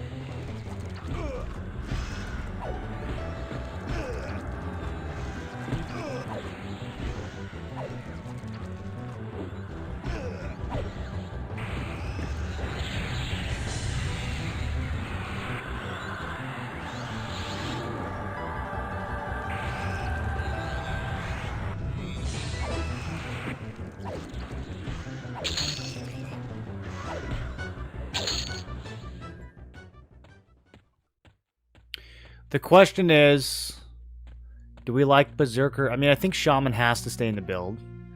Do we like Berserker with Warrior, or do we still like it with Paladin? Because, I mean, we could be doing some crazy smite spam.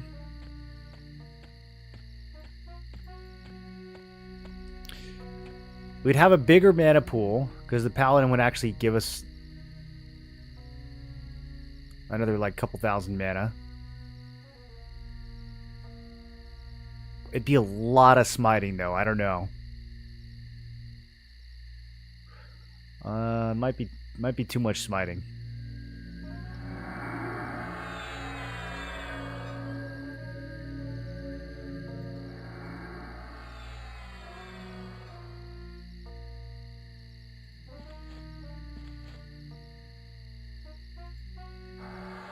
Yeah, I think with Paladin it would have mana issues. No Enchanter or Necro to balance it out. Spirit Heal is 36 health per mana and Salve is 37. Can't be right. Unless it changes at higher levels. If Salve somehow like levels up harder.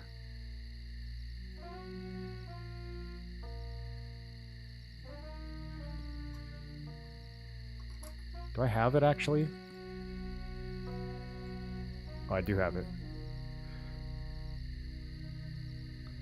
So 244 mana versus 185 mana. So that's 30% more mana than Superior Healing. But it's only, what, like 12% more healing? 600 versus 688. So, unless once this is like maxed out, it's different. I mean, I don't know. I've never upgraded it. But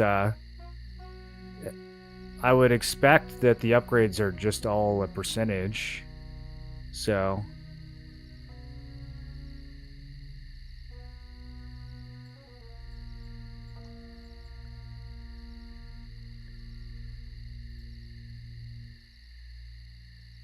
Berserker can canny multiple times a fight.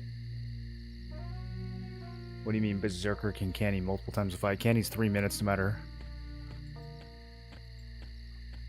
You can't like Berserk canny or anything. 3 minute lay on hands with Berserker. I mean, it could be more. Could be less than 3 minutes. You're smiting a lot with this build. But again, I don't know if we have... Okay, hold on. I gotta lock in. I was not ready for this. I just wanted the ads.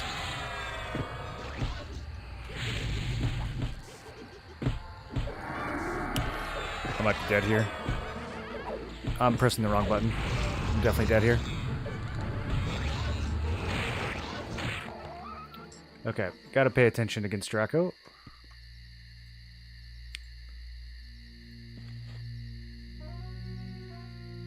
Level 50, assuming 6,000 mana pool, Smite and Berserker Stance is worth 56 DPS.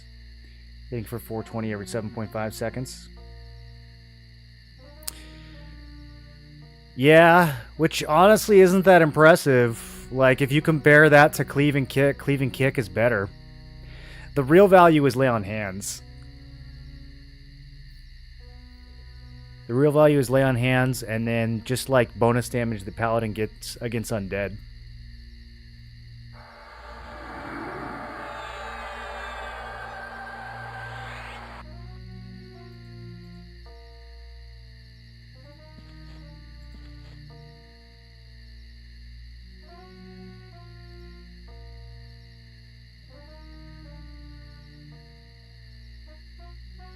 Berserker Stance used to work on Canny unless they nerfed it.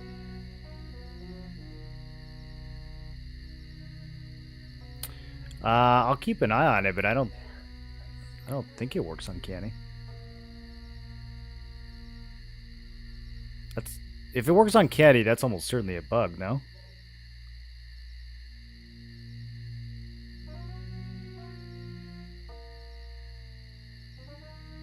Would it be considered a combat skill? I mean, combat skills is like kick and bash. Do you think they considered Canny a combat skill?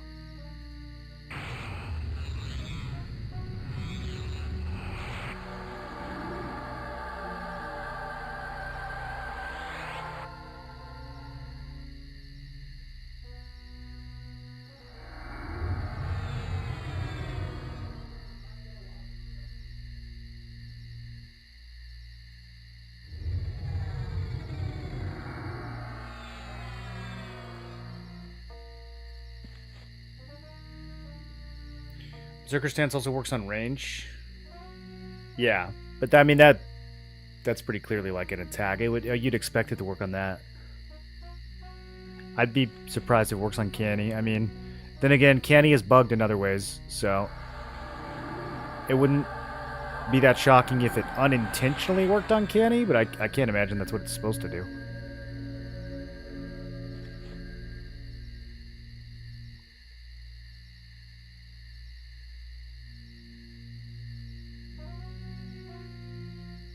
I'd love to see your pet page. There's not a whole lot to look at. I never really tried to gear him out that much, but I can show you in just a second.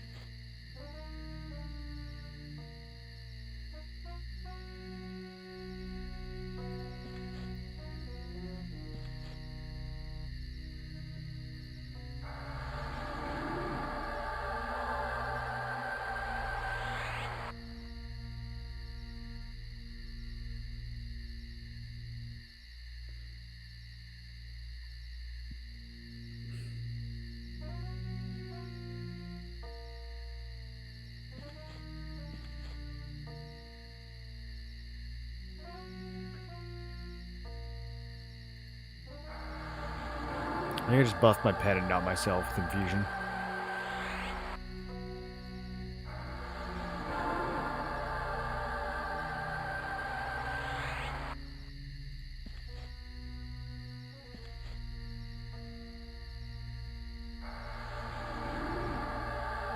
There we go. Okay.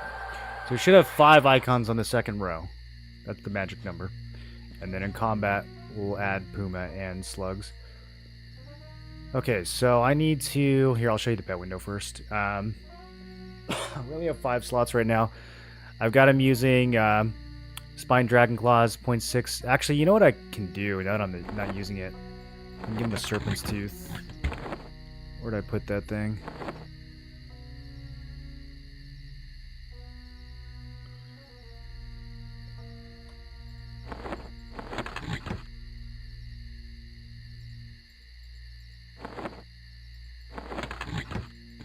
See any teeth in my inventory?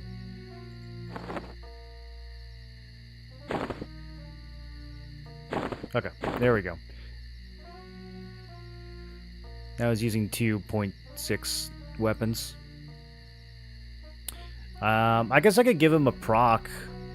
Yeah, as you can probably tell, I have not really tried to optimize my pets.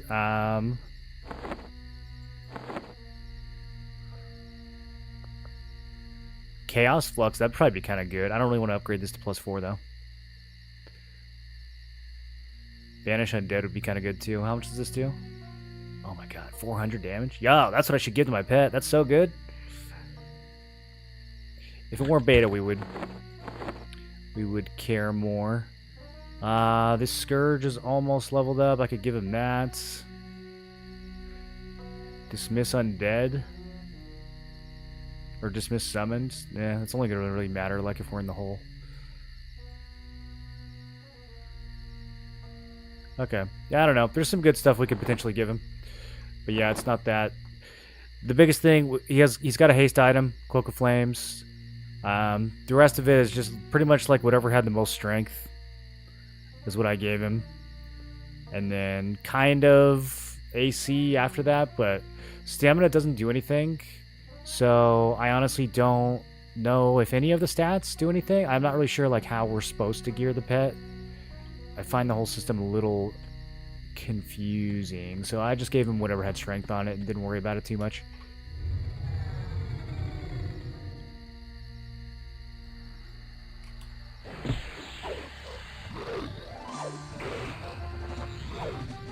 Oh god, this thing's gonna teleport me everywhere.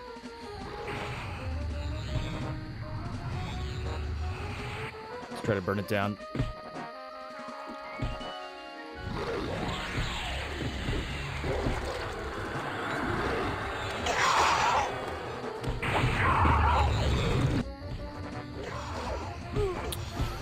I don't know if the pet's gonna make it.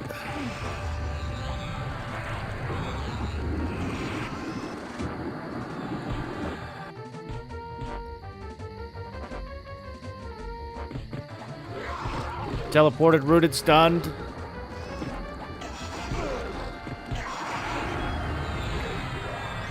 I'm trying to save Lardic. He's dead.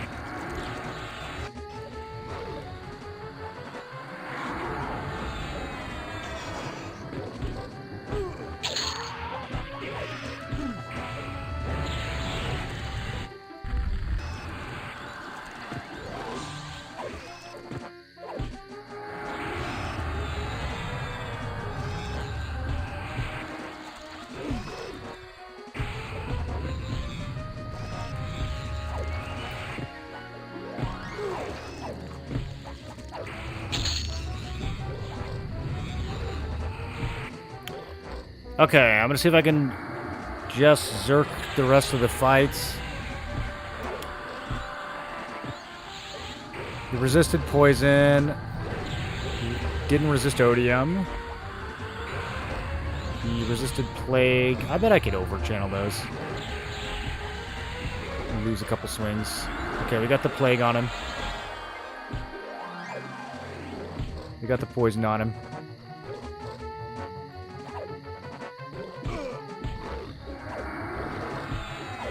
Yeah, I don't think Berserker Stance is doing anything. This looks like it's just going down 1 second per second, right?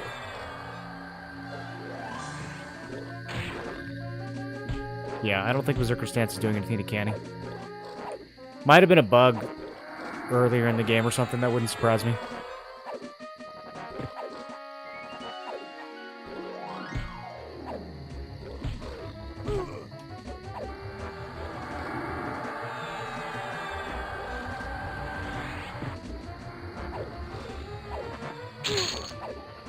Oh, Mode of Ascendant potential.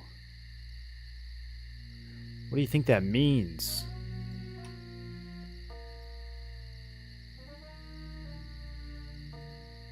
Rank 9? I didn't know they went that high.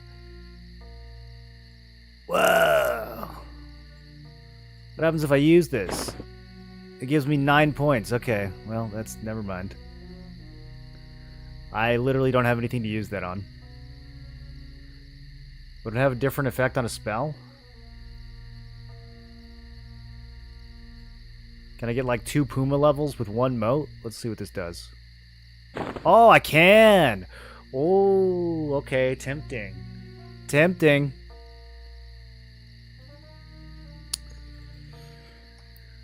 Let's look at the any parse. We never looked at it earlier. Or did we? Did we look at it?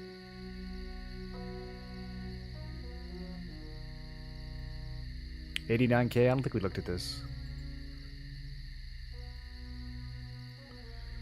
Puma is 51 DPS. Odium says 25. It should be higher. It should be a lot higher than this. I guess just not very good uptime. I don't think the parser necessarily knows when it's on and when it wears off. I mean, it should. It says when the odium wears off, so it should be able to like stop the timer when that happens. But yeah, there's no way odium does only 25 DPS. So I don't know what's going on there. It should be 2-3 times that much easily. Frenzy 16. Hey, Frenzy actually beat Kick against any. We punched him for 108.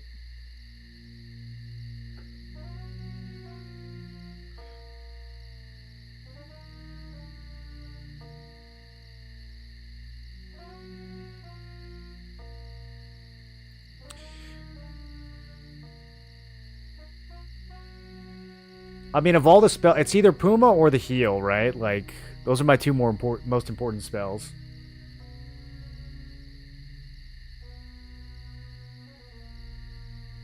I don't want the heal to get too much better though, because right now I can heal at 30% and it puts me right up to like 41, 42. I can kind of like stay right in frenzy mode. If it's too much, then I'm gonna have to let my health go down more before I use it. It's actually gonna be kind of weird. Should we just use it on Puma? I don't think it's ever gonna make sense to use it on gear. Weapons of pain after 6. Yeah, we have to actually get like level 6 motes for the weapon. Or level, I guess level 7 now.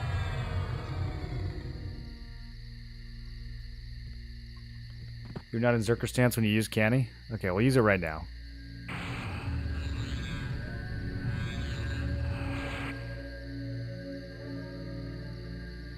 That's 1 second per second.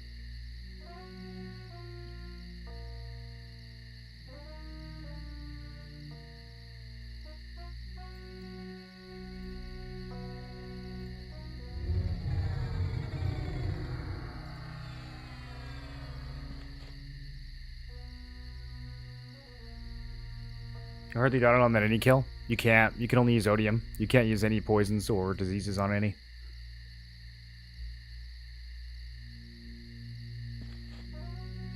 Typically I have 20% Puma, 40% dot. No, not against Interrupt. Unless, if we were doing the Necro build, then the dot damage would be a lot higher. Because then we could use the fire spell, whatever that's called. We could use Dark Soul, and we could use Bond of Death. So we could have 4 dots running, but on the Shaman build, it's only 1. That's all you get. On Khazak Thul, we'll be able to run all 3. But on any you only get magic and fire.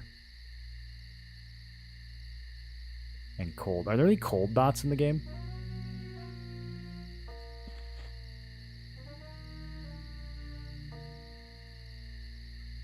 You can, just don't like using Mallow. I Mallow him every single fight.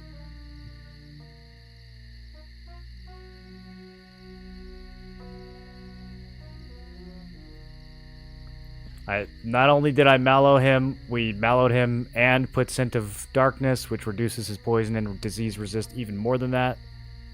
And he would still resist it at least half the time, because it's not worth it.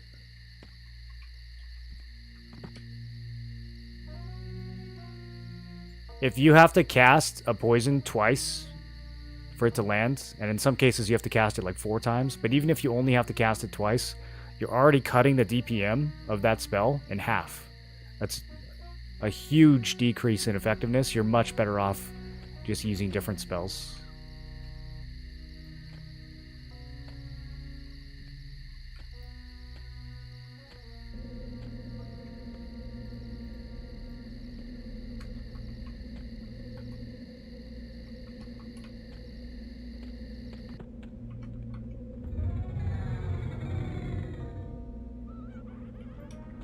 Okay, got the slow. We do need to start this in.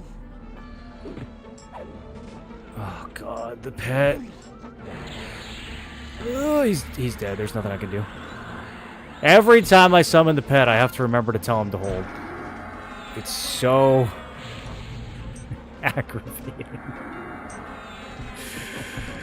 Oh my god.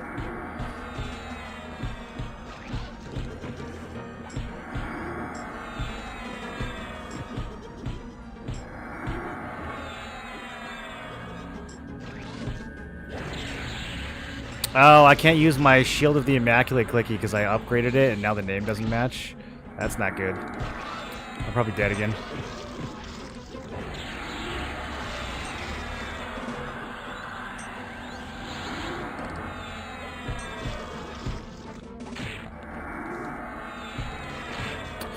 Yo, this dude's mana burning me too. Brutal.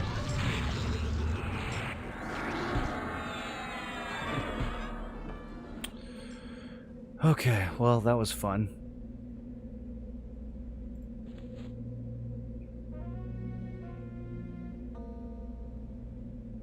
Just cast it until it lands.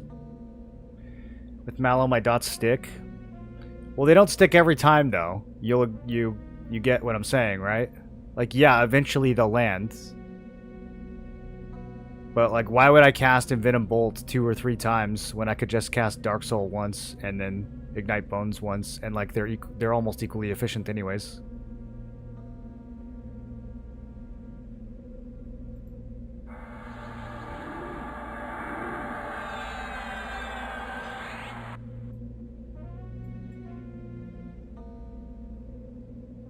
What's the starting 3 for launch? Probably Paladin, Shaman, Enchanter, or Paladin, Shaman, Necro.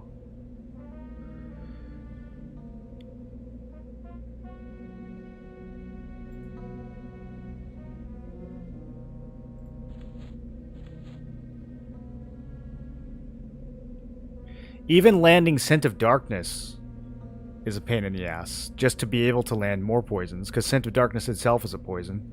So you gotta cast that 3 times. That's just like, yeah, like why bother? If you math that out, it's not even close to efficient. Can always make a macro that summons it, pauses it appropriately, and then pet G-Hole. Well, the thing is, I have to just remember to do it, right? Like,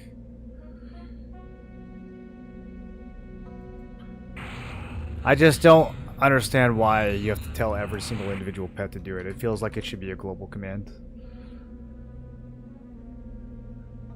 Okay. Hold. Now holding, Master. Perfect. Good boy.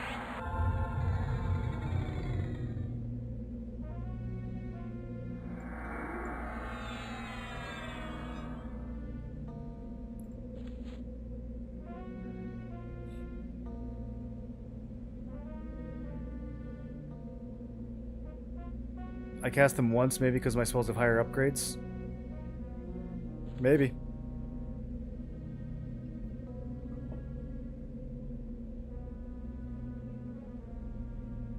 Are you doing or buying the race unlock to do Ogre Paladin? I'm just going to do a Shaman primary, most likely. So I won't have to do any unlocks.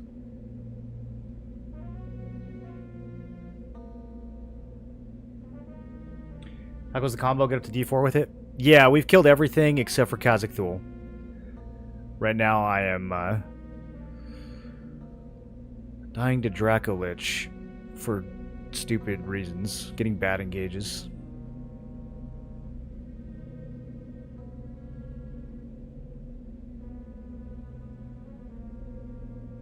Pretty pet class that AA is S plus tier.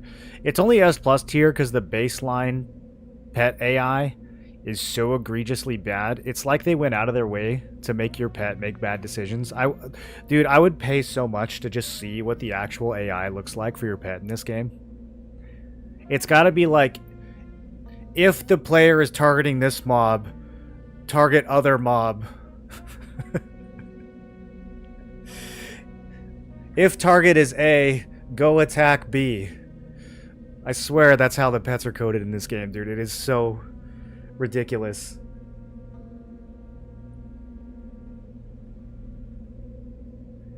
I like shooting with 400 range bow so you can single pull. Does that work? How much range does my bow have? This bow has 160. I don't know if that's going to be enough. Where do you get a 400 range bow?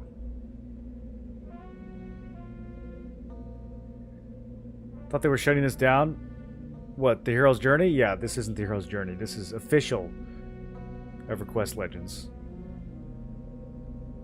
Made by official Everquest Daybreak, kind of.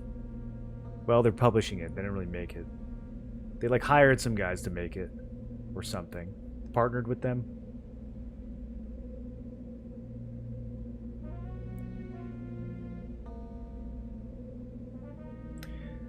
You got a temp 1 to 10 combo you're going to use to burn those levels? Yeah, I think I'm just going to go Warrior Mage. Or maybe Beast Wiz. We could do either. We could do Warrior or Beast. Starting with Ogre. I don't really know which one's better.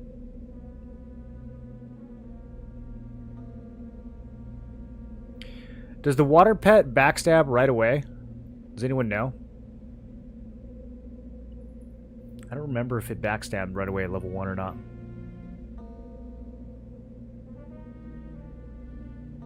The pre-order beta?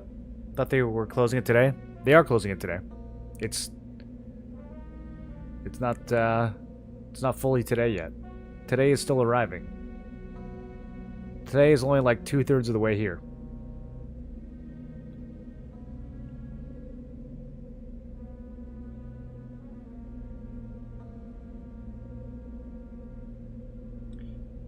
Was also thinking Warrior Magician. Heard some good points for Warrior Berserker. For the early levels? No, I wouldn't run Warrior Berserker for the early levels. Mage is way faster. So you 1,200% run a pet class from 1 to 10. Nothing else will be close. Warrior Berserker, you're just gonna run out of stamina. Run a pet class for sure, dude. After 10, it's different. But the early pets are crazy strong. They're like 6 levels higher than you.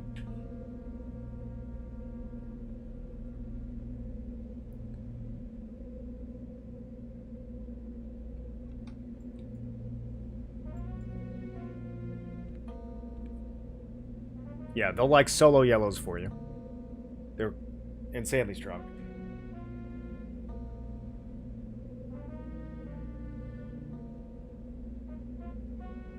Although with the water pet, you don't really want them solo. You want the mob facing you and the pet behind it so that it can do its thing. So, I don't know. That's why like the Beast Lord pet might be a little smoother, just because from 1 to 10, you're kind of like running around a lot. I don't know if it's going to be annoying to... I guess it's not that bad. It's not like any of the low-level mobs are rooting you. So it should be pretty easy to just spin them around. But, yeah, the low-level Beast Lord pet is pretty solid, too. And then if you do a Beast Lord as your primary, you could take Wizard instead of Mage. So your nukes are a little more juicy.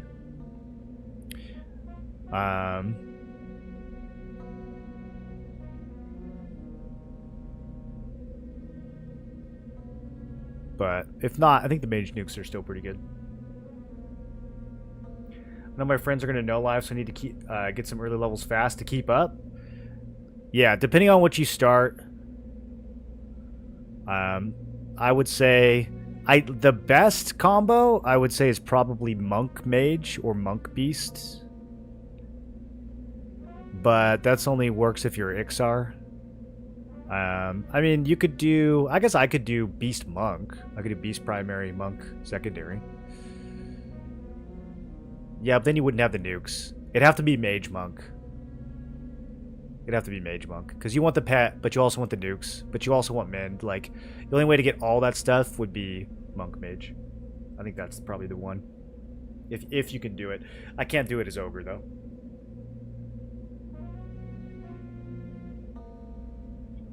Also have to consider Malachite, depending on race, can be a pain. Yeah, for Ogre, it's not that bad. I think you can buy Malachite from the vendor right as you're heading out of town. I need to confirm that, but that's what somebody said. And if not, you can get it from Grob pretty easily.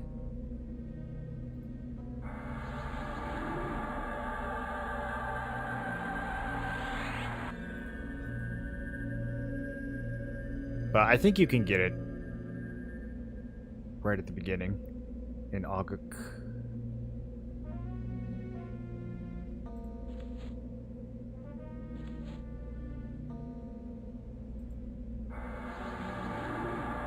Okay, so the pet is holding. We're going to run in like we did last time. Slow Draco. This time the pet will not ruin the pull. Hopefully. I think I might fight the Glare Lord first. Was he the one who was... Yeah, he's the one who's wrecking my mana pool. So we'll kill the Glare Lord first, and then after that we should be fine.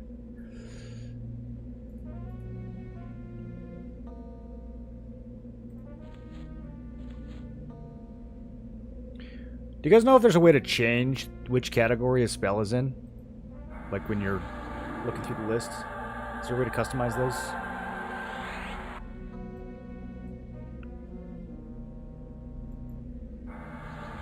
Usually grind level 2, then Origin back to buy 5 Malachite.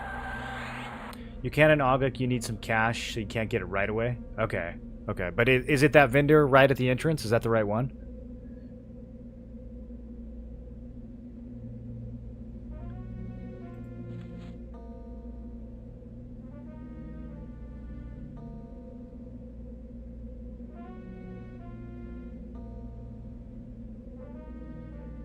Use find to bring up adventuring supplies. Okay, so it doesn't have to be a jeweler. Any mob or any merchant that's labeled adventuring supplies. That's what we want. Playing a monk mage level 3. Looking at my water pet. Can't tell if it's using backstab. It'll specifically call it out as a backstab in your combat log. He's just got to be, you know, somewhat behind the mob.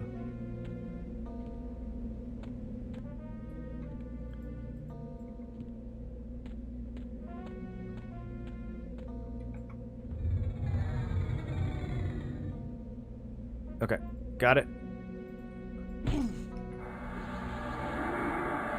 What is this Glare Lord doing? What is he? What is he doing? Okay, he's here.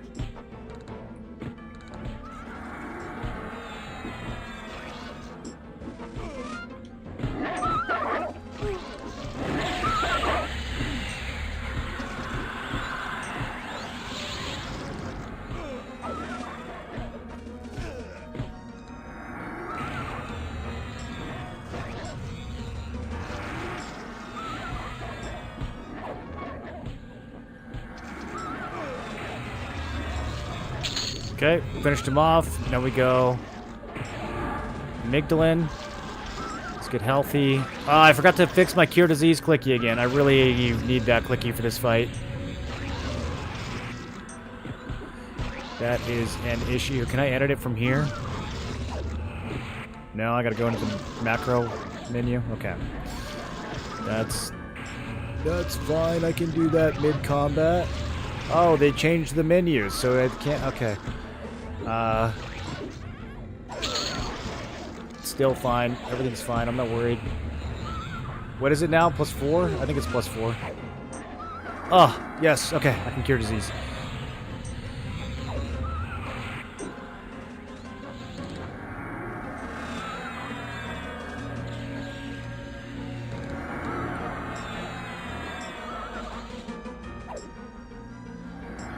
Okay, we Mage Hunter, we Canny. We Dispel. We Dispel again. He still has feedback on. That's going to hurt if we roll Berserker stance against that. Okay, he's totally dispelled. We're going to have a hard time poisoning or diseasing him. I think we just run Odium. He is, after all, a skeleton. I might be able to poison. Let me try an overchannel. We'll just try one. Okay, that's what I thought. I vaguely remembered being able to do that. I don't think we can get him disease though. He's kind of a disease guy. It's kind of his arena. Okay, let's get Puma back on. Let's give our boy Lavin some Puma. And then... do we have enough mana to make this happen? I think we do. Berserker stance, engage. Vroom vroom. Let's see it.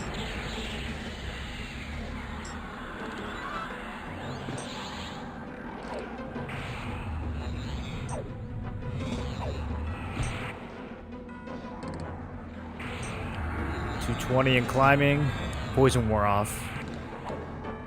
I don't think it's worth casting another one. I don't know about Empower versus Recovery. I feel like I kind of need more mana here. Maybe not. Maybe not. Let me just get his slugs off. Lavin, are you going to be okay? I think we got to get his slugs on Lavin, too. He's just dying to cleaves or something. What is he even dying to? This mob's not even cleaving. Is he diseased? Lavin, did you catch something?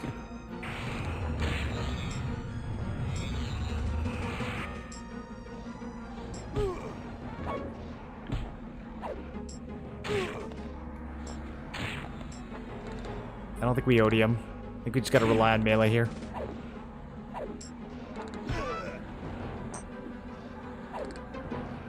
$1,000 damage crit. We do like to see those. Yeah, once he's out of mana, he's not. Oh. Thank goodness my pet slowed him. I let the slow wear off, you guys. I'm not very good at this game.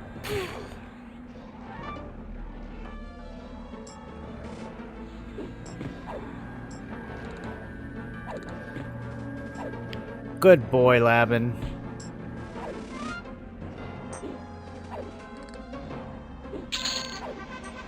Ooh. I wish I had looted this like a week ago.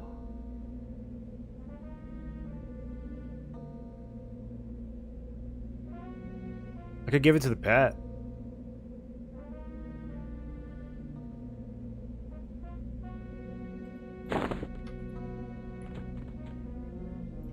Oh, hey, I found Kazakh Thule. Okay, are there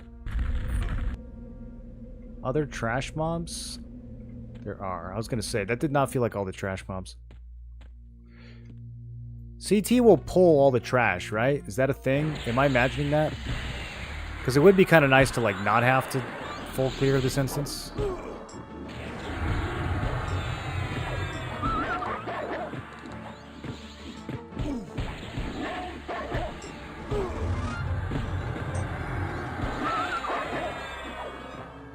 They're fast clears with this combo, though. Look how fast these boys drop. I didn't even come into this with full mana. Is Boom a stack with Enchanter's Boon of Guru? It should. Yeah, Boon is an illusion, so I don't think it would conflict with Puma.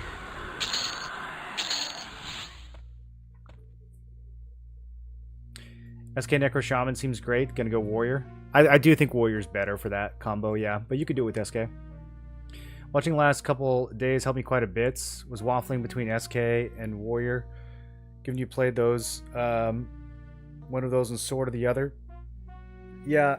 Oh, SK Berserker Shaman. SK Berserker Shaman's probably kind of fun, man. Getting those double Reeves off.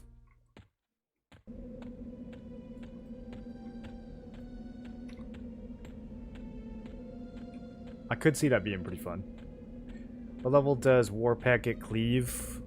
I don't know. Maybe 10? Maybe 1?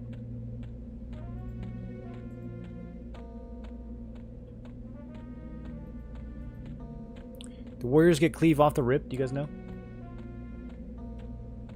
If Golems and Draco are down, you're fine. Okay, so he only pulls the minis. He doesn't pull all the trash.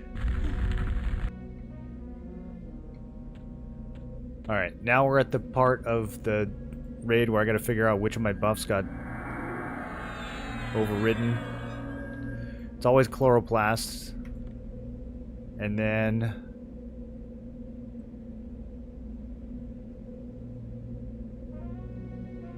I think... No, it's not AC.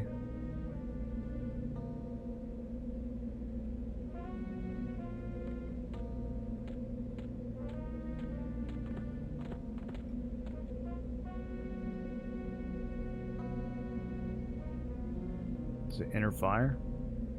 Nope, there's Inner Fire. Oh, you know what? It's the permanent. It's always the permanent one. It's Rage. Okay. Yeah, now I remember. It's usually those two. It's usually those two. I think Insidious Retrogression deletes Rage. And then I think there's a couple dots that delete Chloroplast.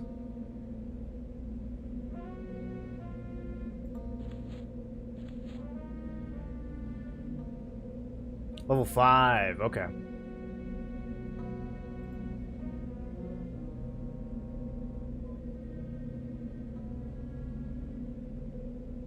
Kazakh pulling all things is super old school classic. It was taken a long time ago. Not a thing in Legends. I remember reading something in the patch notes where they said that he was going to call his buddies if you attack him. Because I think it's like, I guess they think it's like too easy to get to him when you zone in, which to be fair, I guess it kind of is. SK Berserker Shaman was my first choice. It would totally shred leveling. I think it will suffer later levels without heavy gear and AA investment, much like you're seeing. It'll suffer on D4. I think that'll smash its way all the way through D2, no problem though. And by then you'll have a lot of gear. So you could, you know, you could still work your way up. Alright. Kazakh Tule. We run in behind him, I guess. We don't need to overchannel. We can do an inversion. We can do a speed slow on Bozo. This, outside of D4 Sky, which no one really does, because there's no rewards for it, this is kind of the hardest boss right now, so...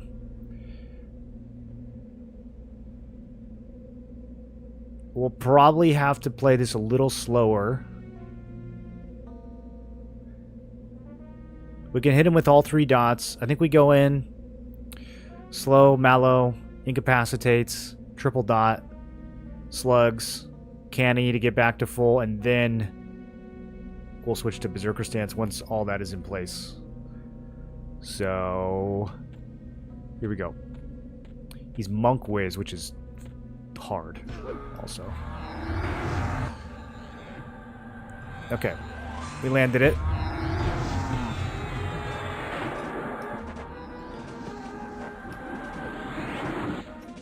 He's going after my pet outside? Like, why? Okay, this is terrible positioning. The fight might already be over. But we will press on. Also, I should pre-boom it.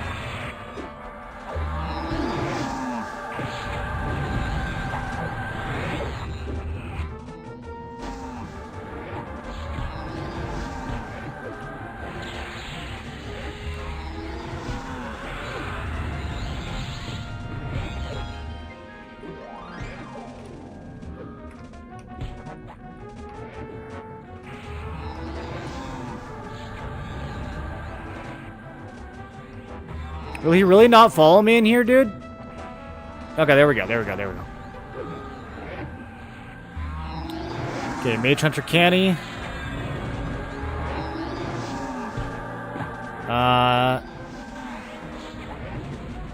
Here we go.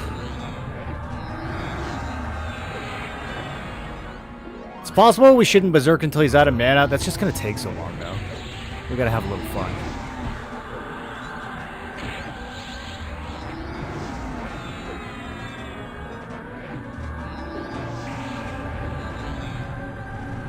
Oh god. Okay. Ready to go defensive. Ready to go defensive.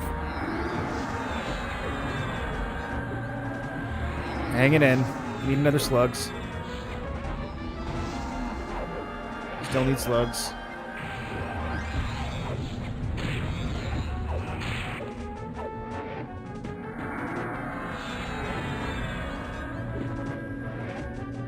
Ah, I healed too much. That's okay, he'll drop me. Yep, he dropped me right back down. I healed too much again. It doesn't say that I lost frenzy. Do you have to, like, does it take a second?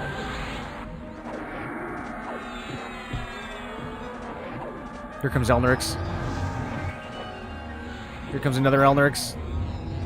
Okay, I got a defensive and turtle for a sec. Let's get recovery stance on. Throw Puma on Laban. Although I don't know how much it's actually doing on him.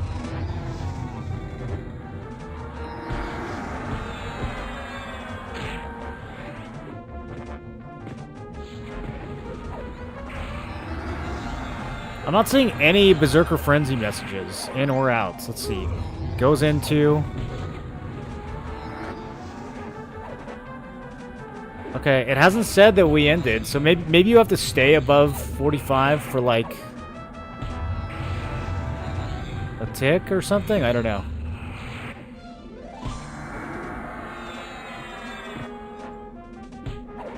Okay, we're almost cozy. You know what? We're cozy. Let's go. Full send. Poison him.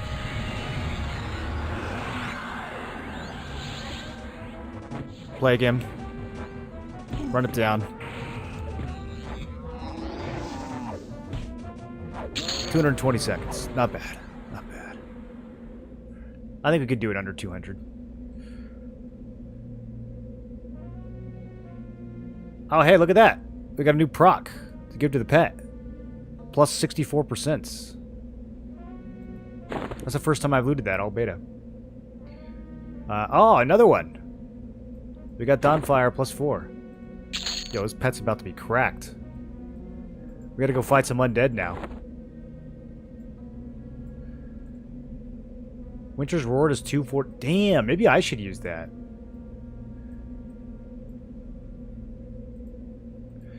Wait, that's so good? Oh, I can't, because it won't fit on Cudgel, because it's not Shaman.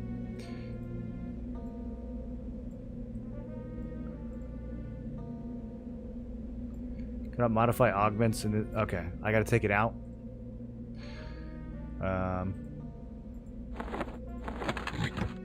Let's do this.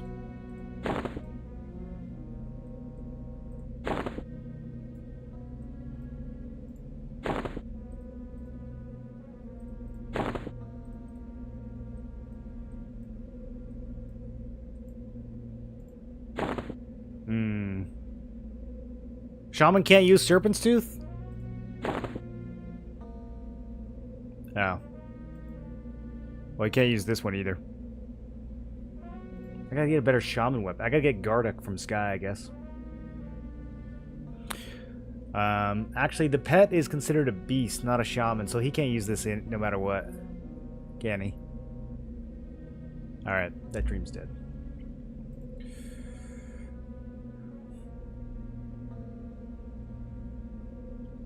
Slow fell off? Did the pet reapply it? It's so funny that I keep letting that fall off, dude. It's like not supposed to happen.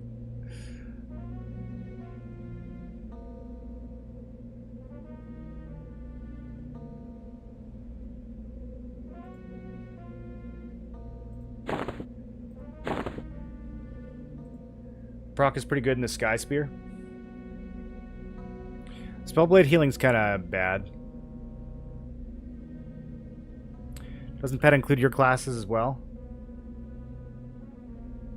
Yeah, I think you're right, actually. So I can give him shaman weapons? Yeah, I guess that should work. It would have to be the sky weapon. I'm trying to think of like what good shaman weapons there are, though, like in terms of ratio. And I guess I could just give him a two-hander.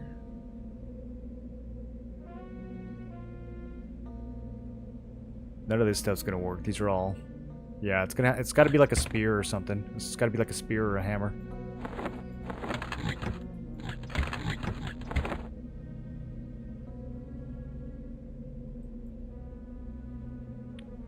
Those are about the same ratio.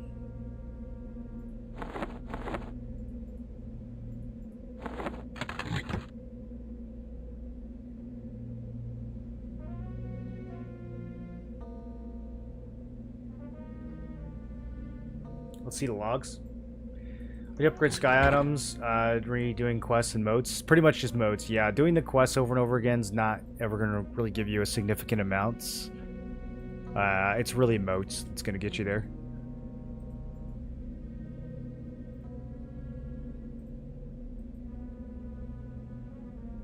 Okay, dot DPS could have been higher. We didn't have very good uptime, but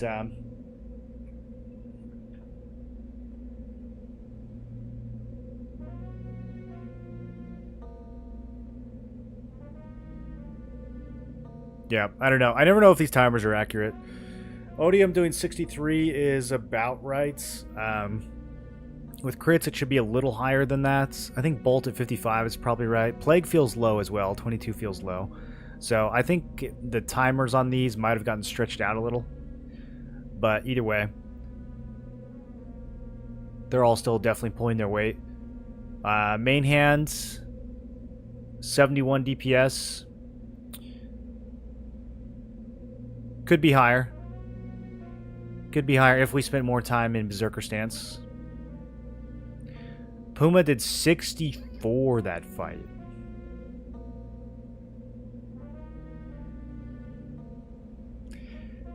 Cleave 21 again. Could be a lot higher if we were in Berserker stance more often. Kick beat Frenzy. 16 from Kick, 14 from Frenzy, 11 from Bash. 18 DPS from Earthquake procs. Go figure. It's pretty good. That's pretty good. And then it says we punched for 1 second, so I don't know what that is. Is it disarm? Does disarm last 1 second? I did exactly 1 punch, which feels like it's not a disarm. It feels like it's a riposte bug. Serpent Tooth with Earthshaker. On the pet, you mean? Yeah, I need to get another Earthshaker and give it to the pet. That would be ideal.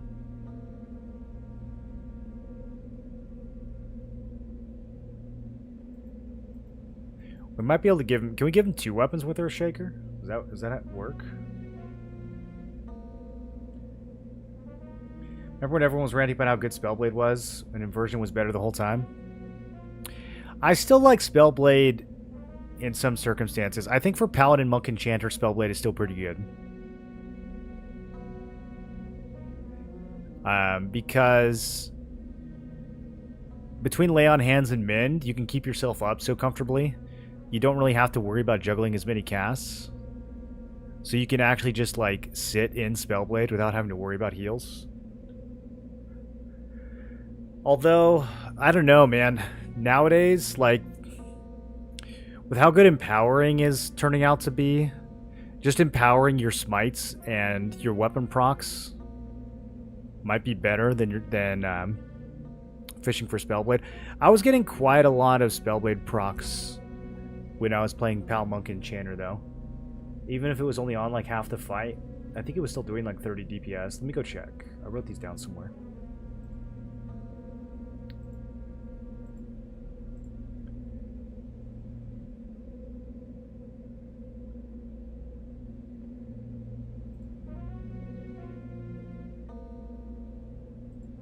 So,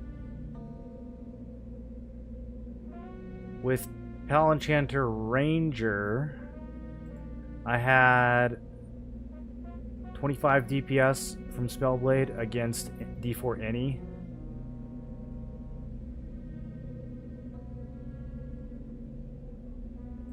$20 against D4 CT. With Monk, only 9 versus Any. I guess I didn't use it that much. Only 14 versus CT. Weird. I thought I used more... I remember that being the other way around. I thought I did more Spellblade on the Monk, because I had to cast less, because of Mend.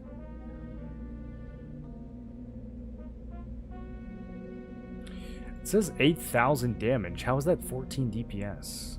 Is it really that long of a fight?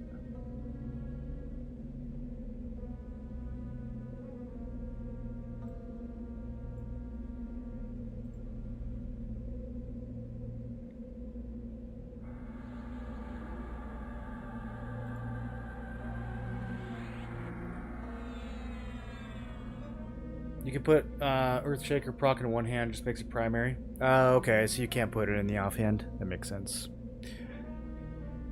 Yeah, I probably need to come up with a better strategy for pet procs. It's not something I've looked at too much. We're trying to optimize. Let's see how the pet did in that fight.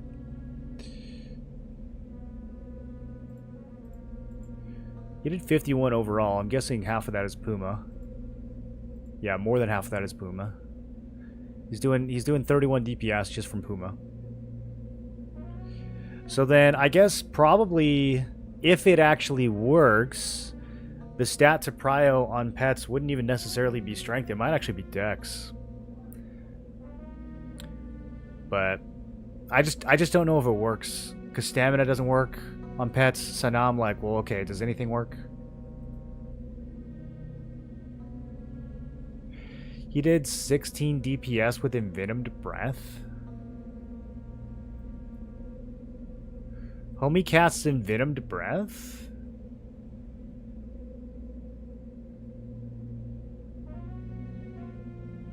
It's kind of good. Shaman Pet's kind of good.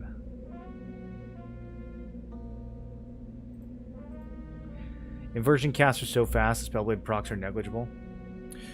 Well, the idea is that the Spellblade procs only spend like 40% of the spell's mana. So if you can get them to go off, you're saving cast time and you're saving mana. That's kind of the idea. But overall, yeah, I have found myself, the more that I play, I find myself just using either inversion or recovery. Although, now that we're using Puma, Empower is pretty legit as well. Empowering dots feels like it can be good. It's just iffy, because a lot of times, like, the dots need to be over-channeled. Or they need to just be cast quickly so that you're not losing white damage, or so that they're not getting interrupted. But there were some circumstances where empowering dots felt really good on Shaman Necro. Okay, guys, is there anything else we need to test before the end of beta? I think that's pretty much a wrap. I'm really happy with how this build did. This is a really fun... I thought this was going to take more gear, to be honest. I thought you would need, like, +8 gear to pull this off, but we did just fine in, like, +3, +4 with +6 weapon. So I think this will be a great, like, follow-up builds once we get our initial build finished, and we just want to make something a little more aggressive for faster clears. I think this one will be great.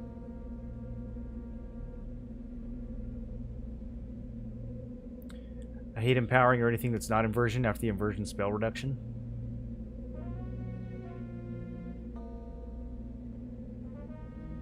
Go fight Flame of Sky Bees. We could take the bees. We probably couldn't take them in D4 though.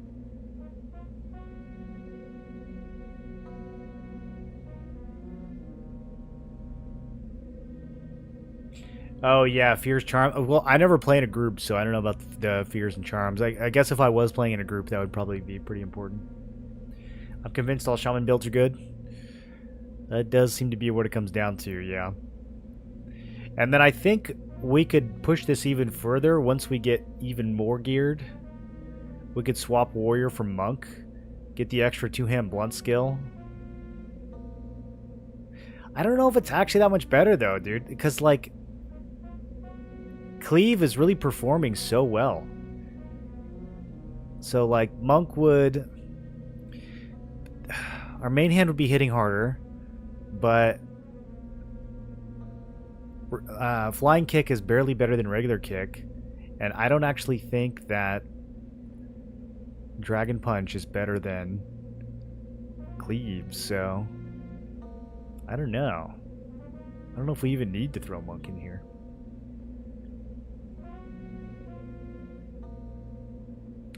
Cleave's actually parsing for damage. It is with like a big hefty two-hander. Yeah, it wasn't doing much when I was using a one-hander, which makes sense. I mean, but like the heavier the weapon, the better. And in Berserker stance in particular, we're cleaving every 6 seconds, so that's a full swing of the weapon that's going off every 6 seconds. So the slower, you know, the bigger the damage on the weapon, the better. You know, this thing's got 72 base damage. It's a 52 delay weapon. You know, it's one of the slower weapons, so it works really well with Warrior. I don't actually know that Monk would be an upgrade, as crazy as that is. It'd be less gear options. Like I said, more primary attack damage, because our two-hand blunt goes to 270 instead of 250, but not sure if it's worth it.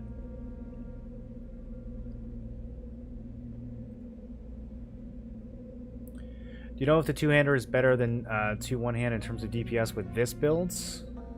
Puma might make dual wield better.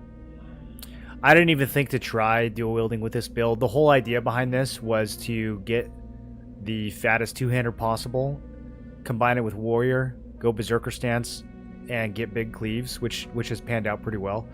So if we were going to dual wield, then Monk would almost certainly be better, because Monk not only has more blunt skill, it also has more dual wield skill as well. So if we're going to go that route, we'd probably have to get 2 of the Sky Fists. And I ain't about to farm that for beta, so... But it could be better. It could be stronger.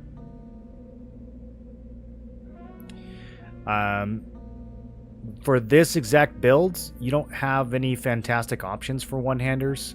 your best setup would be the Shaman Spear in the main hand and the Warrior's Sword in the offhand. They're both like 0.52 or 0.54. So they're not like incredibly strong. I doubt that it would outperform Cudgel. But maybe if it is extra Puma procs, maybe.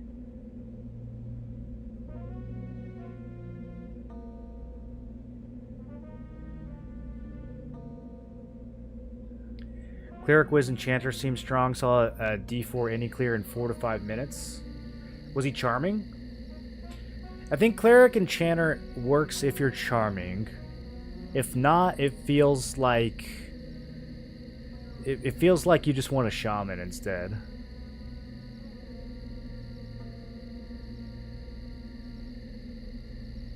I didn't think he'd be able to do a CT4 without sitting in defensive, so good job.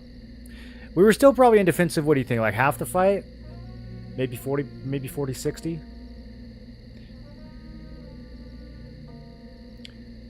You know, Shaman or Cleric online? Me? I would never play a Cleric on EQL. I think it's highly unneeded. Shadow Knight gives you all the survivability, or Shaman gives you all the survivability you need. The only time I would play Cleric is if I was doing like Warrior, Cleric, Enchanter, and I was really focusing on Charm, and I wanted to be extra safe. But even then, I feel like once you get comfortable, there's better options.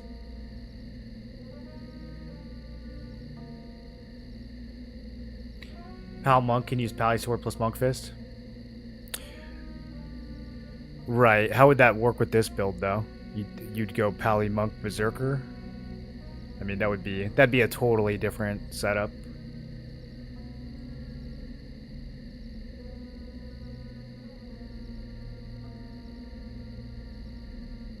They're 100% going to nerf Puma once they actually pay attention to the damage.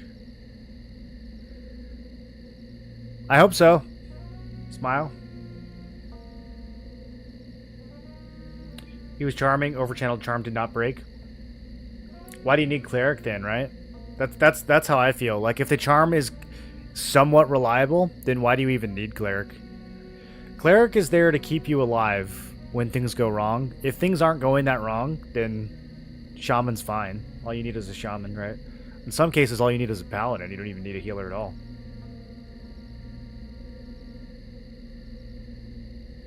Or I should say you don't need a priest at all.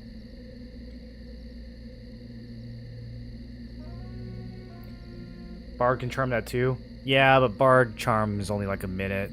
I don't know, maybe if you upgrade it. Having to charm once a minute is rough.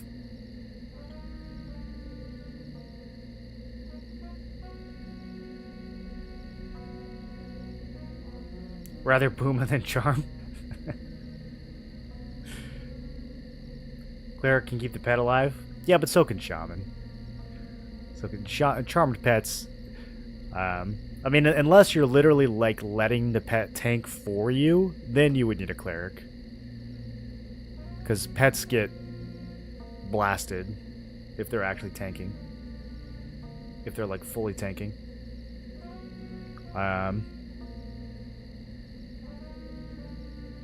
But I don't know about all that. I would rather just swap the Cleric out for a tank and then not have to worry about keeping your pet alive.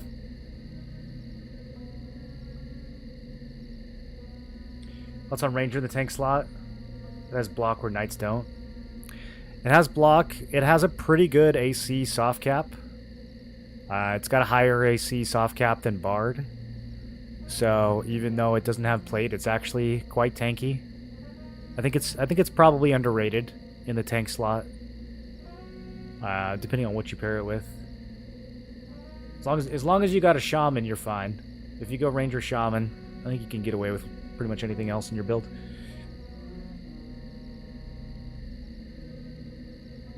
He was tanking any with the Cleric?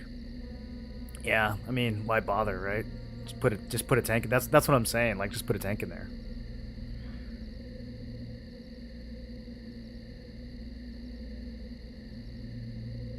I guess if you're running, you said he was running Wizard Enchanter? It's hard. It's kind of hard to see what wizards bring in there too. Like, it just depends on if you're trying to come up with something that's out of the box or if you're actually trying to be efficient. Because there's two different goals. Like, there's things that can work, and then there's things that's like that are clearly better than that. But if you're trying to just do something that can work and that's not going to be like strictly the best thing, then sure.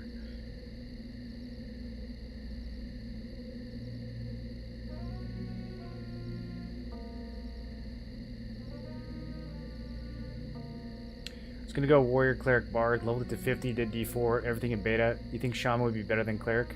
100%, yeah. It'd be better than the Bard too. You can literally replace both the Bard and the Cleric with a Shaman, and then add a third class as a DPS to that build, and it's just better across the board. I think Warrior, Cleric, Bard is outdated now. Since they added spell upgrades especially. But even without spell upgrades, if you just run Warrior, Shaman, Monk, even in the old beta, I bet that would have done better. If I had gotten access to the closed beta sooner, then I would have broken the meta earlier, but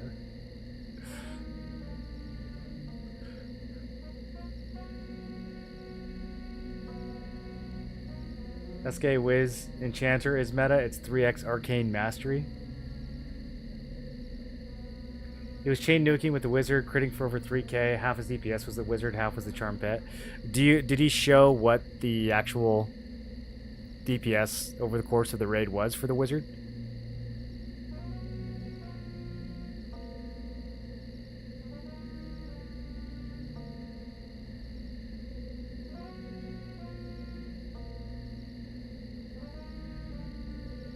I was gonna rogue, but decided ranger bow to be different.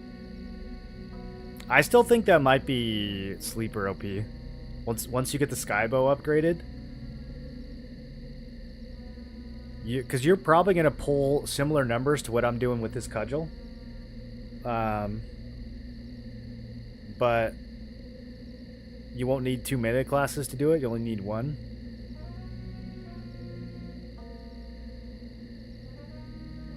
$350 to 400 DPS. He's doing 400 DPS for 5 minutes. I'd have to see that.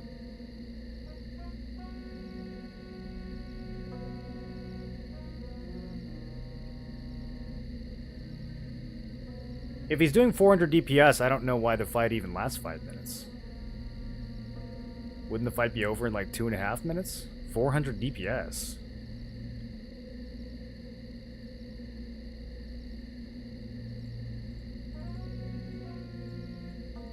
That's 24,000 damage a minute. Most things should be dead in 3 minutes.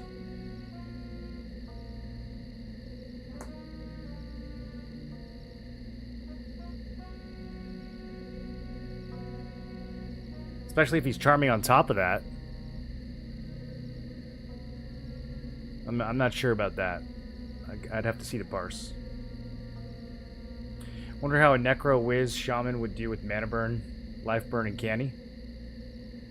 I've been wondering that too. Yeah, if there's some insane like burst spec you can do with the AAs. The problem is a lot of those abilities, like the Life Burn, the Mana Burn, they're on like a 1 or a 2 hour cooldown. So it's kind of, I don't know, it's kind of anti-fun.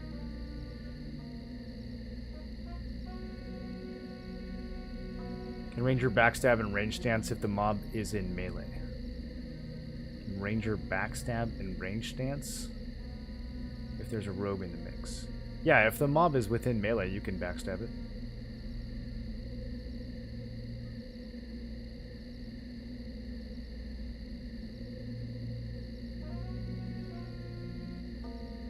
$2.5k is not Dirge base. That's like Dirge rank 8.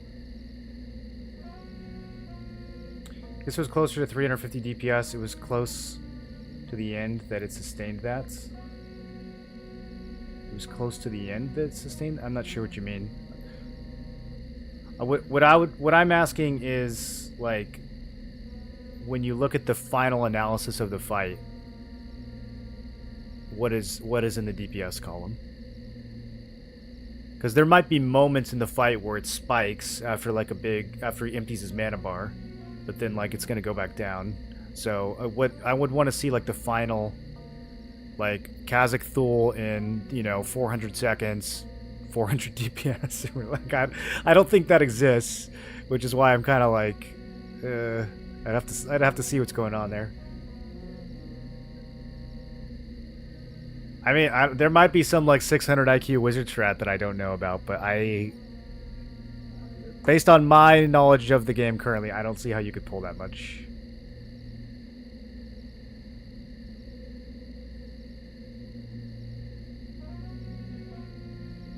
Ranger has no defensive stance, just evasive.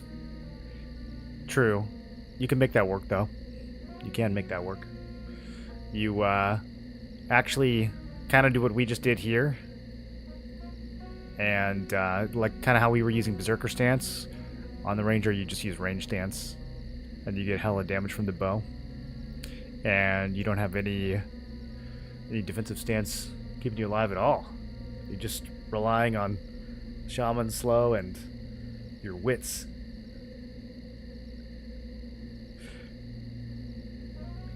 It's Frost Rain upgraded, 700 tick, 3k-ish crit. I'm not sure. Is Druid AA being spell crit slept on? It's 4%. So I don't think it's being slept on. I think it's a nice thing for them to have, but I mean, even if you had 300% crit damage, 4% crit is, it's not like game changing. If it was 40% crit, that'd be crazy.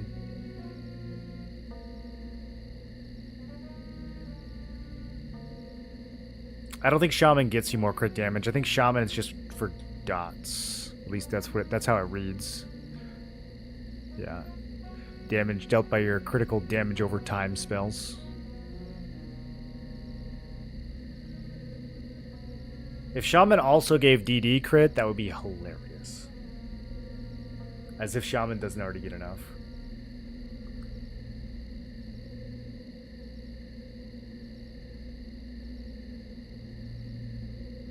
Fastest Ogre 1 to 10 class combo? Probably Beast Wiz.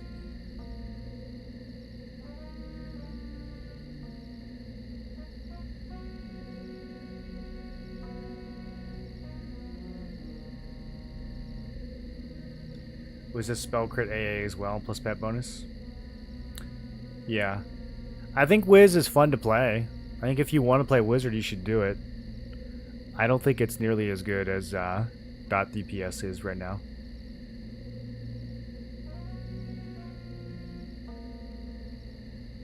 It's great for leveling. I love it for leveling.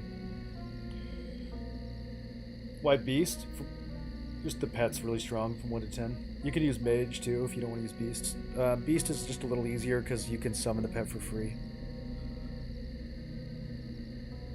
With Mage, you have to go, like, farm some silver and then come back to town and buy the Malachite and then go back out. But they're both good.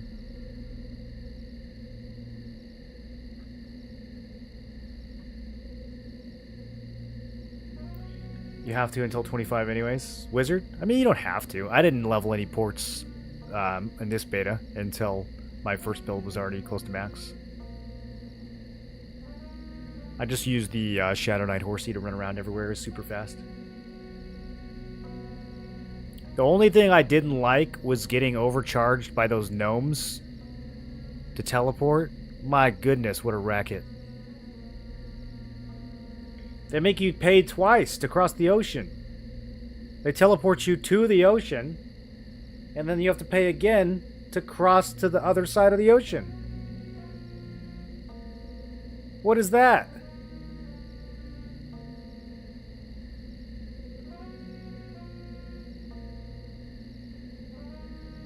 Imagine you're Ubering somewhere, halfway there they pull over to the side of the road, and then they charge you again.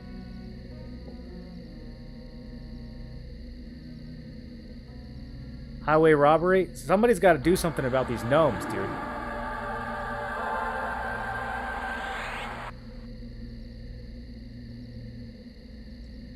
You learn plat so fast, it's like a drop in the bucket. It's a drop in the bucket at max level, but it's not a drop in the bucket when you're like level 40 and you're gonna go to the hole and you have to pay 80 plat each time.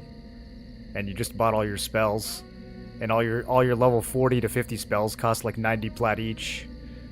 It's definitely not a drop in the bucket. It was annoying.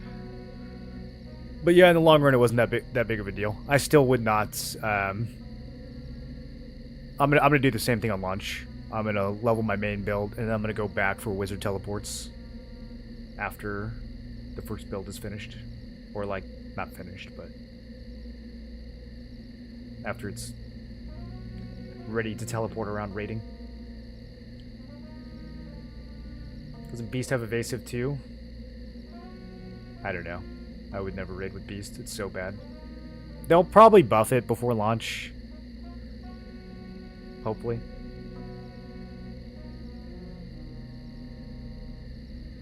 Those new Shaman heals are like 3x expensive as the rest.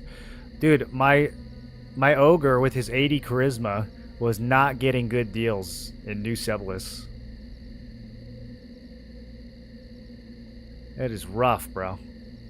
Low faction, low charisma, high prices.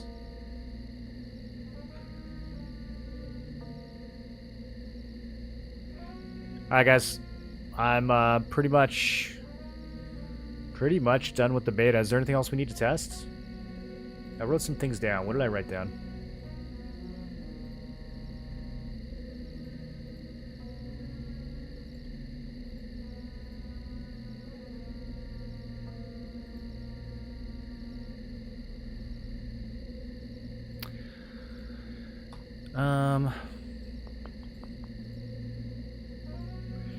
I was gonna test if the Shaman crit damage. Hold on, let me just do like some napkin math here. I might be able to solve this. Okay, so if regular Venom Bolt is hitting for 413 to 445.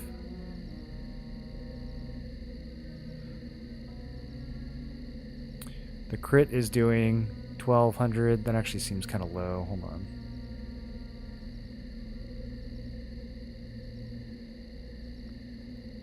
Here, let's bring this up. See if this will tell me my my max crit.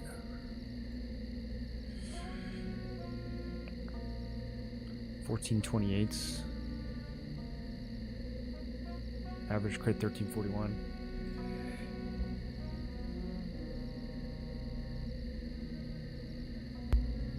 Oh, okay, so what I want to know is, I always found it very weird that Destructive Cascade is such a high value.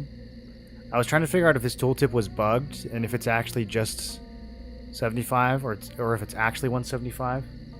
But I think it might actually be 175 because it's either getting added with the Shaman bonus for a total of 205, which makes sense because the dots do about triple, or the other option would be that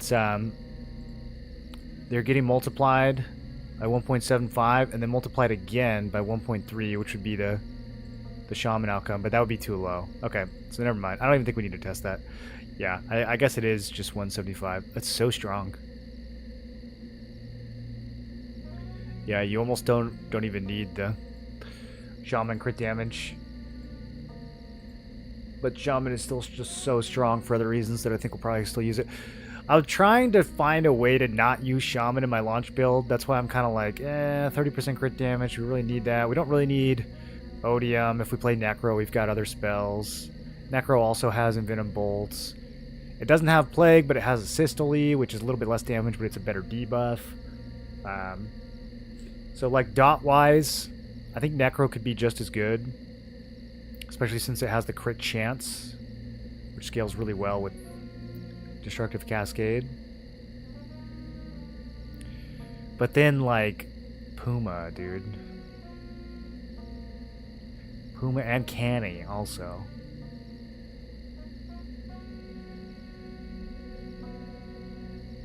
It's a 3-minute cooldown, right? So it's 180 seconds. That's what, 30 ticks?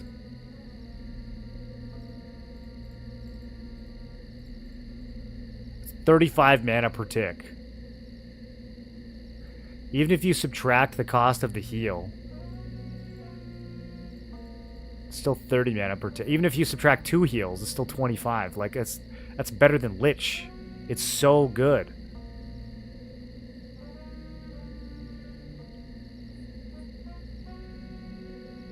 I don't know. We'll see. We'll see what they nerf in the next couple days. But I think I'm out of here. Spin your moats. I don't know. What else is there to do? I don't really have anything else I want to test. Unless we want to go fight Aya Vishan some more.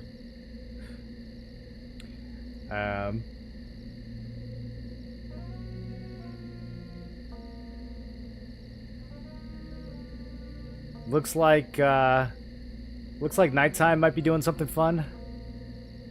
Join the Gnomegeddon. I think they might be doing like a Gnome Zerg or something. We'll go see what he's up to. I will be putting up some videos on YouTube. The one you guys are probably most interested in will be the class selection guide. I'll be pretty much just compiling all my thoughts in a short form, so you don't have to watch hours of VODs. Try to cram it all in like a 15 or 20 minute video. And then I'm probably going to do a review of the game where I just talk about the issues that still need to get fixed. I might do some other stuff too. You guys can let me know. But yeah, keep an eye on the YouTube. If you're not already subscribed over there, then you could do that. And then I will be doing a subathon when the game launches. So if you guys are back here next Tuesday, if you don't know what a subathon is, basically every time someone donates or subs to the stream, the timer goes up. And so the stream could go for 20 hours, it could go for 40 hours, it could go however long it goes, depending on you guys. So we're planning on going pretty hard at launch. So I'll see you guys there. I'll probably be streaming something later this week to fill the time. But if not, then just look out for those YouTube vids, and I'll see you guys on Tuesday. Thanks for watching. Thanks for all the conversations and thoughts and stuff. Hope you had fun, and I will catch you all again very soon.